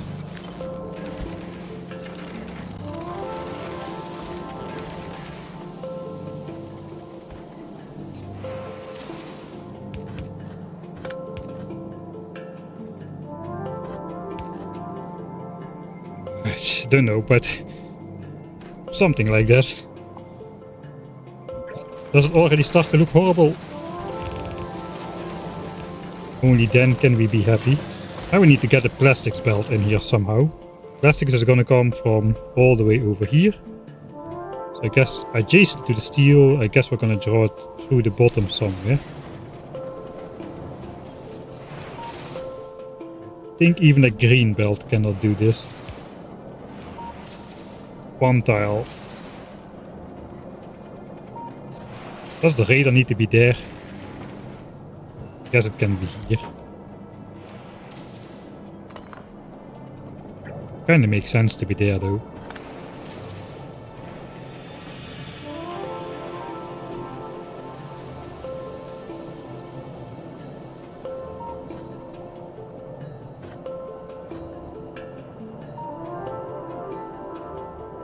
Don't want to blow up the cliff.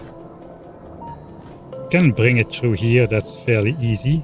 How will that look though? It will be nice if it all comes from the bottom. Alright, we'll move the radar then. This is kind of a crucial power connection, so this power line also cannot really move.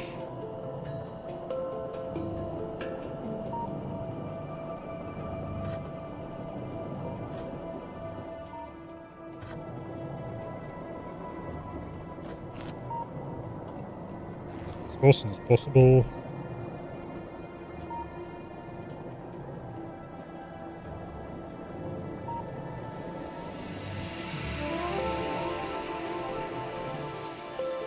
Would be good to have this though. Can I do some shenanigans?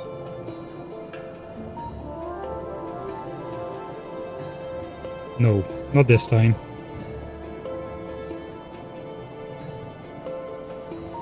The radar could be there.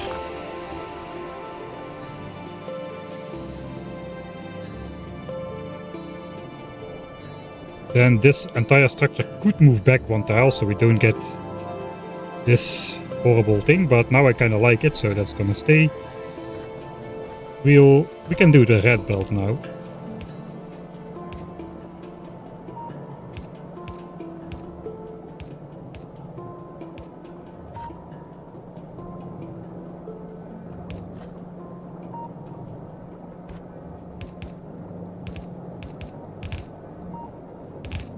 So one belt of steel, one belt of... there, it maybe needs to be in this chunk for reasons. We need the minimap mouse over for that. We can put other radars in here. Let's just put one where it should be in the furthest chunk there.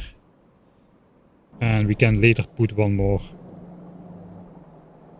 We can put one there and cover all our bases and be perfectly fine. Alright, so apparently this one is going to be steel.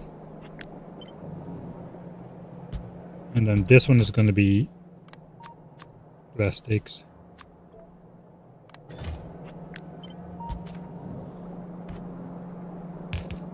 And the plastics one goes up here. Base design. Somebody removed one power pole too many.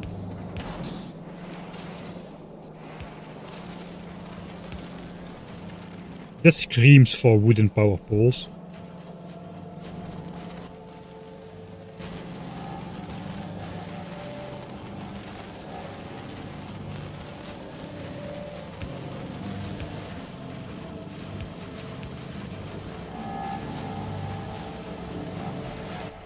On the other side, that's not too bad.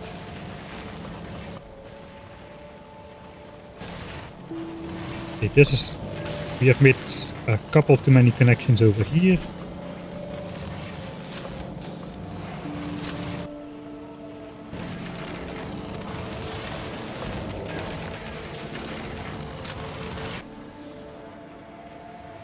But that doesn't look too bad. Alright. Global power network back. We do have a couple unpowered ones over here.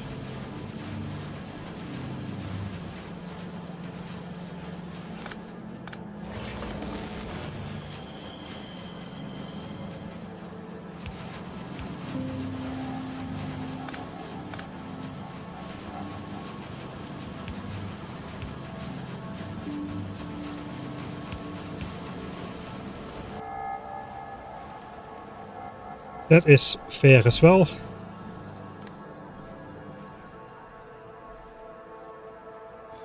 That is pretty small footprint.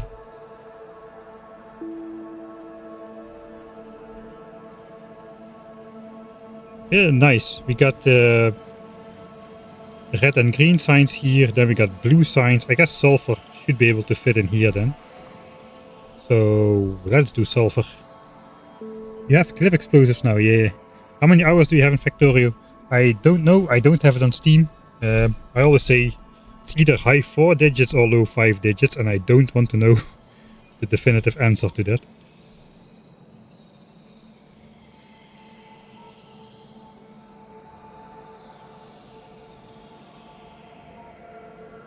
is getting a legendary... Oh, thanks for the Prime subscription. It's Jack Becker. I'm doing a horrible job again keeping up. What else is new? It's getting a legendary fish, the real end to the game. I don't think I'm gonna be going for that unless I really don't have time.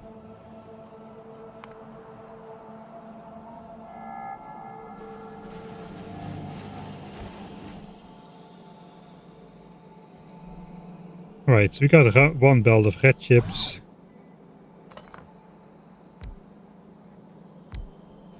I guess the logistics networks are gonna have to be resort over as well. I don't think I'm gonna be needing a lot of logistics network shenanigans anymore.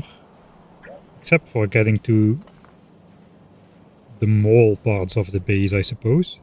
We won't have quality items to pick up anymore, and we need to have some separate unloading network, a separate rocket silo network, and then the mall one. This one is gonna disappear.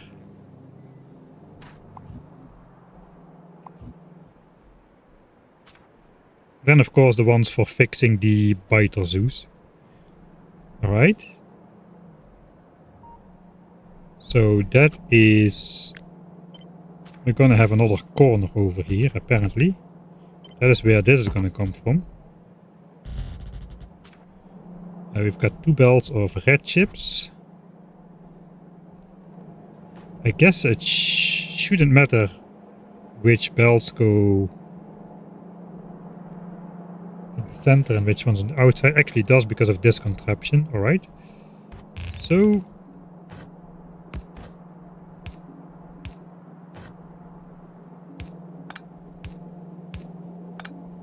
gonna have to be something like this then.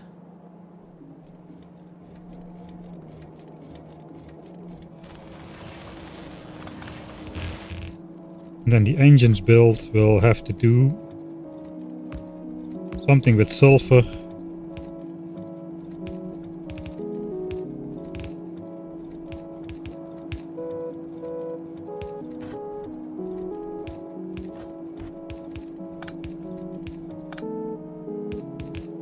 In this way.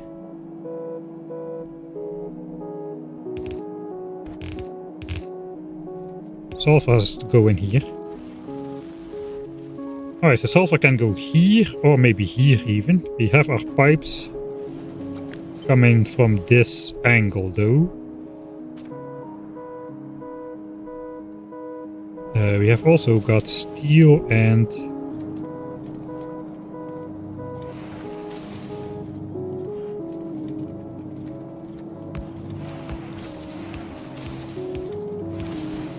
plastics. Do we just do we follow like the edge of the cliff here, or what do we do with this?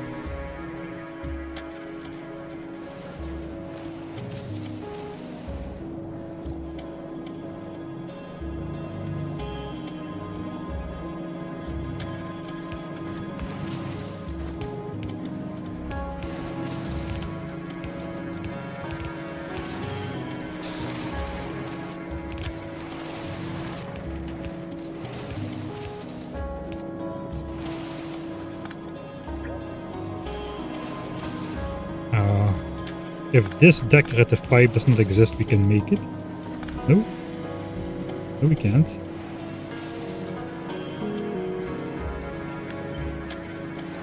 Or we can.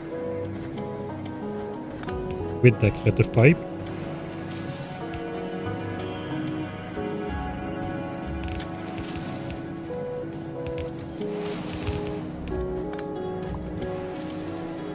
I think we keep these belts out of the way.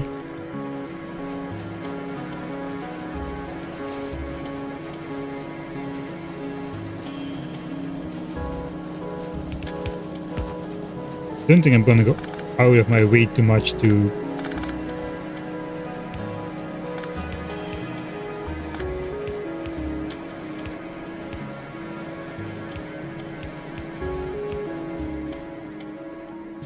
do anything with that too much. We're gonna keep it separate.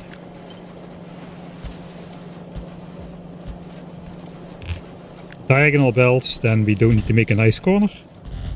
That's definitely the way that works. Now we just need to flop that in here.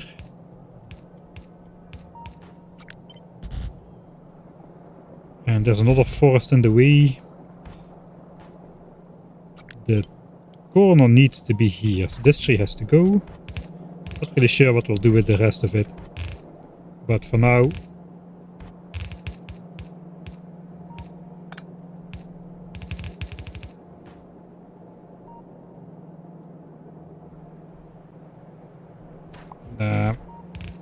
those have to go, man.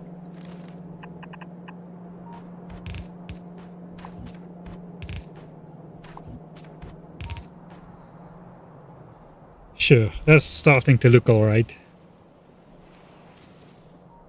We could even do the sulfur in here, all the way in the bottom next to military signs. The stuff is coming in there, it kind of makes sense.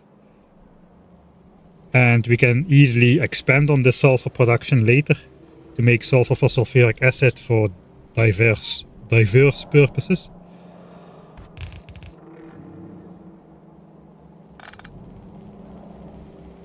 And then the sulfur belt,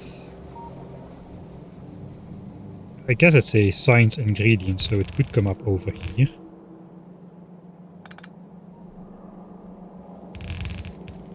Before we send it all the way this way, it needs to go up here. Or next to engines.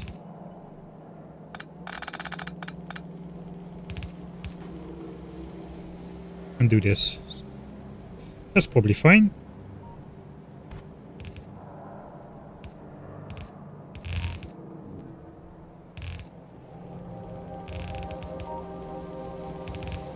Oh, the fleet resistance, it has to come up over there. Alright. Last ingredient for blue signs. Yeah, 495 hours. These hours don't count because they're in editor mode, so we're gonna have to revert. Alright, I think I'll override the save.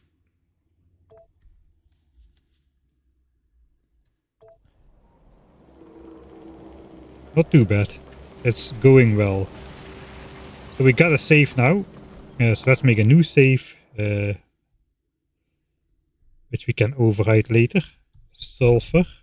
So now I have a save where this is all still working.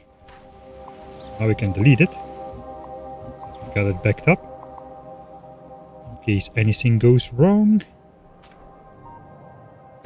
These chests have been annoying me for quite a while.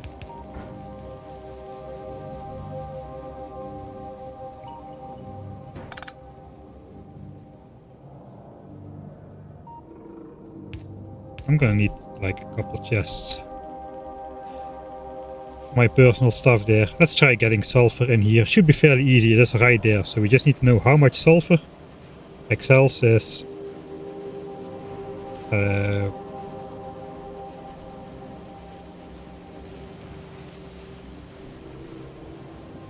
549. Alright. 549, let's say 550 per minute. So we need 9.2 sulfur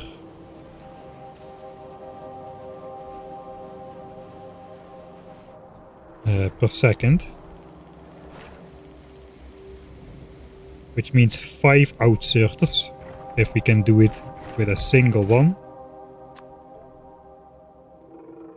It is oil based. If we can speed this up, it might make sense to put productivity mark 3 in there. We can later quite easily change this out for cryogenic plants, I think. It's a small... If we just keep this space reserved for it, we might be able to do that without much trouble. I guess a single speed beacon is gonna put me over the limit here.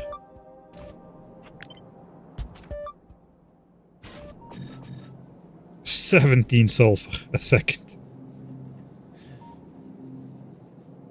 Alright, we need 9.2, so that's double the amount we need.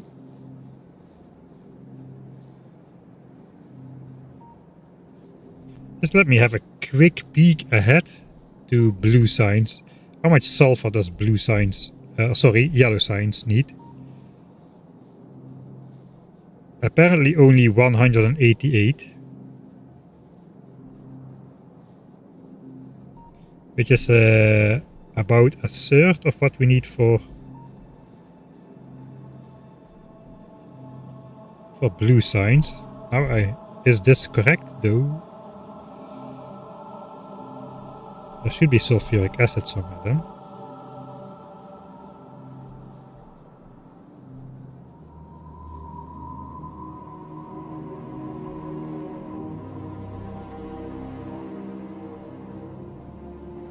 Okay. I think sulfuric acid is wrong. I'm not counting sulfuric acid for batteries in my Excel.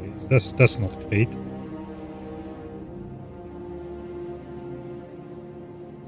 Alright, and batteries takes up way more. Right, so I actually need a lot more.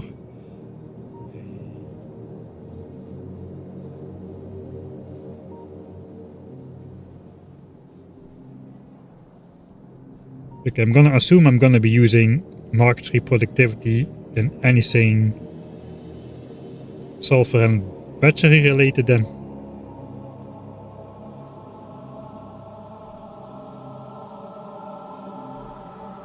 Blue chips, I'll keep it at Mark II productivity for now. So then the new amount of sulfur becomes 618. That's about as much as for blue signs.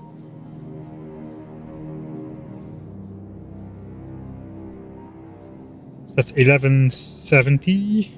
Let's get 1170 divided by 60 is about 20 a second.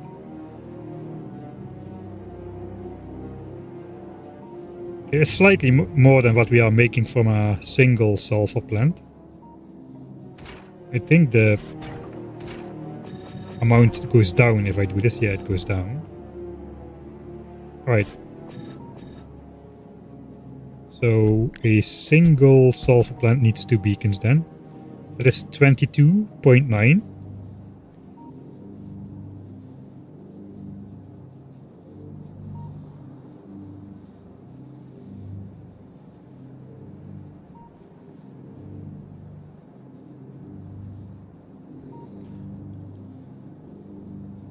Which is enough sulfur to make sulfuric acid for blue signs.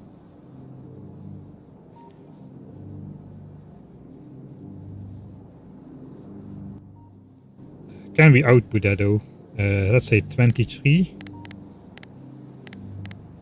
Looks like 12 inserters to me. That's 12 inserters worth of output. 1, 2, 3, 4, 5, 6, 7, 8, 9, 10, 8, 12. So sure, we can do that.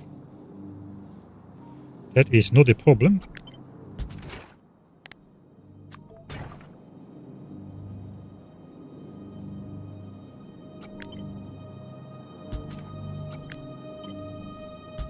We can just do this, I suppose.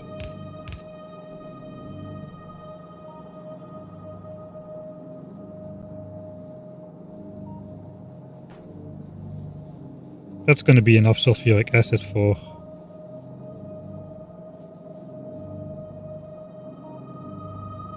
all time as well.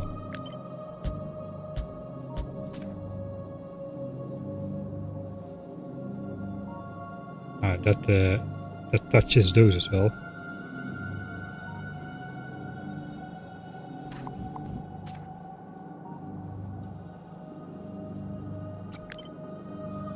If anything, I would need 2 sulfurs and 1 sulfuric acid in that case. So maybe we'll do this. That is 34 sulfur a second, which is definitely more than the 20 something we need. And this one can absorb most of that to make sulfuric acid, all of 1 Mark III beacon. Worth it, I think.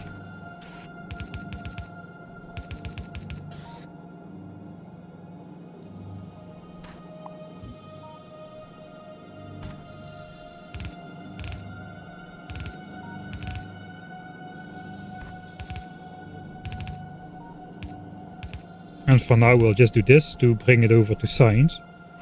Is that all we need? That is literally all we need. For now.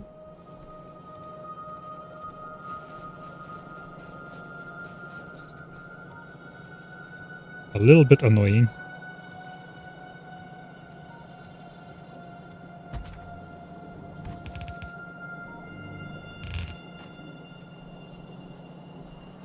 Alright, where's the pipes? I guess it makes sense to copy the iron and copper alignment. Of course the pipe is too long, somewhere, somehow.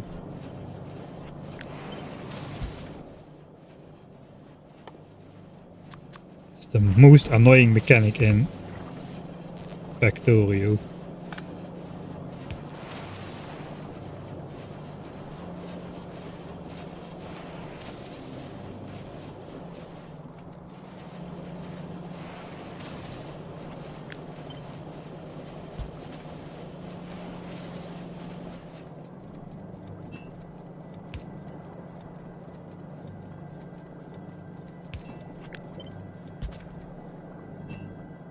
Okay, this is water.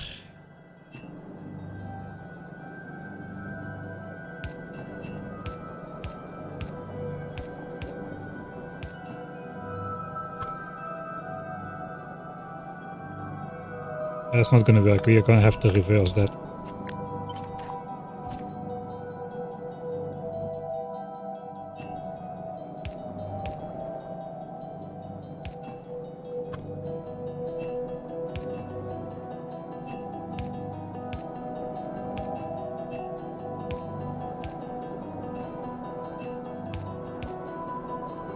That's also not gonna work, apparently.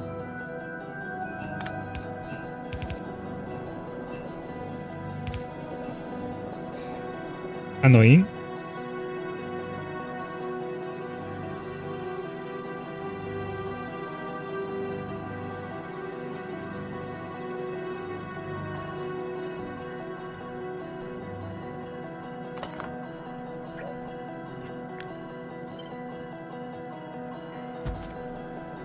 Like this it will, I think.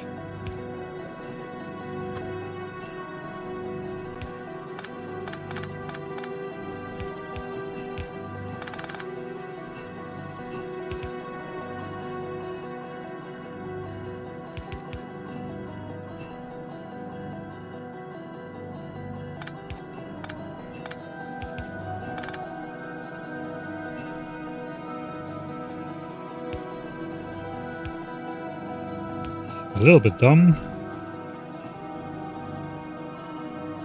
And it still doesn't work. Yeah, the hooking up is not great here.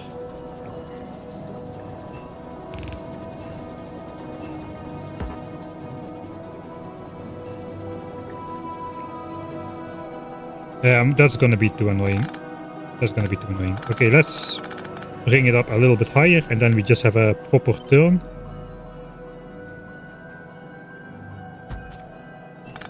At max distance. We're still gonna have to reverse it.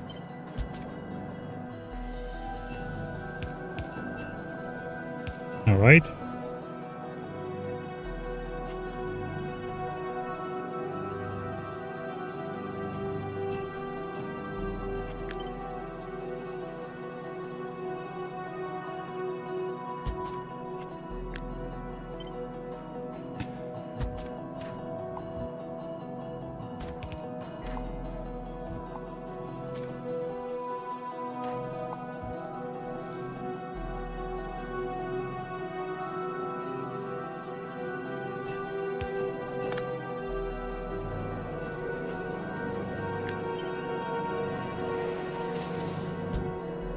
Alright, fine then. We are not copying.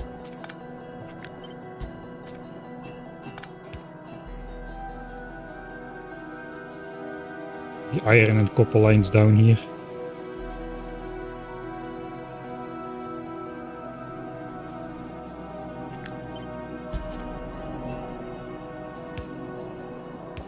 Alright, so now we can do stuff like this, I suppose.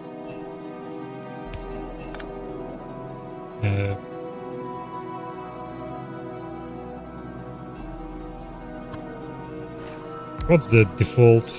Default is petroleum gas in the bottom. So we'll keep petroleum gas in the bottom, water at the top, everywhere. This is probably the most friendly way to still be able to run through. Alright, that is some productivity. Oh, we need iron in here. 6 iron a second as well, alright. Yeah, that means this configuration is kind of off the table.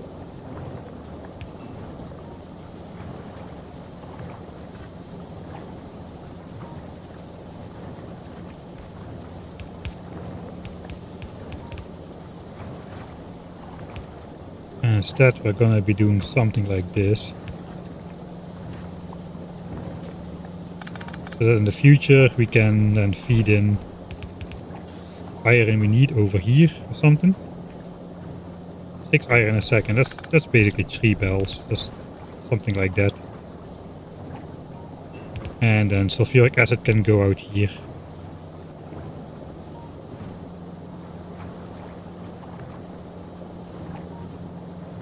Okay, so maybe our stupid idea is not off the table.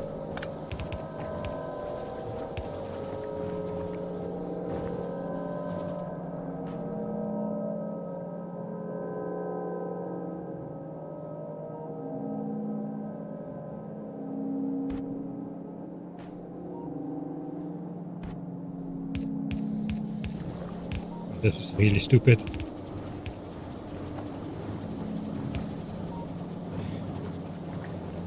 I don't even see what I'm doing anymore. Sure. And iron can just come in from over here or something and disappear. Let's infinity chest some iron in there.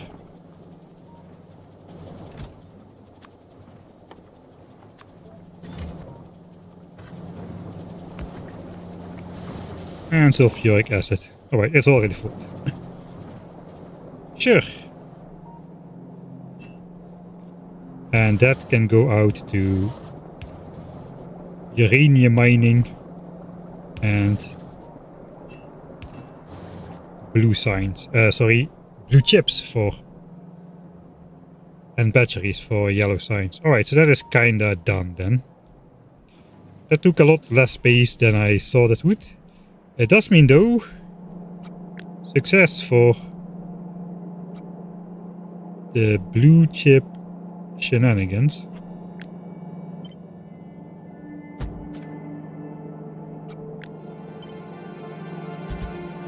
So now we can bypass this over here. We can actually also bypass this already because we're actually producing those.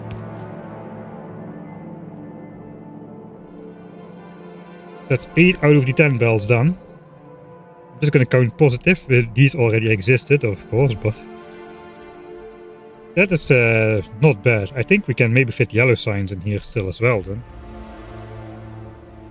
That might be optimistic. Military signs are being made here as well. And then we have really like the entire border of the base. It's like the science border. And this is gonna be a huge empty spot or something. But we can place tree farms or something. I don't know. Maybe we can build a park. Thanks Genova side for the 7 months. Been enjoying this playthrough for a while. Have to decide on the win condition. For now, solar system edge with laser turrets.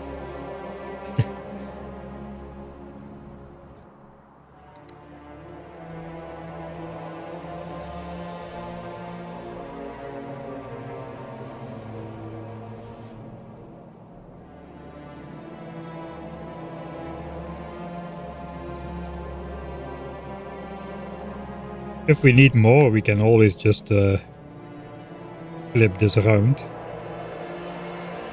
on the same beacon, and we can double production quite easily. So yeah, well, let's see how yellow signs is going to look. I do like this idea though. So maybe if it fits in here, we might be able to get the yellow sign stuff going up over here.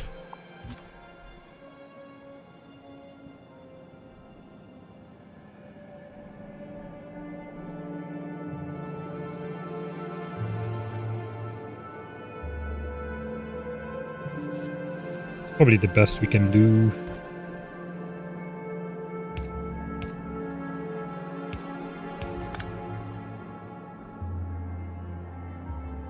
Yeah, whatever.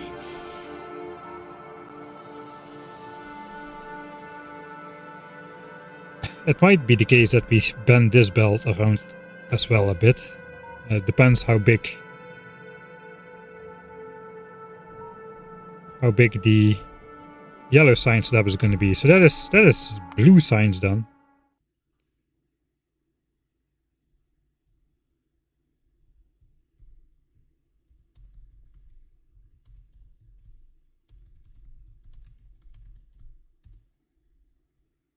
Right, so I did not use this save for anything else, so let's delete 142 megabytes from my hard disk. Thank you very much. Time for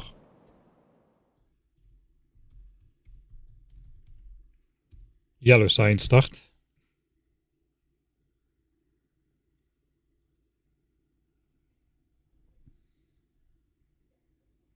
With lasers? How? Yeah. That is the question.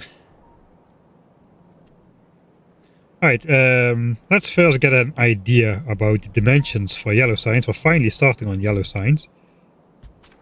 Right, so these make sense to use Mark III productivity modules on, because the recipe is insanely slow, which means even if we use beacons to speed it up, we're still going to get manageable numbers to input and output.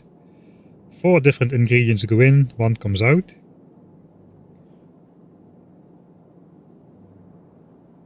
But this could be a good candidate for like a wall of those as well.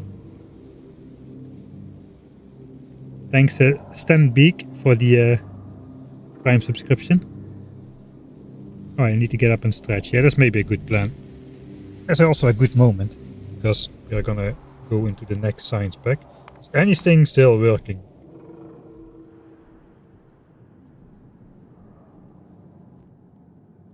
No. Glabber, I suppose, is working. That was the Glabber base in the background for a bit. The Glabber base is too beautiful to have the grid lines enabled.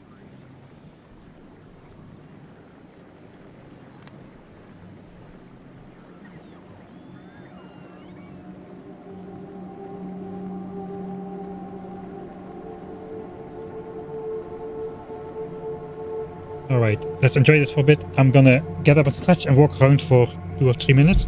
I'll be right back. Thanks C-Rex for the reminder. I really should do that a little bit more often. I'll be right back.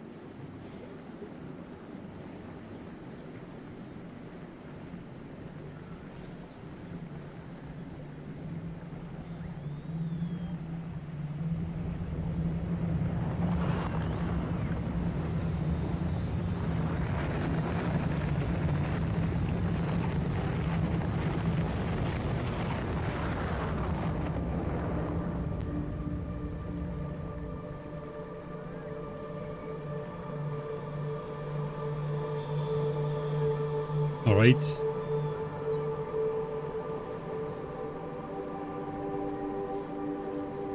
Huge asteroids have only 99% laser resistance and 5,000 hit points, which means like 500,000 effective hit points per asteroid, so I'm sure it's possible with 20 damage laser turrets with some upgrades. And if not, we'll have to combine it with something else. Sometimes to defeat your enemy, you gotta think like your enemy. Anyway, back to designing. So far so good. For those of you just tuning in, we are upgrading the base to 1800 yellow signs per minute, and in the process we discovered that we also need to change over blue signs because those were running with quality byproducts as well, and we have to switch over to full productivity in order to be able to afford 1800 yellow signs per minute. So for the first 4 hours we've been redesigning blue signs instead of yellow signs, which is now done. Quite a nice build, I like it. Here in the corner, so tiny. This is all we need for blue signs. We have plastics coming in. And steel, but that's about it. Steel is basically this for everything combined. Plastics is just one belt over there. So we're off to yellow signs now. And I think we're just going to start with bot frames. We want to see an order of magnitude, kinda estimation of what the size requirements are going to be. Yellow signs is 3 times the price of blue signs though, so we're probably going to need some more machinery.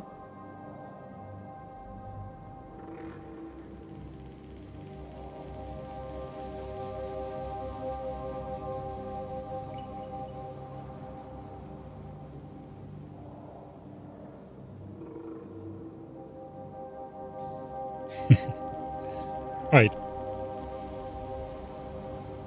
We only need, apparently, we only need 366 bot frames a second to make 1800 yellow signs per minute. Let's just look if that's correct, because that sounds like not a lot.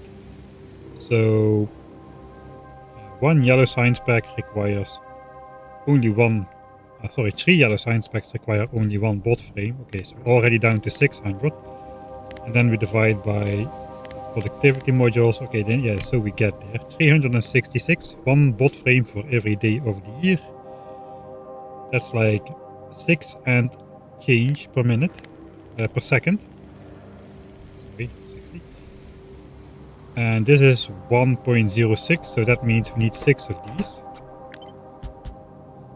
If we do a 4 beacon setup, so what is one beacon? 0.56. Right, let's check how that works out. 11 of them.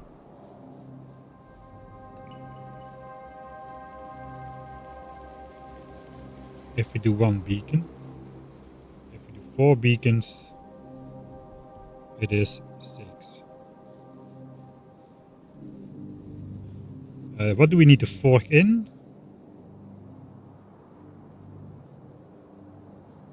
Everything is under 1.33 a second, which means 1 inserter per type, except green chips, that is 2 insertions. Or 2 yellow inserter speed.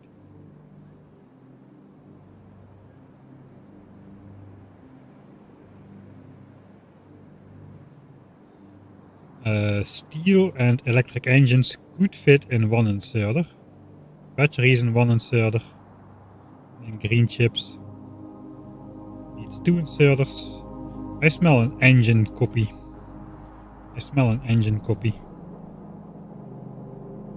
Where we do this basically. but with a little bit more belt weaving. Alright. So we can have batteries and electric engines on the same belt. Do I do order of magnitude stuff first? I said I would do order of magnitude stuff first, but now these numbers are in my mind. So looks like we're doing this first. So one inserter can be shared for electric engines and batteries. We might be able to build a direct insertion chain for these.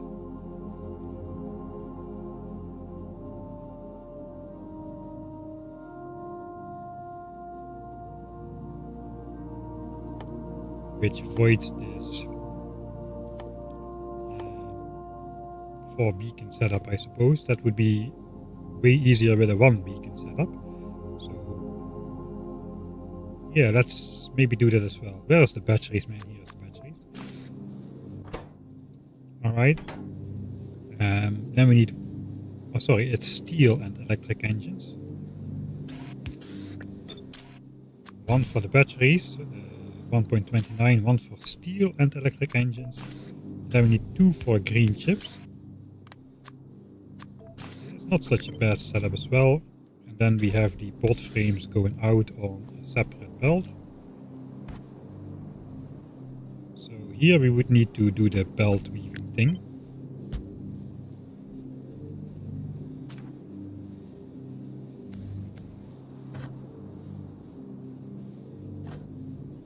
The quantities coming in are probably very low. Everything is under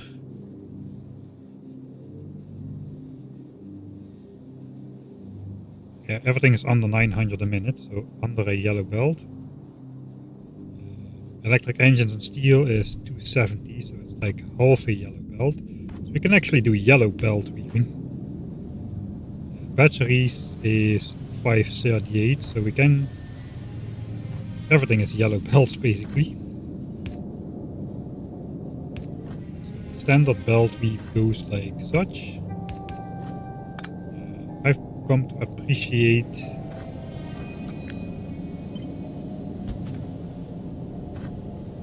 having little windows inside.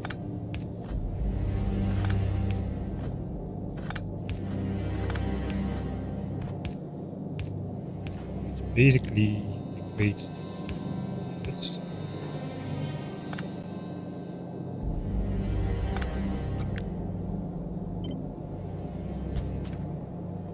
Six assemblers only. Alright, then green chip belt. No belt weaving there. Green chips is 800, so it's still only a yellow belt. Let's put the bot frame on there for clarity. So that could be the setup. Insane, that would be all the bot frames.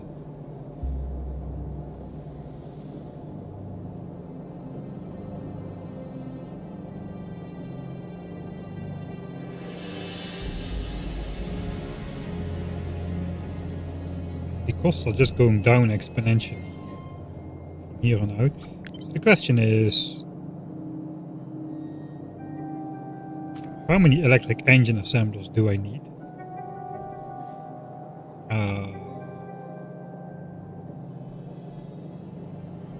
So we need this many bot frames a second, electric engines, if we use the best productivity modules we have. We need only 3.7 per second.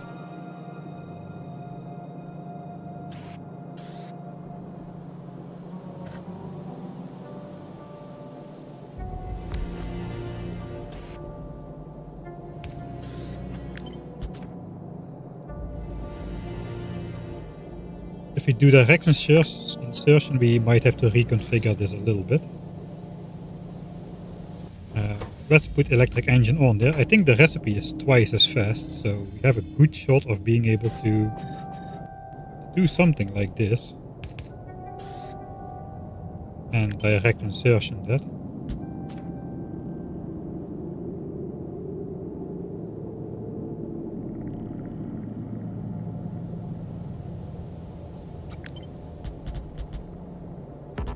Especially if you do this again, that's 2.12.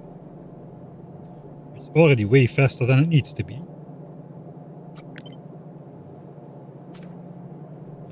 It would be kind of nice. Alright, let's copy this. Over here, then we can mess this one up. We're gonna have to do this kind of setup. Group them together a bit better.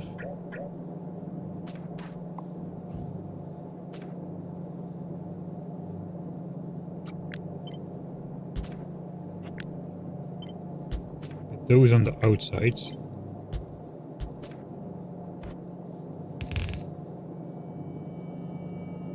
I mean, technically, we could output the bot frames on this side as well.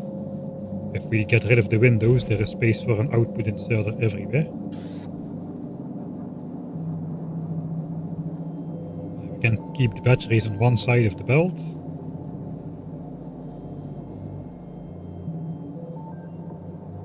That might simplify things a lot if I do that. So let's do that. No longer do we see the windows, but instead output on this side. That means the batteries have to be on the inside of the belt. And it's going to be slightly difficult to power everything.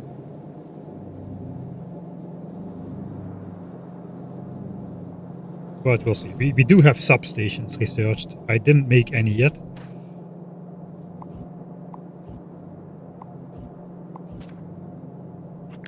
Alright. Now we can do shenanigans like this as well. So we can put direct... Oh, we can actually do this. No, we cannot. We need to also be access. We need to be able to access...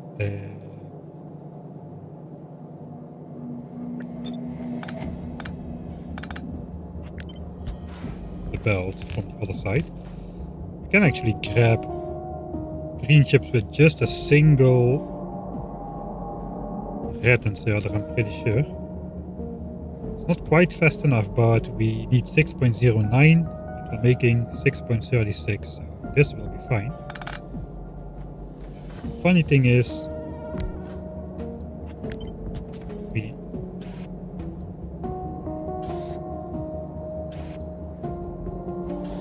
we're gonna need green chips on both sides of the belt then. Because electric engines is also gonna require that, as well as lubricant. So we gotta keep the electric engines in and output on one side of the belt.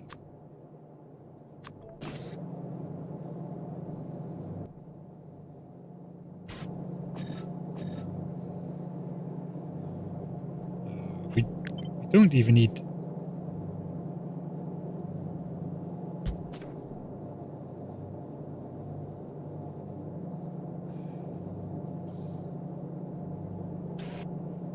I think the correct way is going about it like this. Just the one belt. We do need a red belt if we use this as well. The question is... yeah, we cannot grab enough... we cannot grab enough green chips off of this belt with just a single inserter, so we're gonna have to do something like this to get to the 2.6, and we need another one for the engines. So that does not look too promising. We can just do one on one to get rid of most of the beacons, I suppose.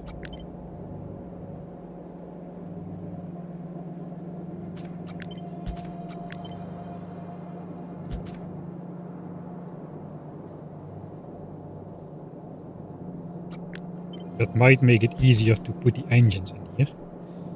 So now we need... still almost 2 times faster than we need to be.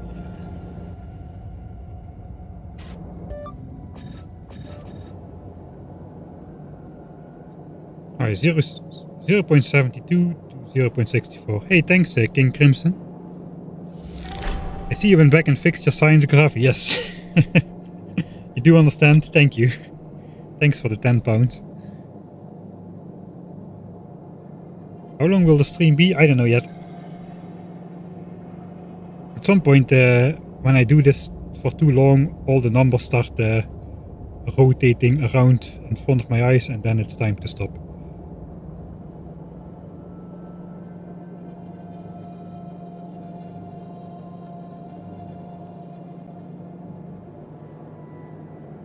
So I guess now we want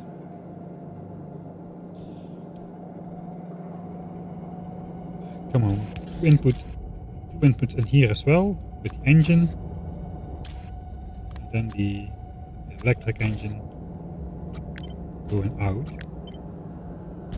Something like that.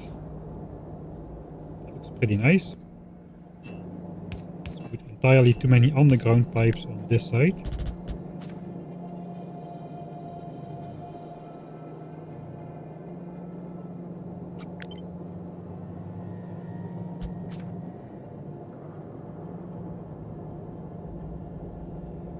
Right.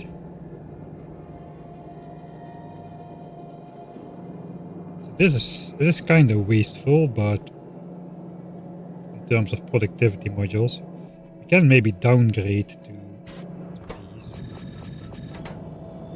0.65. It is still enough. We do need slightly more engines and green chips if we do that. But we do produce enough stuff. So then it kind of matters how do we get the engines.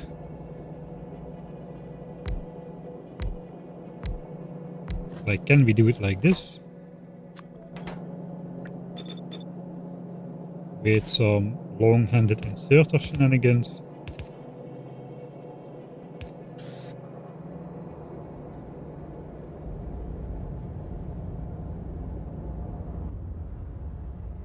Again, let's try the cheap modules first.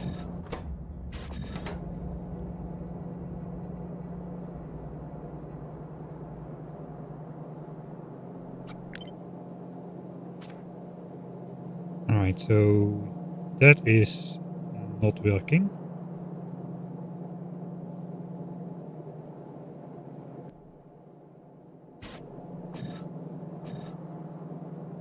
.72 to 0.48. Isn't that 3 for 2?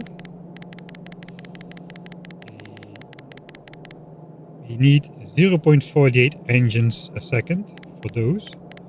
So these 4 need 1.92.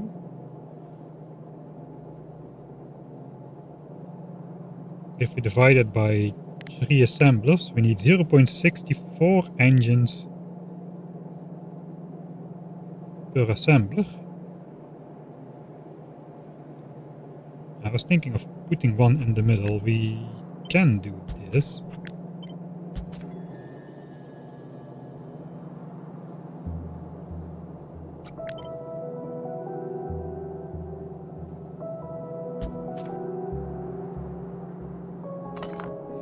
I'm not sure what I'm doing.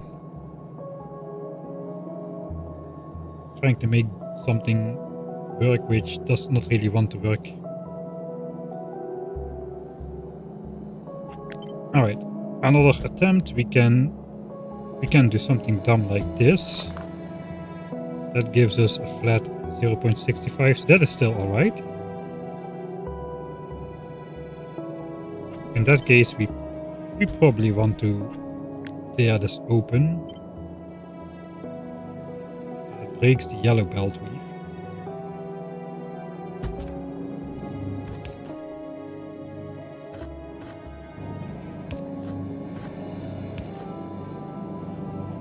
Unless, of course, get an extra curse blue one in there.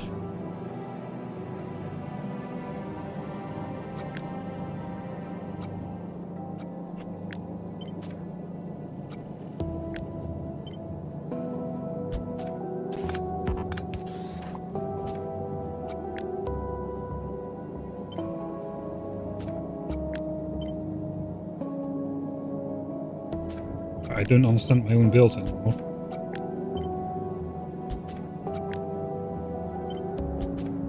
It's supposed to look like this.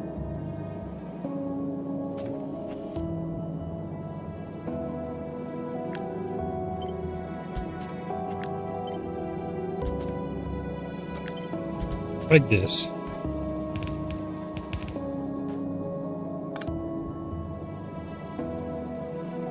So now we can have a symmetric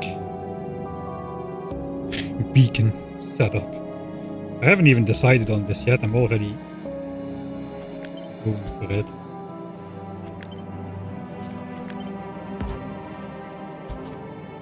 And this way we can have every engine assembler be hit by exactly one beacon.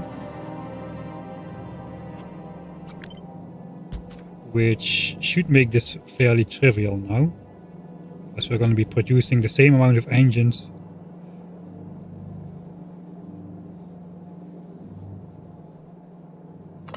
Okay, this setup is way more convoluted than it needs to be, but you know who you're watching, right?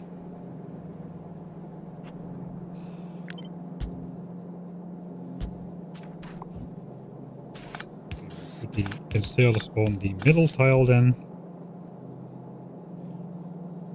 We can even move this up a little. If we want to make it clean, since here we have beacons on the outside, we could draw this up by one tile. And not this beacon though, these can move up to hit the engines again.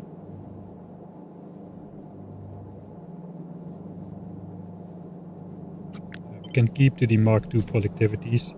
Let's not go overboard too much. This is pretty cheap stuff compared to the grand scheme of things.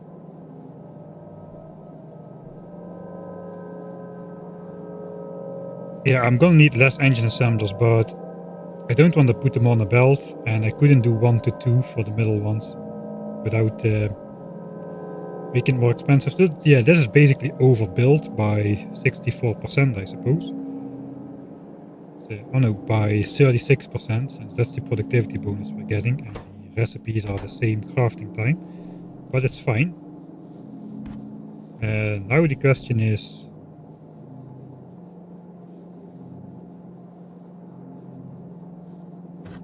can I still like grab enough stuff off of this belt? And I think the answer is no. Unfortunately, it doesn't seem like I can, actually. I cannot put this further away. So, okay, so we do need belts on the outside. In that case, we'll go back to the inside.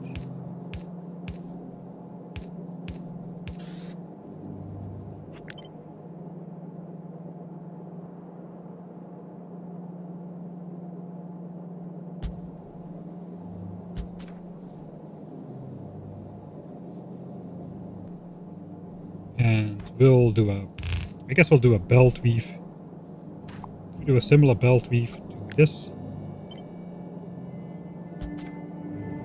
If I switch over the yellow and the red, we don't need the blue one. We'll put the blue one in there. Let's put the blue one in there.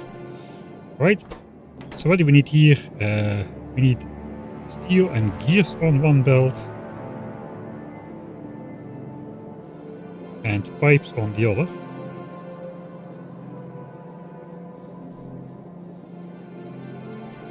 And we need absolutely nothing in terms of resources, like 240 pipes a second. So it doesn't really matter what goes on which belt.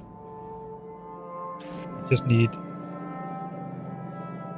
Wait, there's something wrong with this.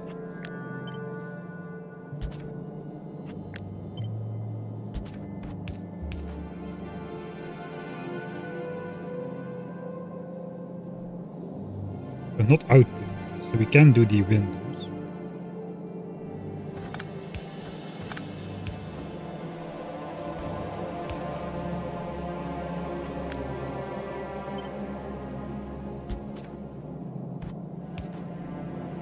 Yeah, this is starting to look sufficiently incomprehensible again, I suppose.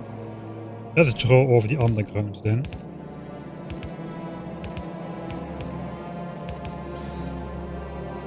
So we don't really need to put filters on anything. Probably gonna get rid of it.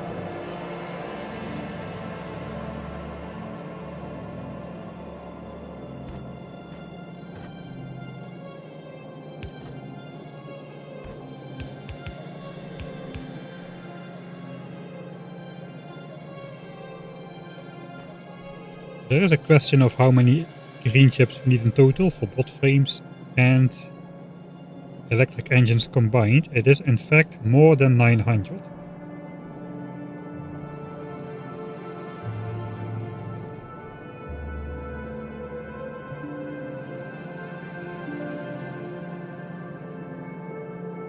Even if I put Mark III productivities in electric engines, so we do need a red belt, but actually we need a blue belt, believe it or not.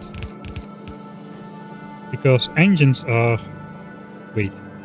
Engines are not gonna lay on the other side of the belt.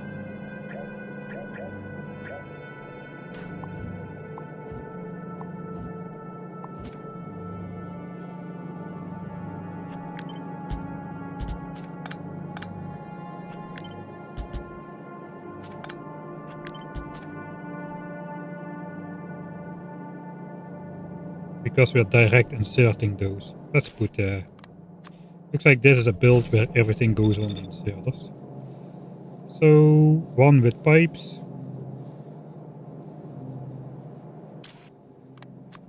Let's put one item on the fast belt.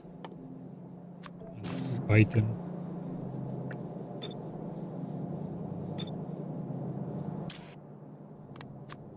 On the slow one. Steel, gears.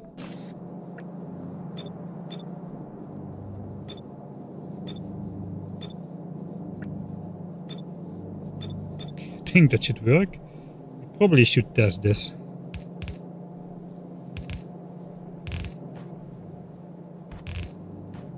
So what do we need? We need a pipe of lubricant. We need some ingredients over here as well.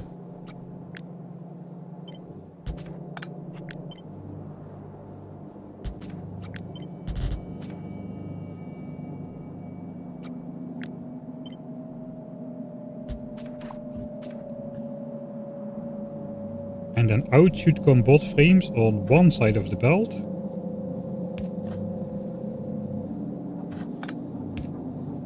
And it should be the far side.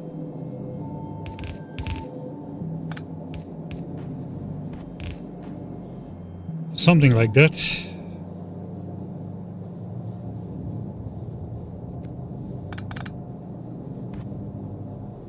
Or we could just do this.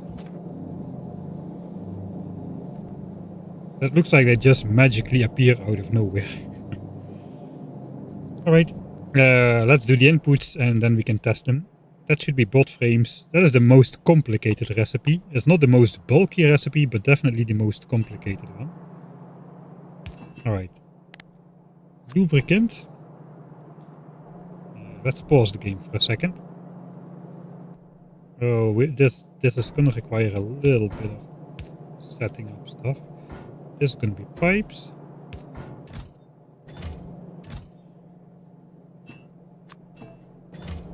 And one of these is gonna be steel. These is gonna be gears. Guess we still gotta make the gears and the pipes. There's gonna be green chips. We still gotta make the green chips. And again, I have made the mistake of assuming the electric engines are gonna come by on the belt. They won't. It doesn't really change too much on the build.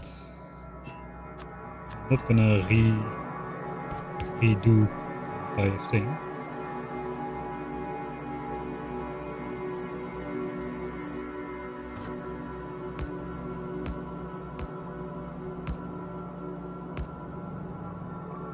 And we got one more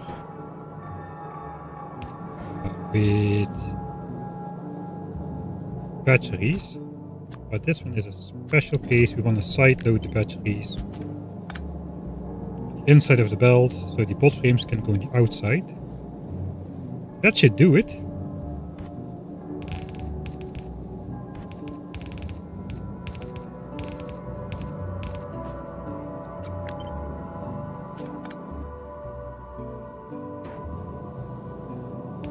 And that is really convoluted. Alright.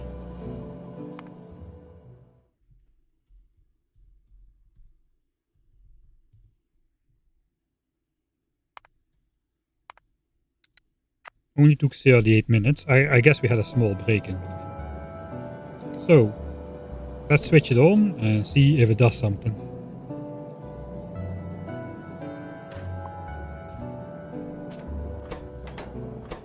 We are committed now to this design. Here we go.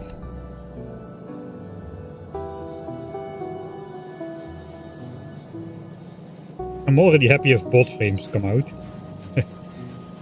And then we're gonna look if the required number comes out.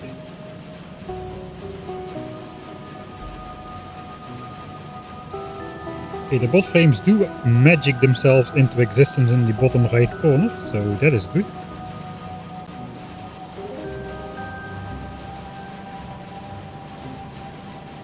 And they're going in the chest, so let's speed it up a notch. Everything is running good and well.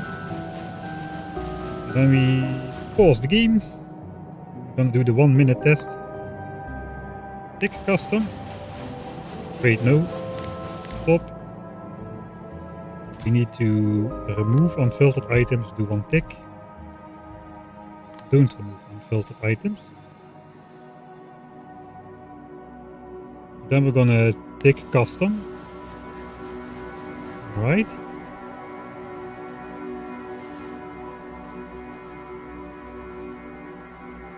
A little bit too big of a the magic number we are looking for the bot frames, it was not terribly high. 366. That is the magic number we are looking for. So 100, 200, 300, 350. 16 bot frames in this slot at the end of this experiment. Come on, give me 16 in this slot. I picked them up, that was not great. Okay, we are overproducing again slightly. So that's good. We'll do this once more since I picked some up. Take custom. 366. 16 in this slot, one more. Looks like it's working again. Ooh, that is only 6 extra this time. That is pretty tight.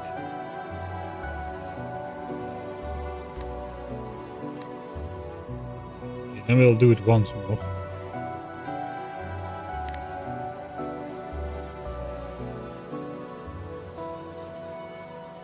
It could be some...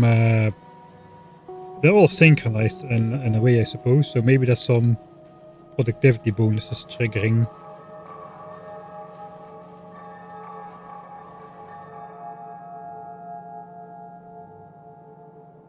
Alright, that's even less. Okay, we're going down in production. I wonder if my battery count is there. Oh yeah, okay, I see. I need 446 batteries and I'm actually providing 450. So we cannot be more than 1% over the production rate. So what happened is the batteries backed up. Those got all consumed. Or like those were backed up, so they were present on the belt more than the live production rate or the live feed rate of the batteries over here. Which means at the beginning we were over. And now we're going to be stuck at 466 to 467, or sorry, 366 to 367 exactly, because we can only overproduce 1% if we only overfeed 1%. So I guess we don't really need to over provide batteries too much, but this should, that's gonna fix a bunch of stuff. Like that's gonna speed it up by a lot. So now just testing the production rate capacity of this build. We're not necessarily, we don't have all the resources provided yet, so we're just seeing if this build can produce the amount of bot frames. It appears it can do so. If we produce slightly over 450 batteries a minute, we should also be good over there. Alright, so here we again are like 15 over. So I think I'm gonna call that good.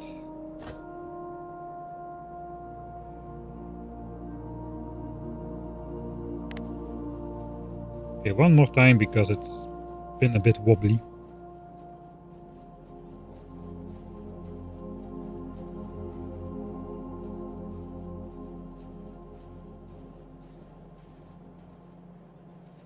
Alright, I think for those of you asking, you can safely watch the live streams because by the time the series catches up, you will have forgotten about everything that happened in this live stream. Alright, again 16 over, so this build is approved.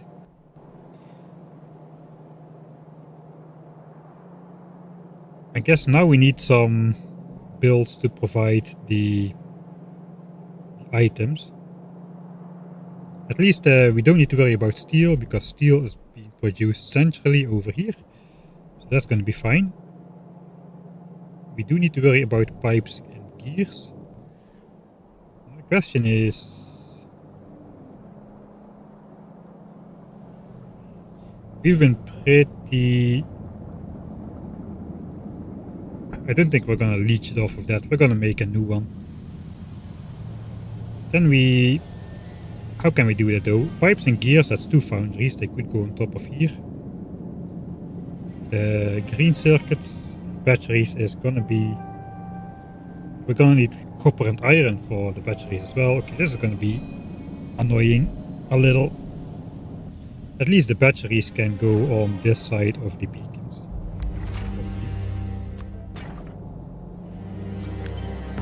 To some degree.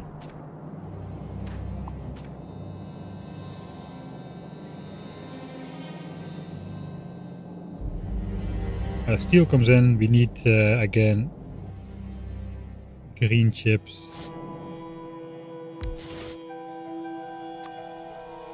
Casting copper cable. We might with the Mark III rare productivity module be at the threshold where it becomes cheaper to two-step it, as the productivity bonus is high enough to overcome the doubled efficiency of copper cable casting directly. At some point that becomes true, I forgot which point it was, but two-stepping this might become more efficient at some point. I don't really care though, because we're gonna need a foundry anyway for the copper plates, and we're gonna need a copper plate foundry anyway. We can do rare ones as well.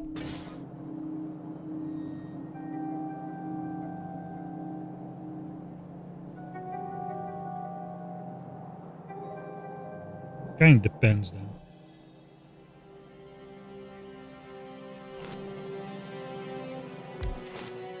This might be a case for a rare EM plant if it can get us up to the amount of chips that we need.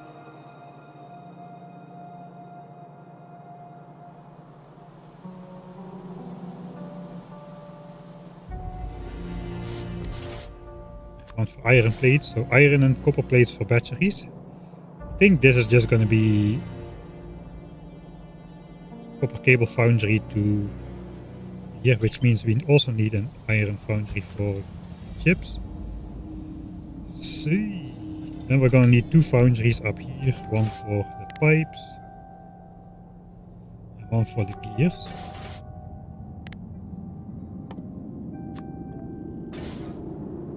Alright, those can be like symmetrically above here, exactly in beacon range if we wish. So that is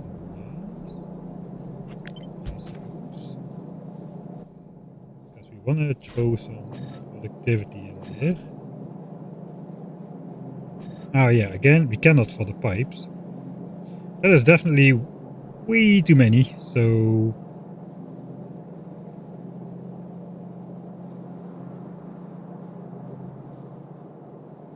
we might not want to put those in beacon range in that case.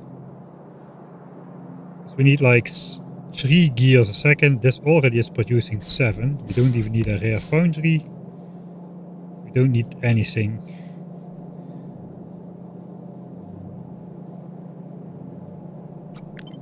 Except maybe...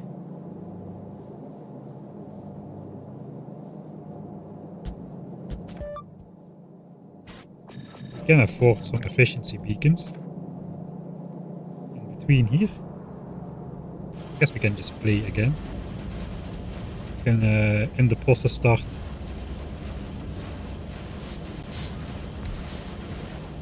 Overriding. We do need 6 pipes a second. Oh wait, this engine assembler slows down because it's in range of the beacon.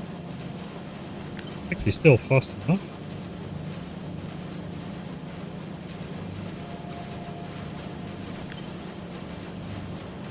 Oh, okay, so we might be able to just get some energy benefits on these.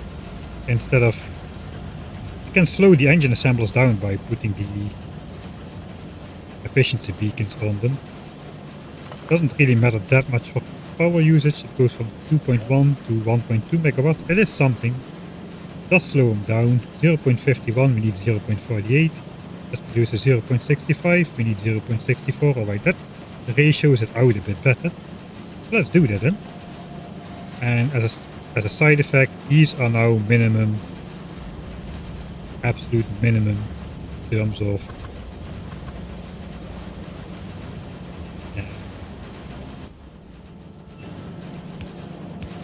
pollution and energy cost, and the foundries matter because those are quite hungry.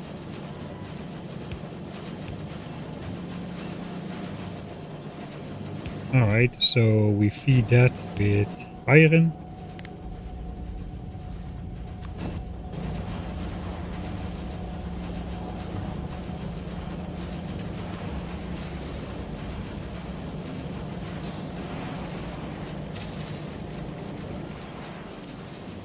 Not really sure which side it should go in. It does not really matter, to be honest. Oh wait, we need to... I guess it doesn't matter what we put on which belt, so...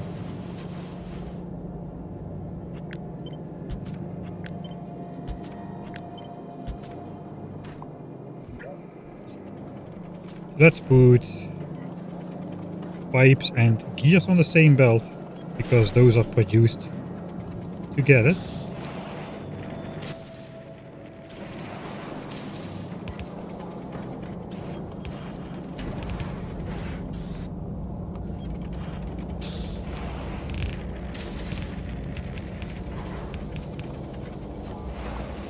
Something like that.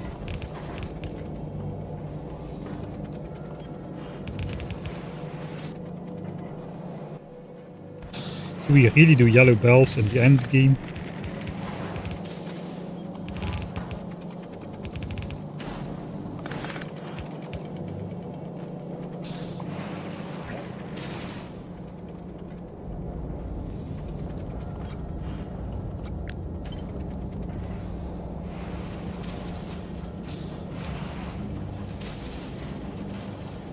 Okay, this is all messed up now.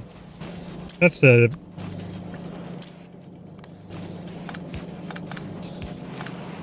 delete the filters. We no longer need them as a visual aid because we got the stuff on the belt now.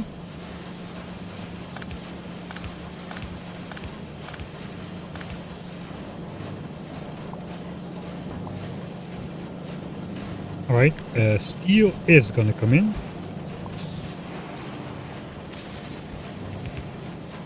So we are allowed to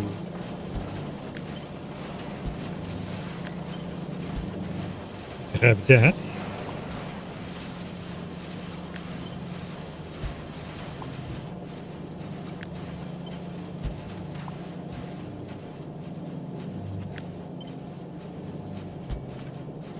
Right, nicely aligned.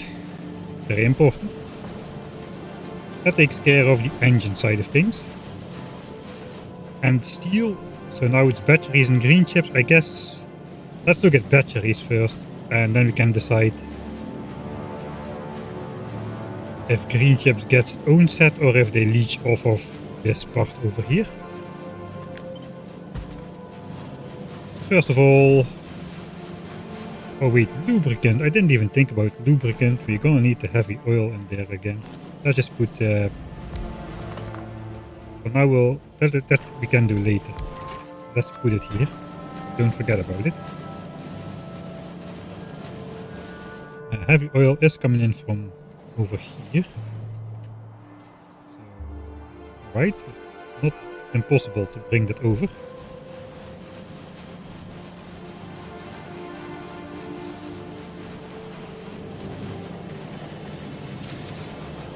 Can move the inserters, but it does line up nicely with the beacon.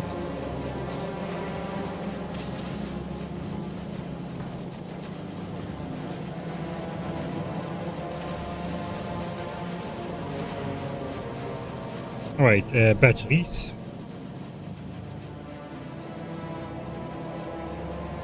$446 batteries.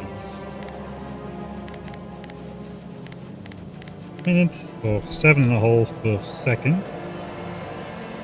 Indeed, slightly under half a yellow belt.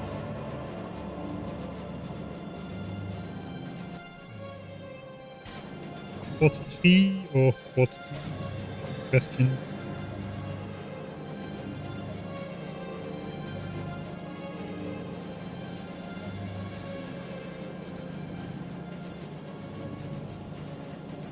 Is quad 3 worth it for batteries? Does make 3.92. That is slightly more than 2 inserters can take out. 2 long, 2 red inserters. That is going to require 3 yellows just for the outputs. It's possible though, we can do this. 3.92 also means we only need 2 battery thingies.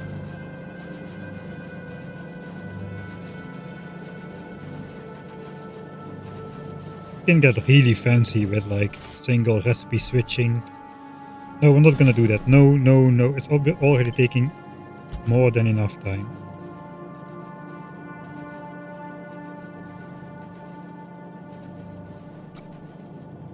At 3.44 is 6.88, so that's not going to be enough. 3.92 is going to be 7.86. So yeah, quad 3 confirmed. We'll do that. We need 5.3 iron and copper, which this does 6. I guess it will do less if we do this.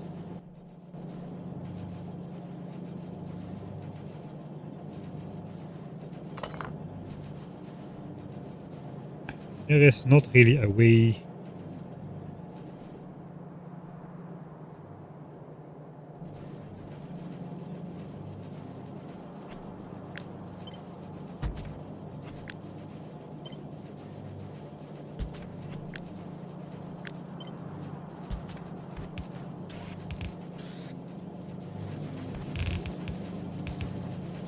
That's the batteries on the wrong side.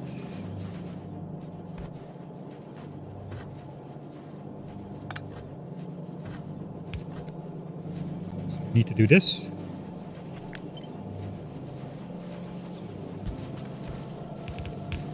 That's how the batteries are going to come out.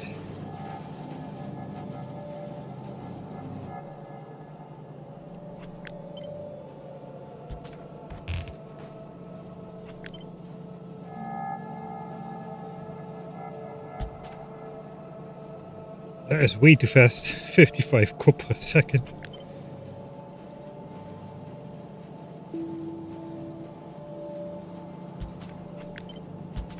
Can split it up a bit.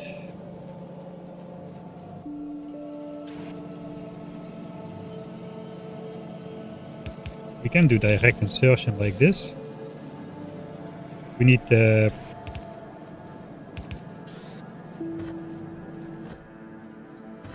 Is this a... It's a blue belt scenario.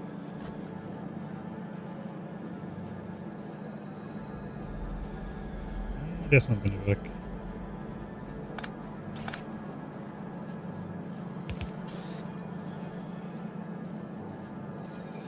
Yeah, it's not gonna work.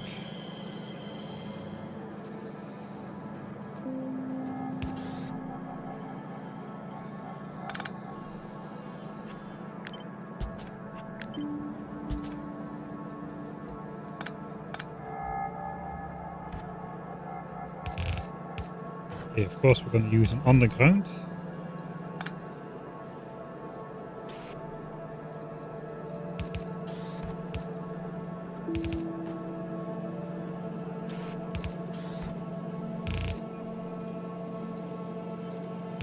These are putting it on the right side, so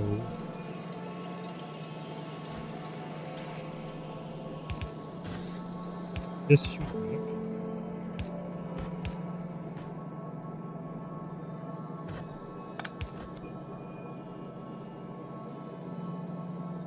That means I can no longer flip this, or it will not work.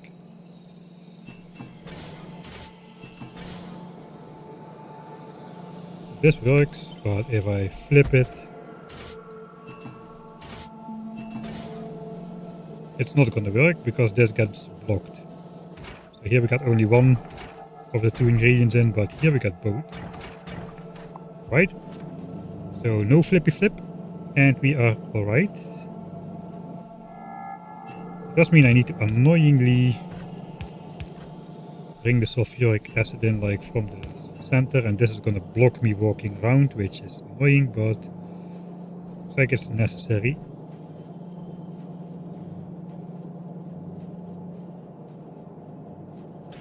So we can still do this actually.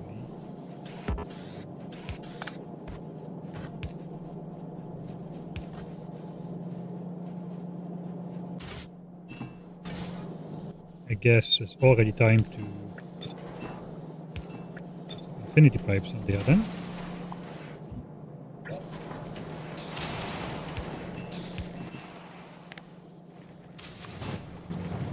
And that is live battery production, so this chest can go.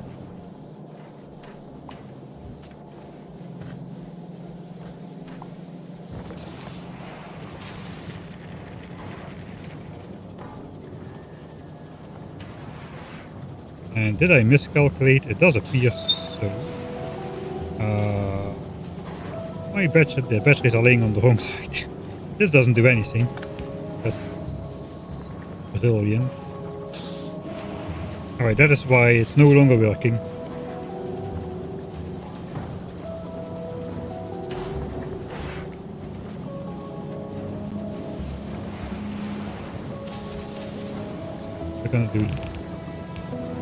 We're gonna do the dumb.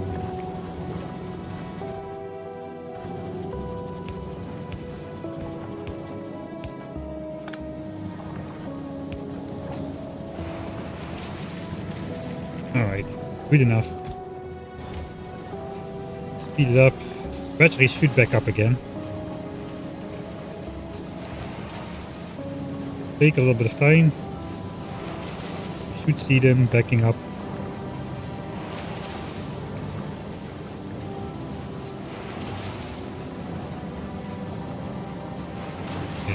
Any day now?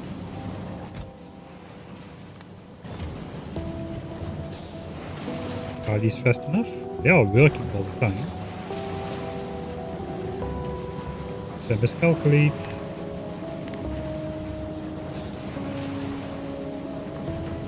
Right down to 6. 7.74 batteries. 3.87 per machine. Yeah, so we are producing. Okay, it just takes a long time. We are overproducing only 0.1 battery per second. So, okay, we do see it backing up now. It will take 40 seconds for one of these belts to back up. But we are overproducing. Okay, this does kind of mean we have enough, we have more than enough capacity to belt the copper And we might actually use this guy to make the copper cable for green chips. The question is, how many green chips do we need?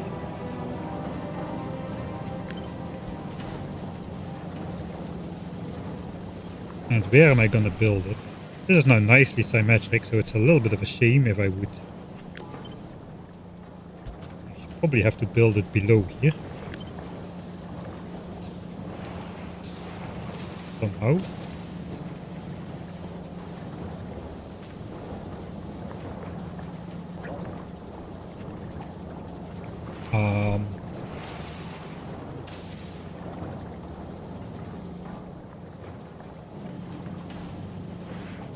Let's first check the total green chip count.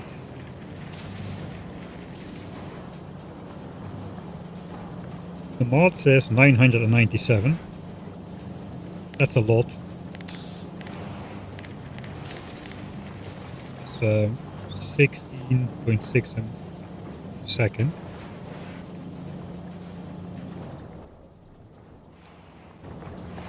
Probably are not going to be able to draw that out of one of them.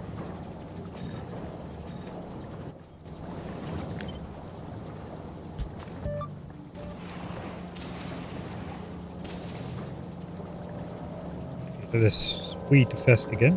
Let's tune down to regular. These can probably be regular as well.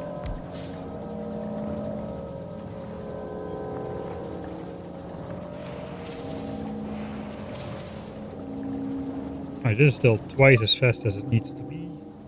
So we technically... It might be better to add efficiency beacons instead of just lowering the speed.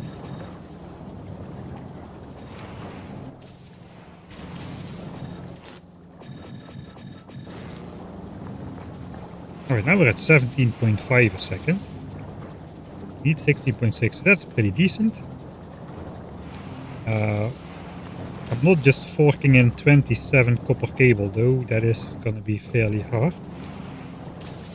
We do need 9 iron plates and 9 copper plates to do this. I guess slightly less.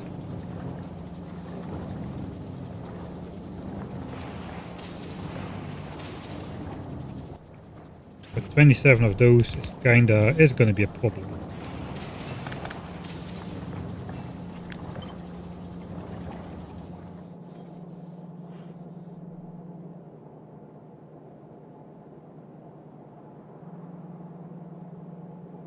It should not touch the batteries, because those are good. These are getting slower and slower. But still plenty fast enough for our needs.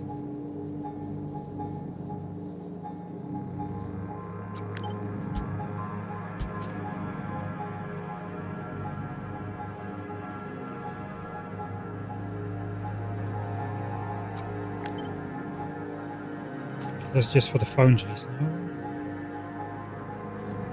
The foundries are not really going down, they're way too fast because of the beacons there.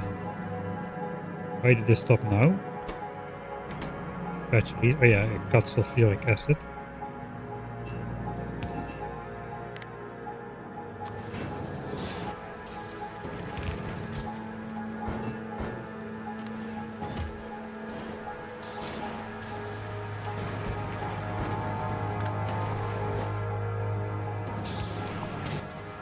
Right, cleaned it up a bit.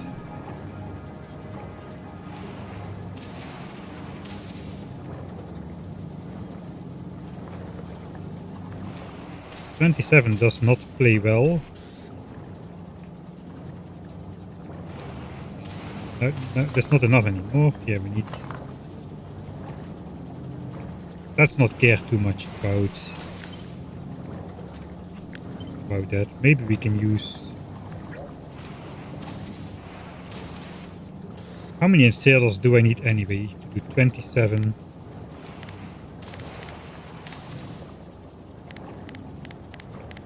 Insertions is 40.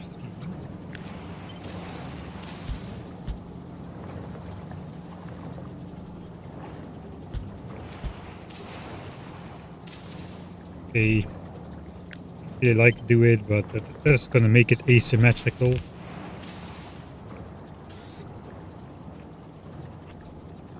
I think I can still get away with it.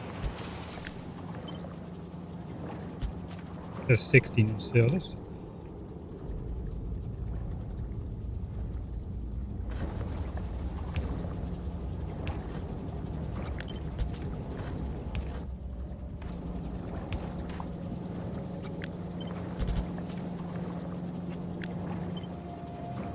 Symmetrical.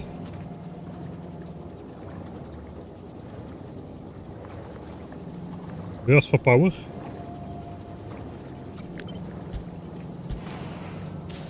Now we're back at the old values. That's good. Make this one uncommon, perhaps. It add one more.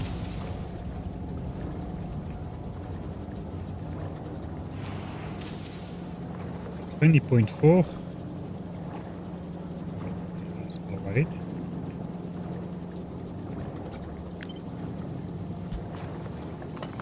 That's not adding.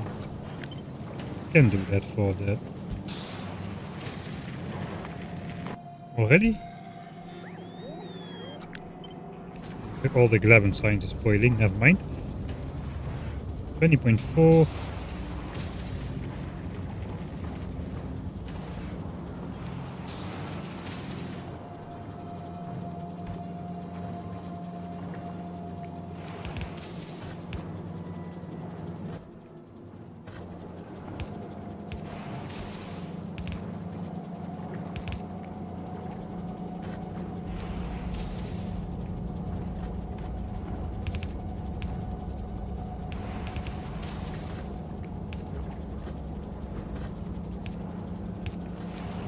Sure. That is dumb enough again. Don't need any awards here.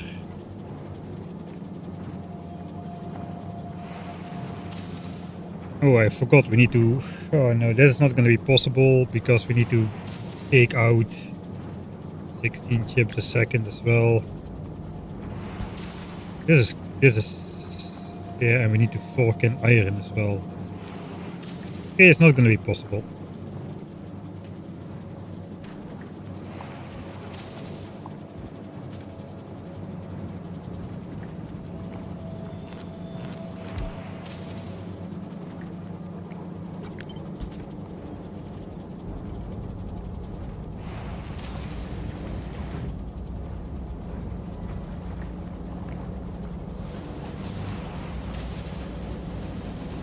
Alright, what if I do Mark 3 productivity in here?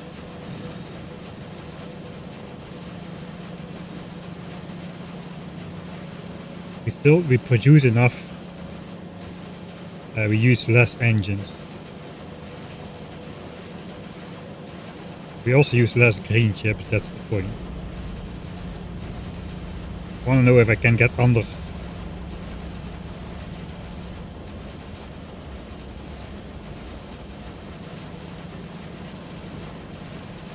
the amount that I need for 8 servers.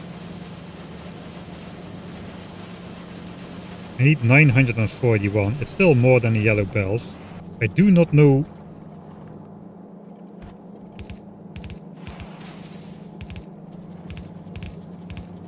how many this is going to output.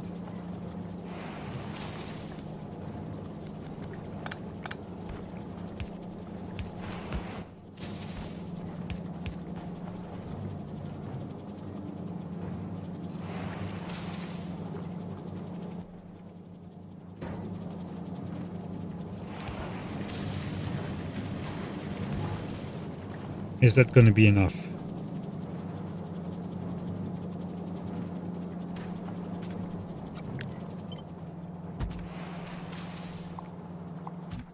So, for the first time this playthrough I'm using stack inserters. Legendary stack inserters, as a matter of fact. Just to make sure the machine stays full at all times.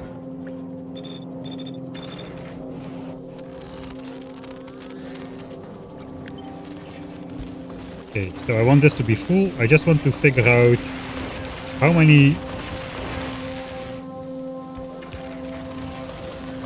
How many green chips can I actually output per minute with these inserters? And that might actually change on configuration.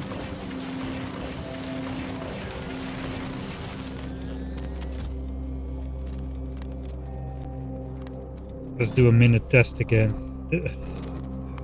Why do I do this so precise? I don't know. It doesn't make any sense.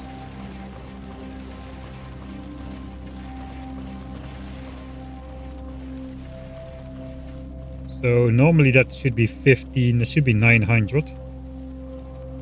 That's been my benchmark. I'm gonna hope it's 940. It's 960 actually. Alright, and I need 941. Okay, so I can get away with 8 output inserters. 960, that seems like a very specific amount. Let's go again.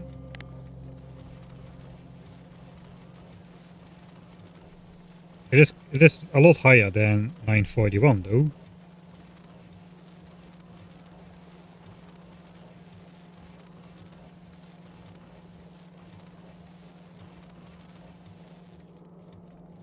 $960, alright. That screams the speed of the inserters is actually 2 per second. We have 8 inserters, 120 a minute, that's 2 per second. So they are not making, they might not be making like exactly 180-degree rotations. They might be like cheating a little bit there. But it's fine with me. Alright, so now we just gotta make sure then to not rotate this build and we should be fine.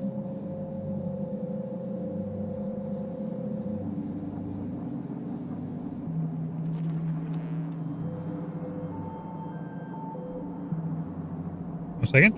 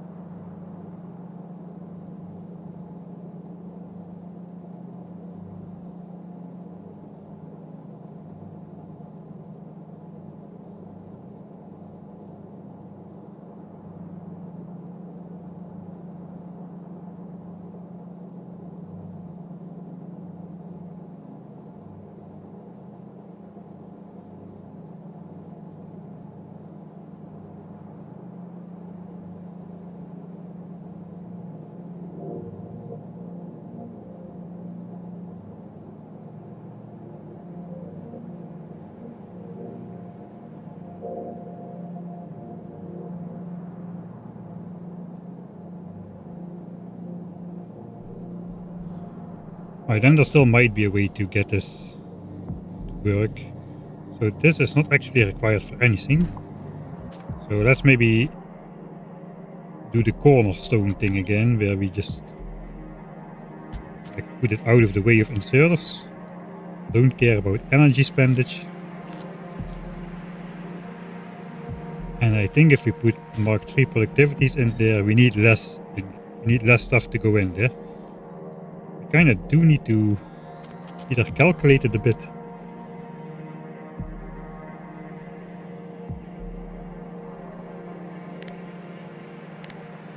So 941 green chips. Each green chip takes 3 copper cable, but we have 130% productivity bonus.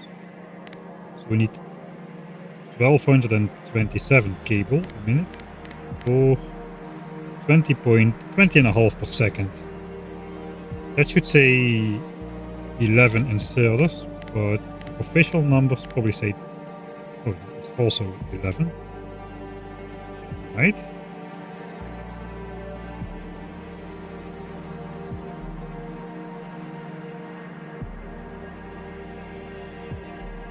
And then it's 4 inserters for iron. We should be able to get away with this then. 4 inserters for iron. 12 inserters for copper cable.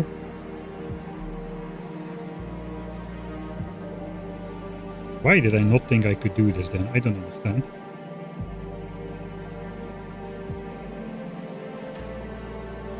Don't even need all of this.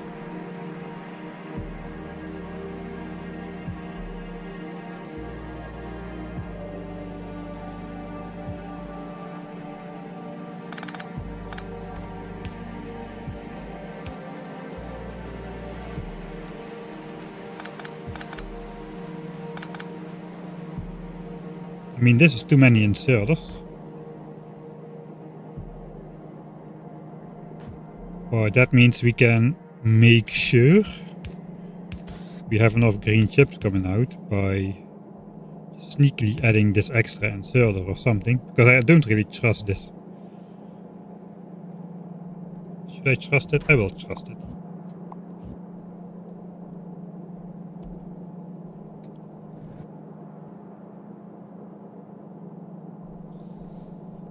We can always add the inserters later.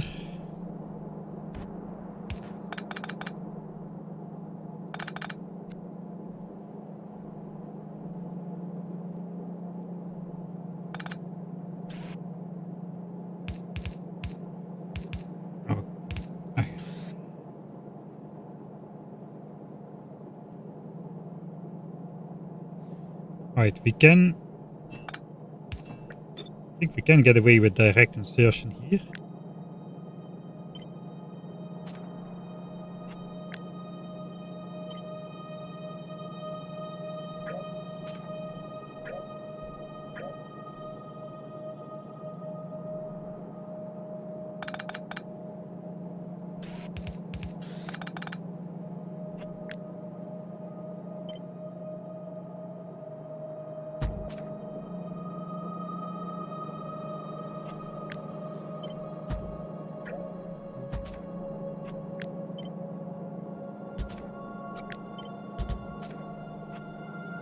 Getting away with direct insertion there means not getting away with direct insertion.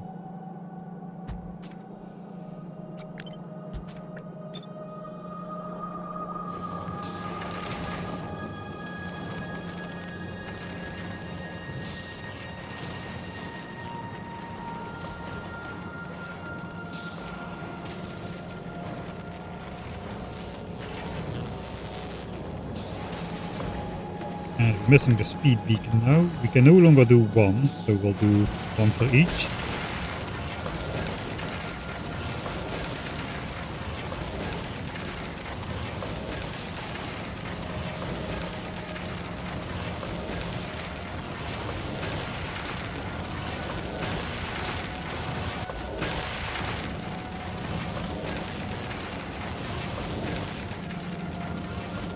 Why is this one not connected?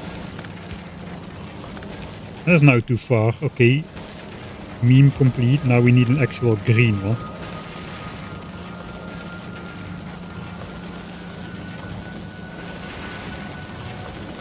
Okay, it is backing up again. So that is a sign that we're producing more.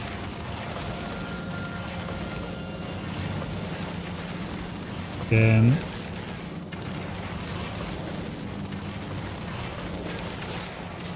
900.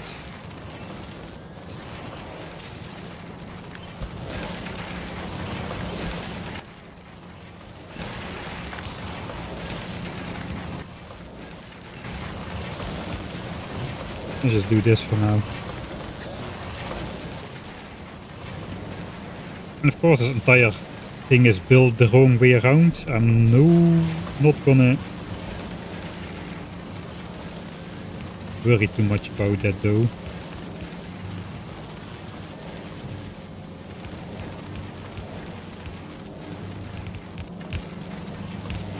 Simply gonna bring it back this way.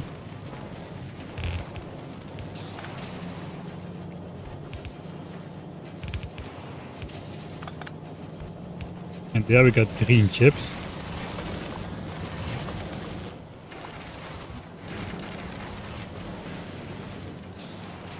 Guess that's alright.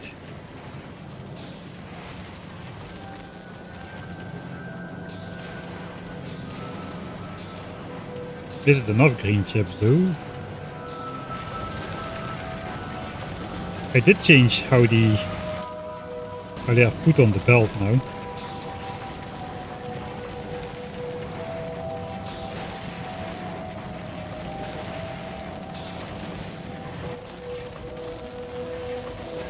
Okay, this machine is not working all the time. It's not designed to work all the time. We can actually probably use worse quality modules. Here 19 should be good. This should be good for sure.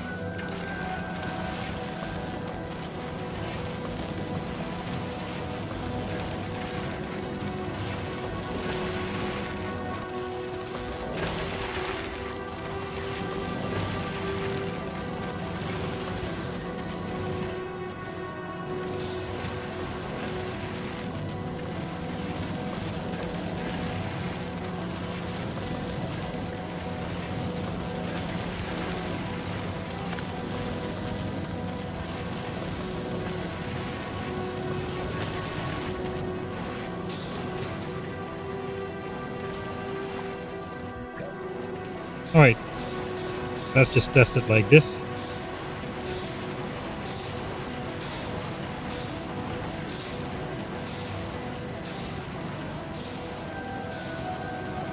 And we'll just count the number of bot frames again for a 1 minute test once it's all going. Looks like green chips were the last to arrive, so that's good. We don't have green chips backed up on the belts. We don't see them backing up on the belts just yet. The machines have an internal buffer as well, so that might take some time. But I think we are ready for the test. We were looking for 360 something, right? 366 bot frames. Will we still get them? If not, I'm gonna add the cheaty extra inserters. 16 in this slot, come on. Okay, we got there. Slightly over. We'll do it once more. Because of productivity bonus triggerings. 316 in this slot. Come on, come on, come on.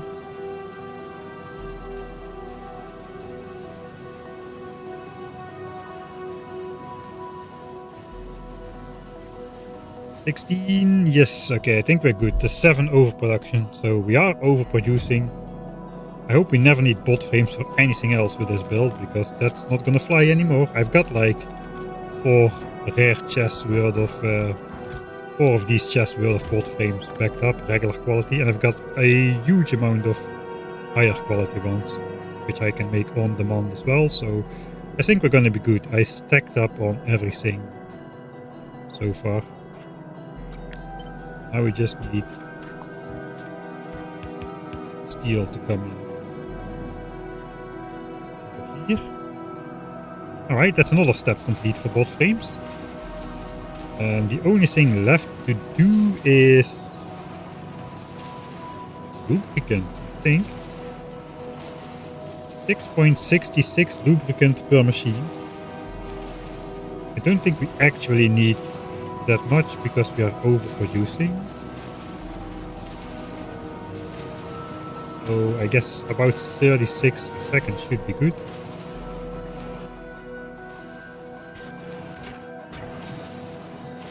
Why not go pot 3 again? Literally put this up against it. There's 56 lubricant. Easy.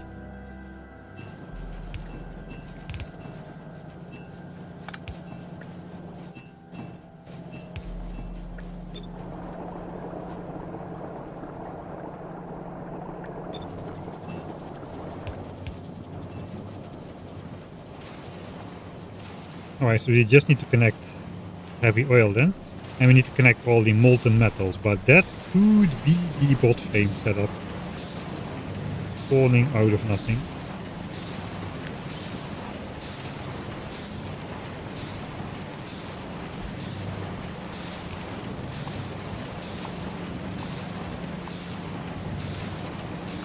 Not gonna test the lubricant, that should be alright. So that is the entire bot frame setup. That is pretty decent in terms of compactness. Again, before we actually place it somewhere, we're gonna have to figure out where the rest goes. It's actually pretty big compared to, look at this, engines and red chips. Of course, engine and red chips only, they have extra infrastructure down here as well. Yeah, this is the entire infrastructure for bot frames. So it doesn't look like we're gonna fit entire Yellow Science production in here.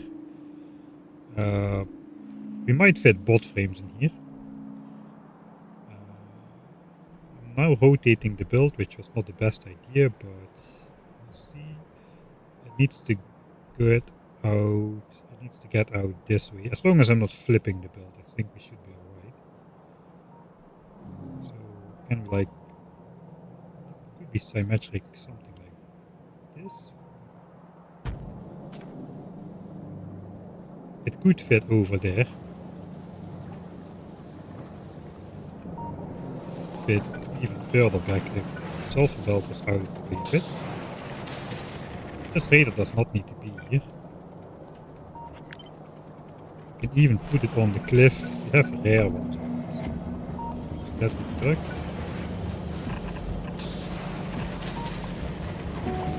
Again, map view.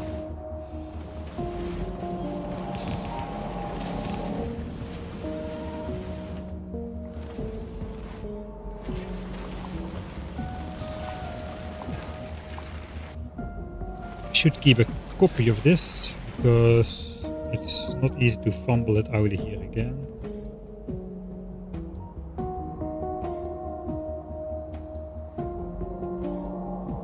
It is symmetric with the green chip build, same plane. Might get some extra beacon effects on these. Is that a problem? I don't think so.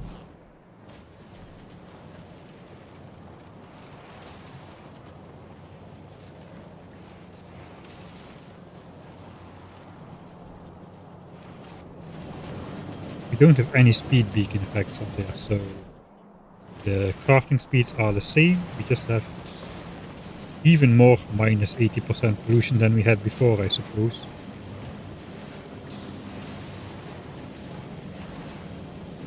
Anyway,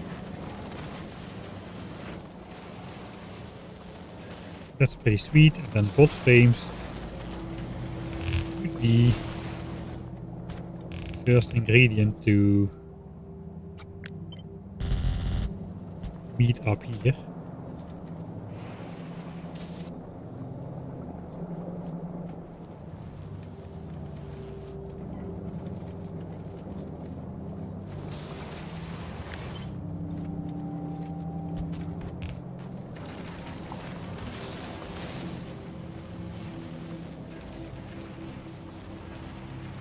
Still have space for cryogenic plants and sulfuric acid and whatnot. Oh, I forgot about sulfuric acid for batteries. Pouring it in, but we are already making it down here, so that should be a fairly easy connection.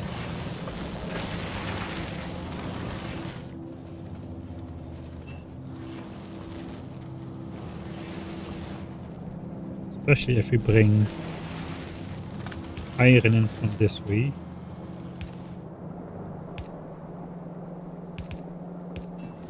Does seem to be possible. And copper.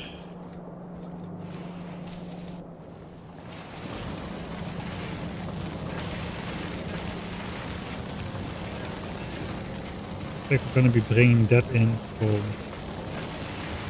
below.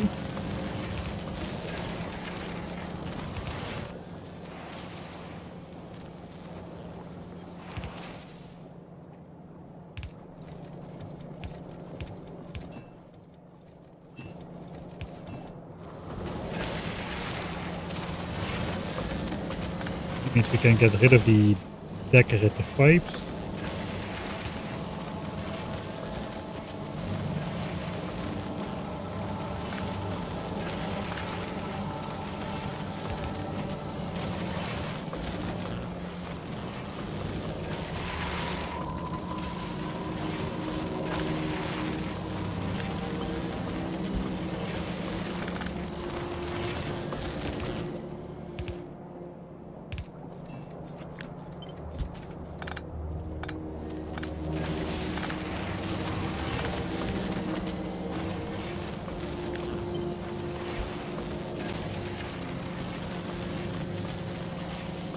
Right, that means sulfuric acid can be slightly less ME.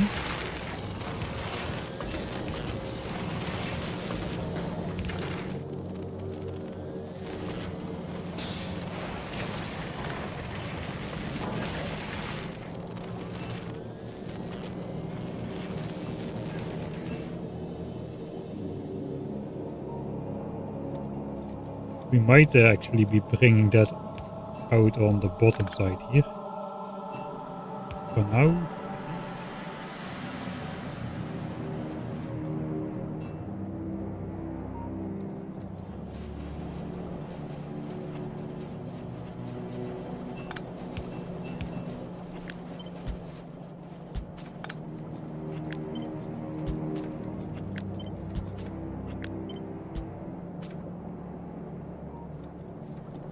And since we are aligning all the pipes, it's gonna have to be like that, I suppose.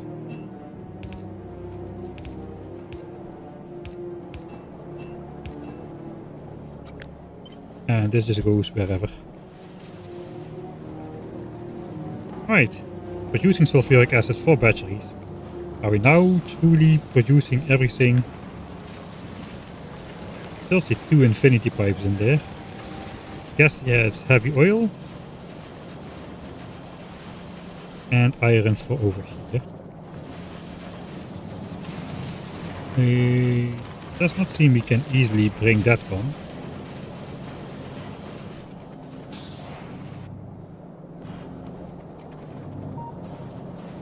But we can bring this one.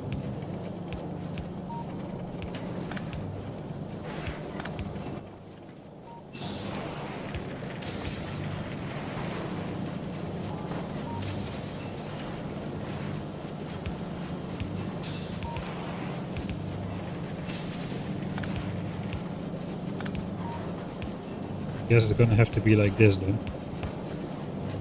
Connect the iron pipes. Like that.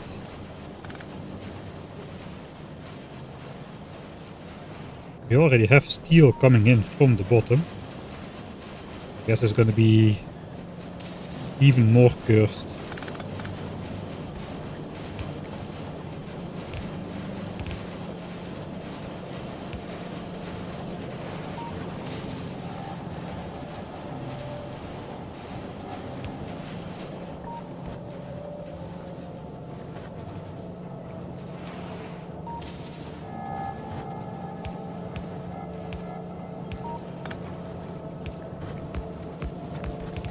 Sure.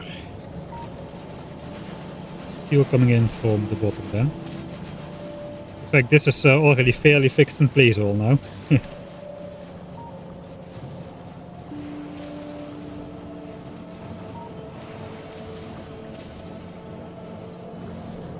Iron plates will figure that out. I guess we can... This is so fast we can even draw iron plates for sulfuric acid off of this. This is using maximum 8. These are using maximum 6, that's 14. We're not even using half capacity. This is going to use 5, so let's just grab it.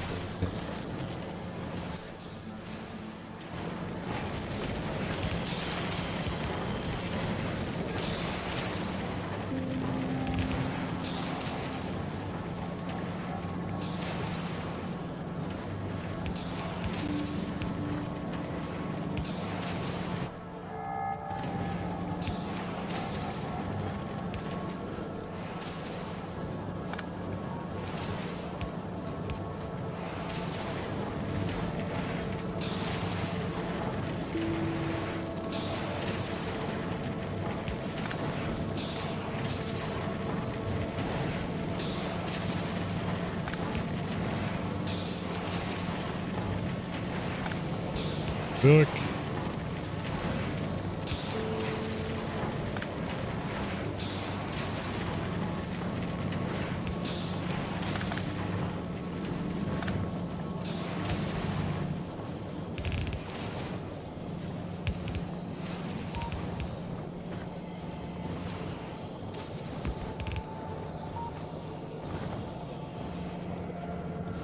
Can't really make that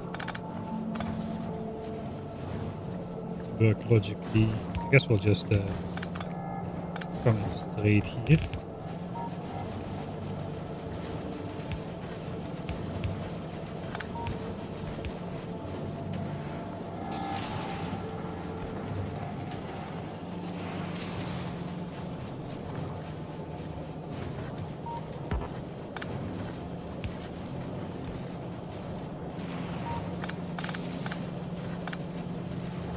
No, cannot.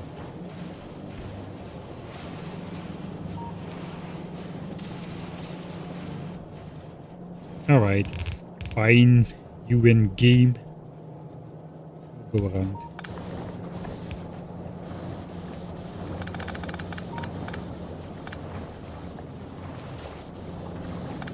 We can splitter. Oh. We can splitter our way.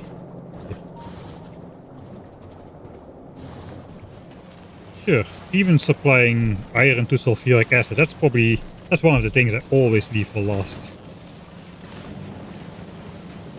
Okay, we do see some backing up going on now, so that's nice. It's not entirely backed up yet, but I guess we're working on it.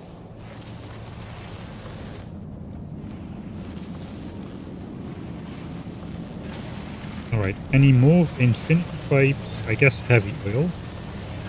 One infinity chest. Infinity pipe. Where the heck is all that stuff hidden?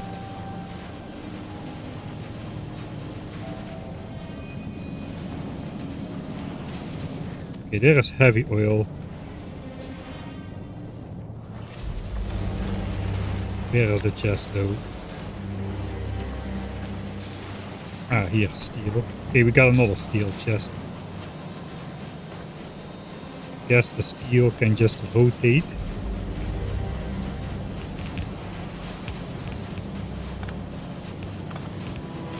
Just join this over.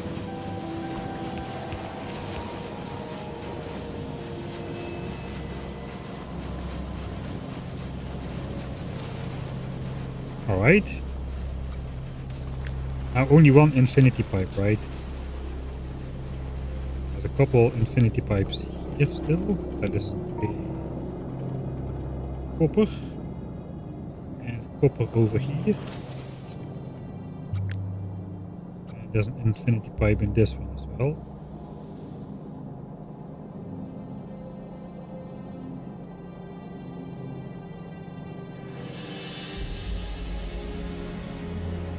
That's connected.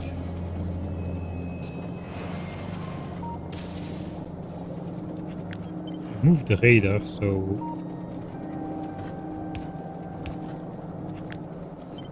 I can actually do this. That connects this copper. Does not connect this one though. Not sure how helpful it is. I also need to connect that one.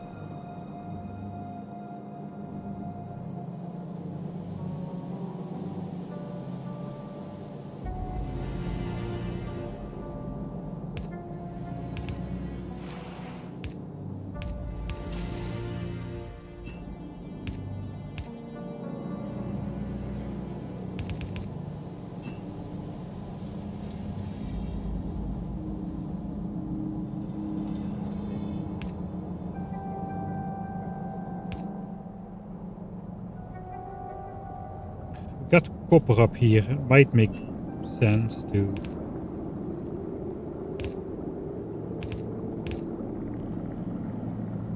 just go here.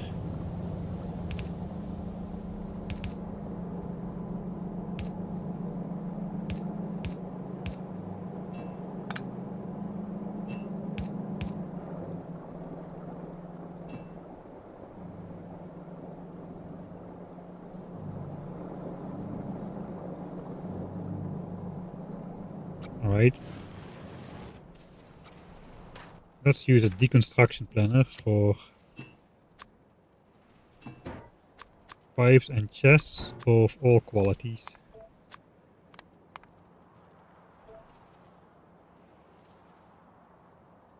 So we can see where they are. Okay, one for heavy oil, that's in the planning. Alright, that means everything is connected except heavy oil. So let's do that as well. Why is this pipe empty? Ah, that's the oil pipeline which we just deconstructed at some point. There are not too many more lines to bring a pipe through here. Everything is already kind of full. That means I probably have to bring the heavy oil pipeline over the top.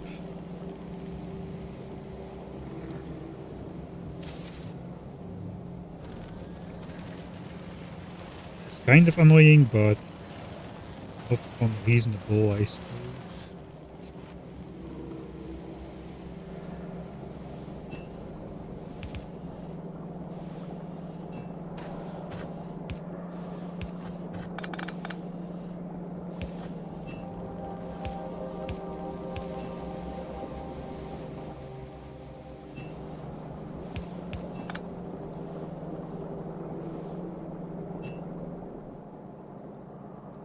Okay, no alignment.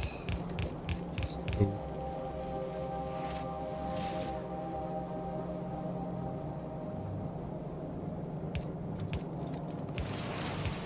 I guess we try to keep it out of the way a little.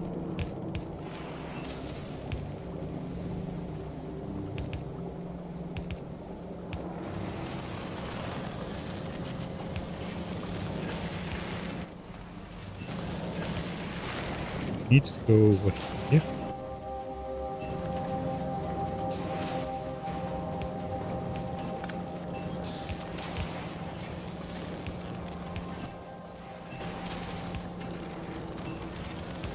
Alright, that's actually heavy oil connected to our existing base. Not the most scenic pipe, I must admit. Kinda ruins it a little.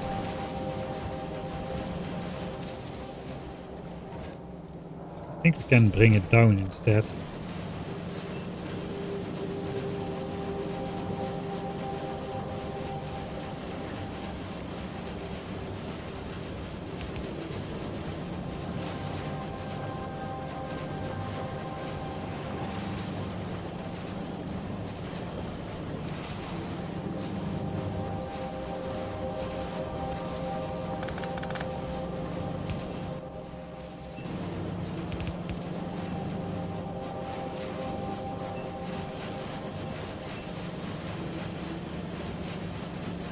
There's one tile too far. Are you kidding me?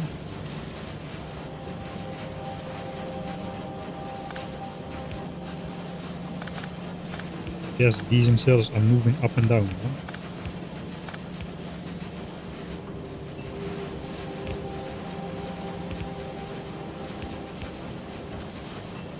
Alright, that already starts to look better.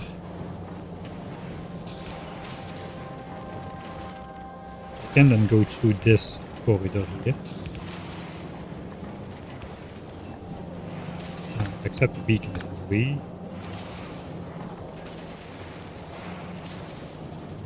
But that will be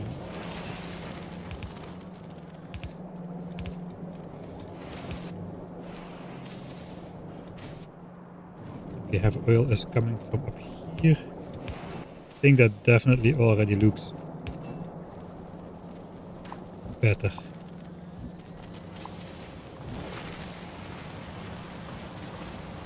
Ah yeah, that does the trick. This is a little annoying.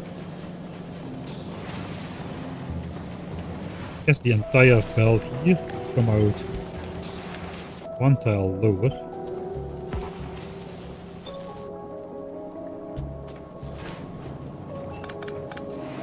Then we wouldn't need to possibly.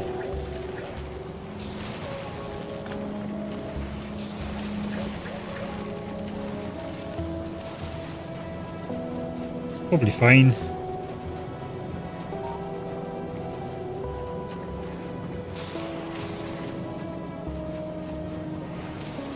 Alright, it is what it is. That is gonna be good enough. Put the refinery on the bottom. Don't be such a genius.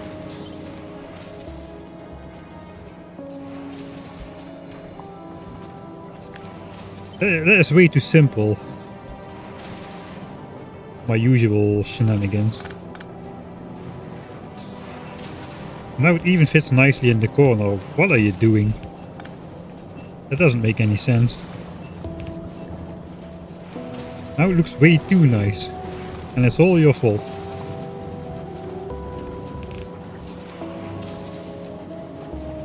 Thanks, Maritz.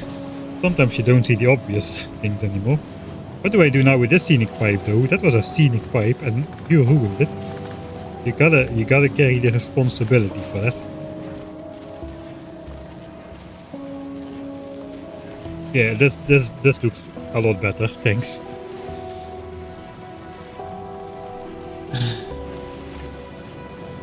That calls for... Now this green chip belt is out of alignment. I guess the battery...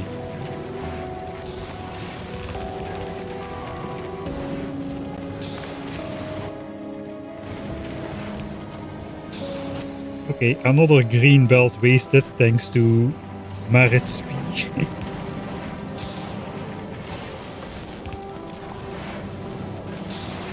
You know I got a limited amount of those things, right?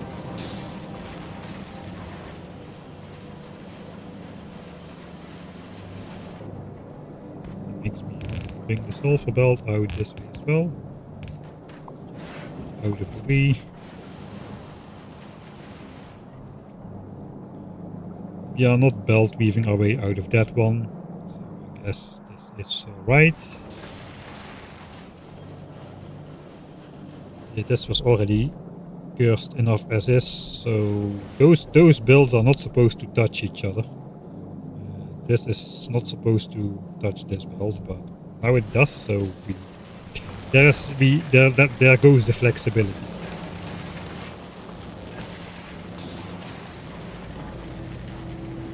Okay, I'm starting to like this build. Bot frames is then actually fully done and integrated in the base. Probably I should have designed blue chips and low density structures first, but oh well. You can't have it all. So we'll save here. Bot frames is done. This is the save.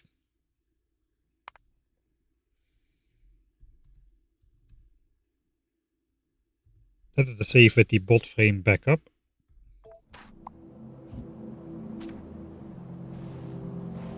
Starting to come together nicely.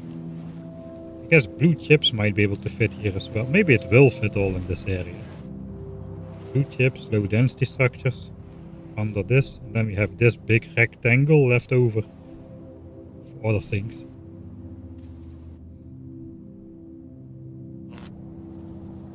Alright, so next up we got blue chips, which are made of red chips, which are made of green chips. And all of those are also made from even more green chips directly.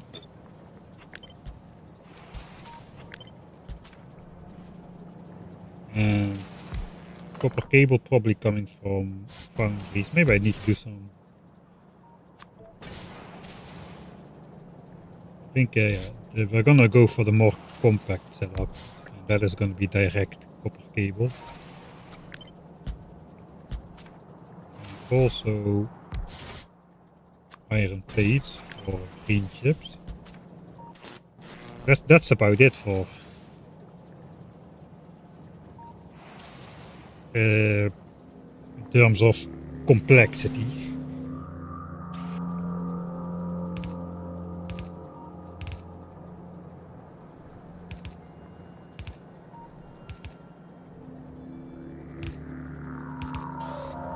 That is blue chips.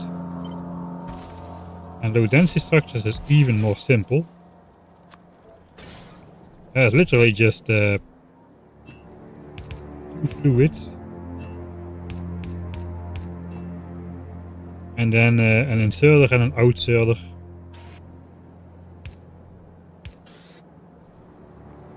And then probably a whole bunch of beacons.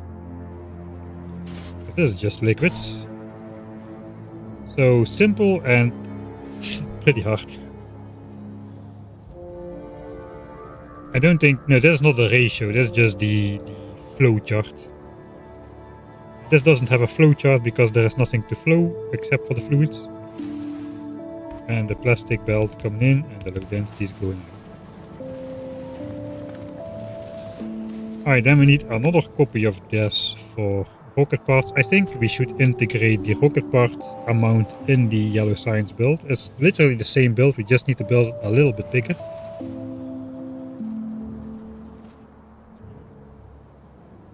Then this, do we keep this as sort of a museum or something? Doesn't appear that we are gonna need all that space. Rocket fuel, we can probably keep it here as well. We might not even bother upgrading this. Maybe we'll just build it out. Keep using... If we're not going to use productivity, we might as well use the blue assembler. And the standard 1:2 ratio on these things.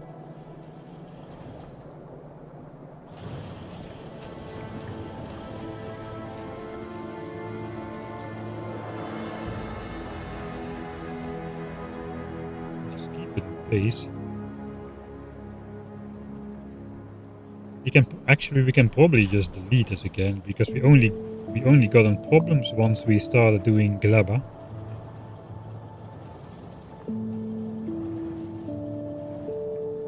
But we will never have to ship stuff to Glabba ever again, as far as I know.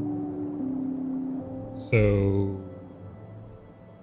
we can probably just get rid of this entirely.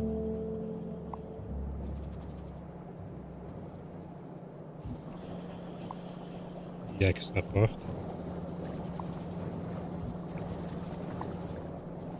That's my prediction, at least. Then we have this nice wall along the edge of the base again.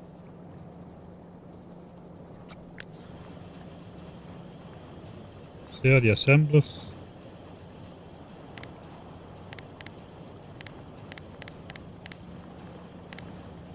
.4 a second. That's more than the 100 a minute. 144 a minute. That should be enough to do the plastics to Vulcanus, which is the only thing we're going to be exporting. Plus a couple more launches stocked up. We might want to put that back. Can I still do that?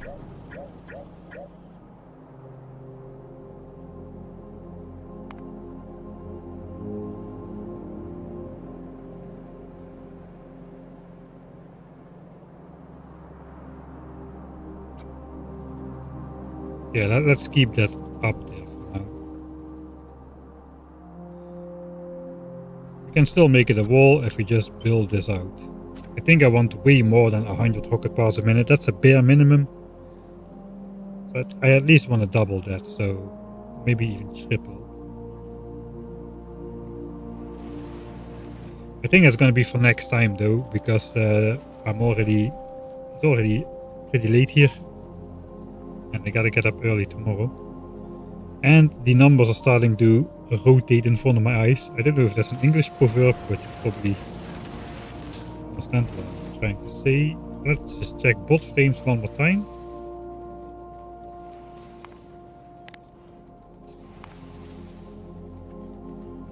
It is more than 365 steadily, so I'm happy. 366. Even though the green chips seem to be the new bottleneck, I think that's fine.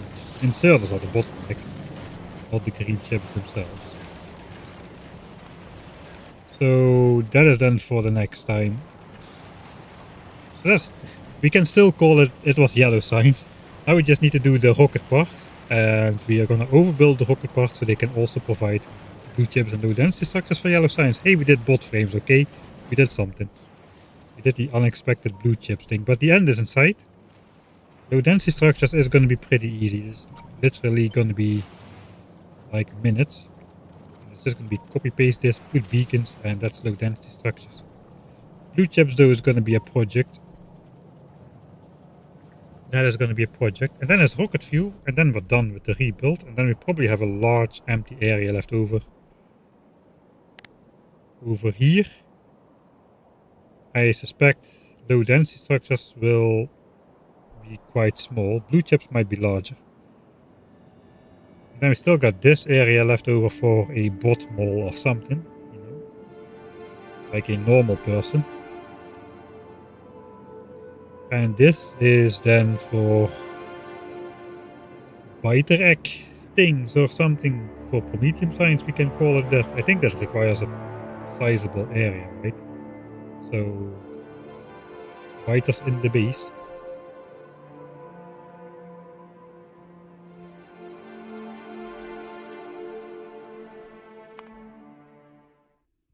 Alright, that's end of stream save. Only rocket parts left to do.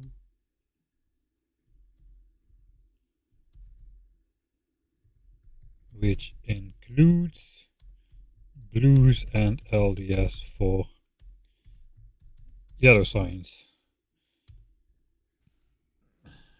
Because I gotta like keep to the stream title, right? I did promise yellow signs in the title, so we gotta have that. Alright. It's coming together nicely, I would say. It's coming together nicely. The science area is gonna be nice and connected all the way down the bottom line of the base. Let's switch on.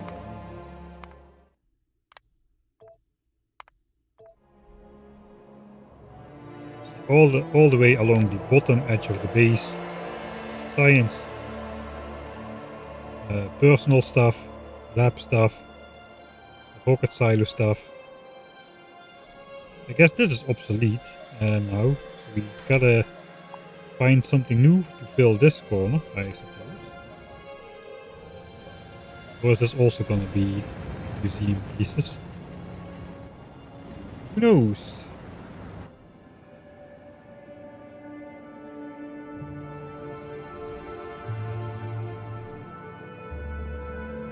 The only thing that we need to do is find a location for these and reconnect the steel belt so we can keep making space platforms. Yeah, it's looking not too difficult. It's looking not too difficult.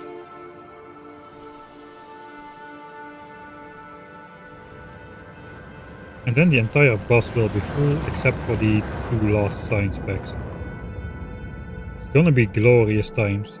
If you wonder what's on here, it's the legendary belt immunity equipment, because it's the least jumpy pictogram of them all.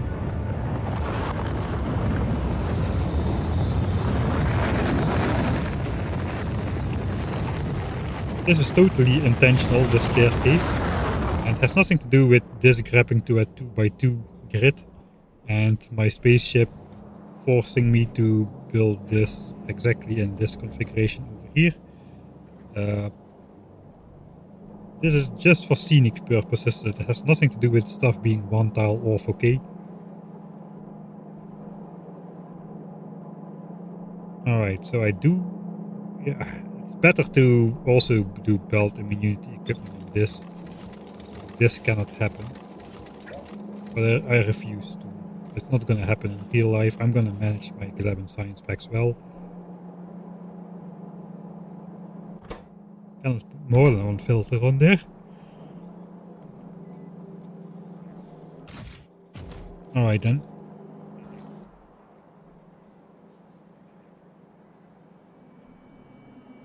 This is gonna be glorious.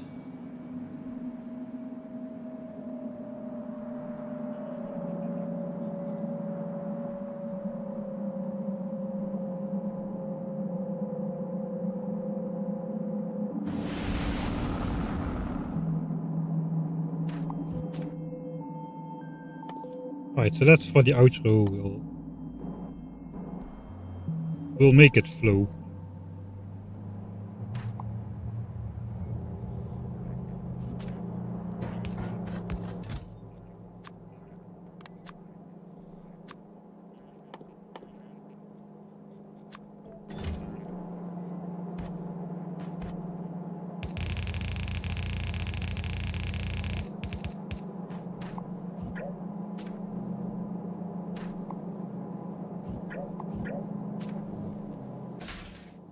Right, so these belts should be free of spoilage. All the spoilage should have been deleted. It appears that that's the case, so that's good.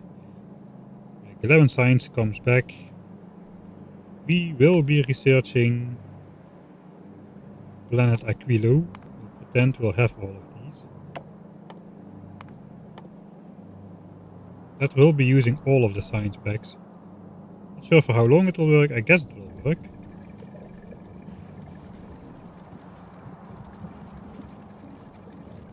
At least we get to see the science bus working.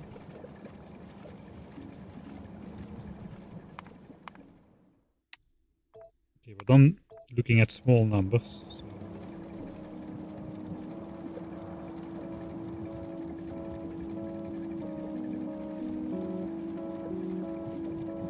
11 science is still filling the lab, so science should go back up to 5904 now.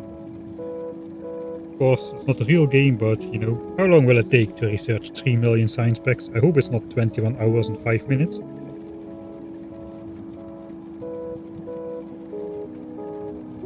Wooden spoilage sneak into the underground just above the last splitter.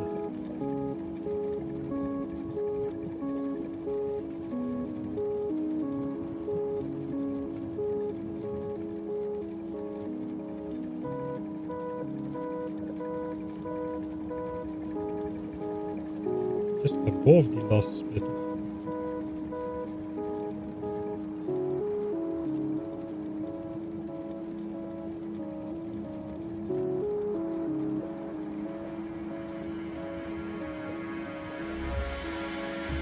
I don't think so.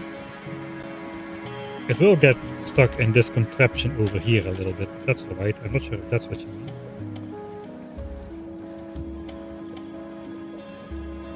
Alright, yeah, okay. Yeah, some of this, we're using only half of the belt sides here. To draw equally off both sides of the belt, so the insides are gonna get blocked.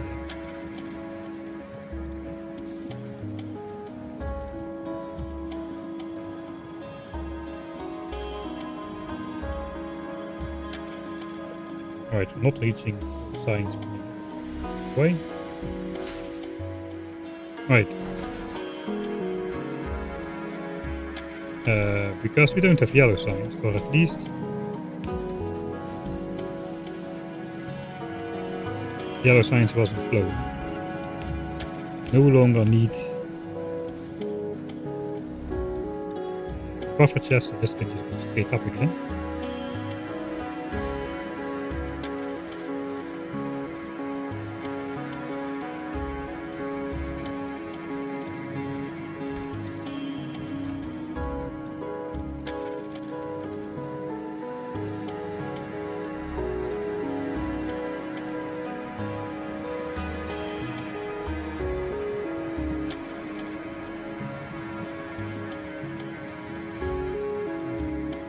It's gonna be a nice base in the end. Way too much design work, but hopefully it will be worth it in the end. I guess we'll be spending most of the time on Nauvis. Not gonna fly to the Shattered Planet this time. Not with only lasers. Without any area of effect attack. I don't think that is gonna be plausible. I'm not gonna say impossible, because then somebody wants to prove me wrong. I'm gonna say it's impossible to get to the Shattered Planet with only laser turrets. That is not gonna happen.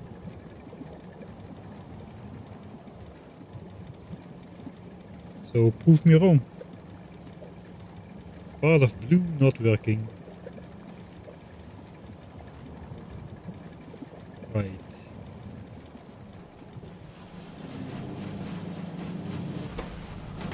Engines, because it's stop.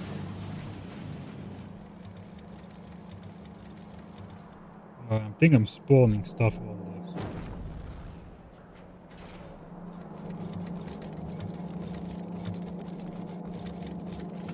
Wait, yeah, okay, I see what's going on. This is no longer needed, because we are already pre-mixing the belts now.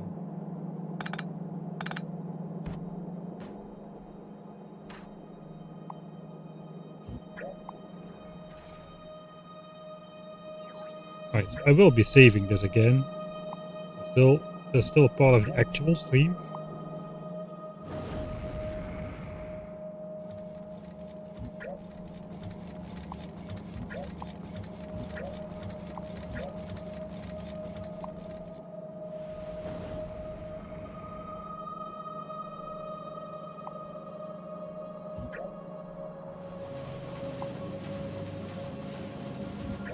I think I should just do this.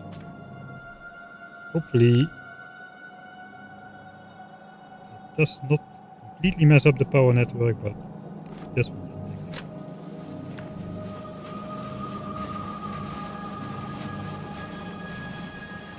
Okay, there's some more shenanigans going on, but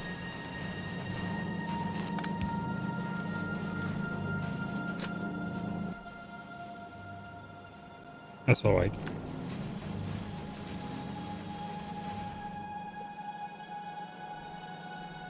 Right, so we are not making full belts, and that is okay. I'm pretty sure that's okay, it's designed to. So now we can see if we're gonna get back up to 5904 SPM. Blue signs does look to be full.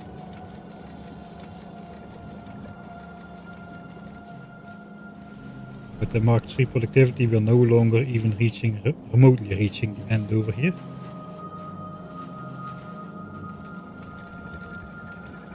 It's looking promising.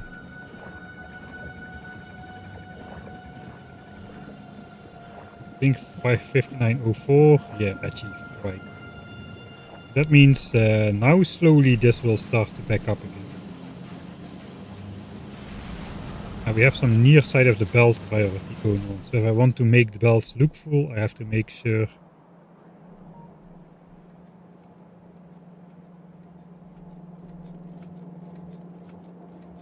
prioritize the far side of the belt.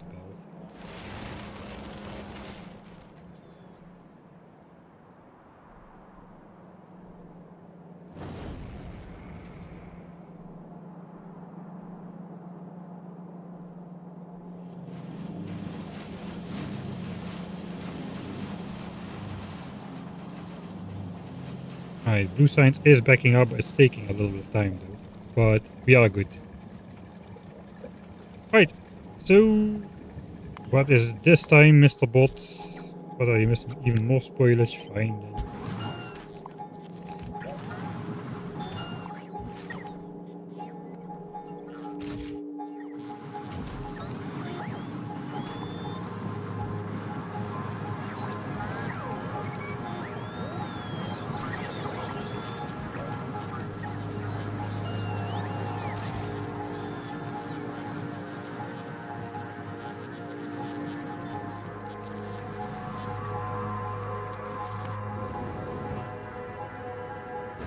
Right.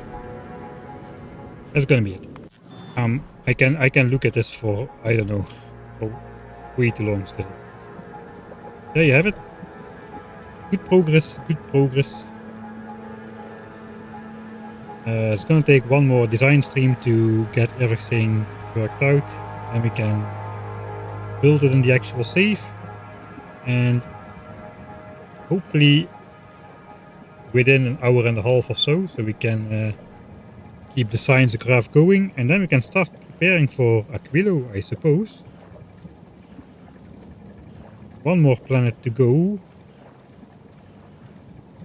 and then we're gonna have some fun with laser turrets to get to the solar system edge somehow. And that's it. That's gonna be the end of the playthrough. I can already feel it coming. It's gonna be there next week. And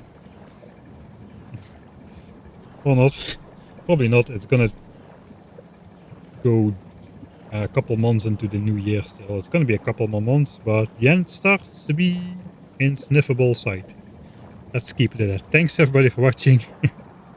And I'll see you all next time.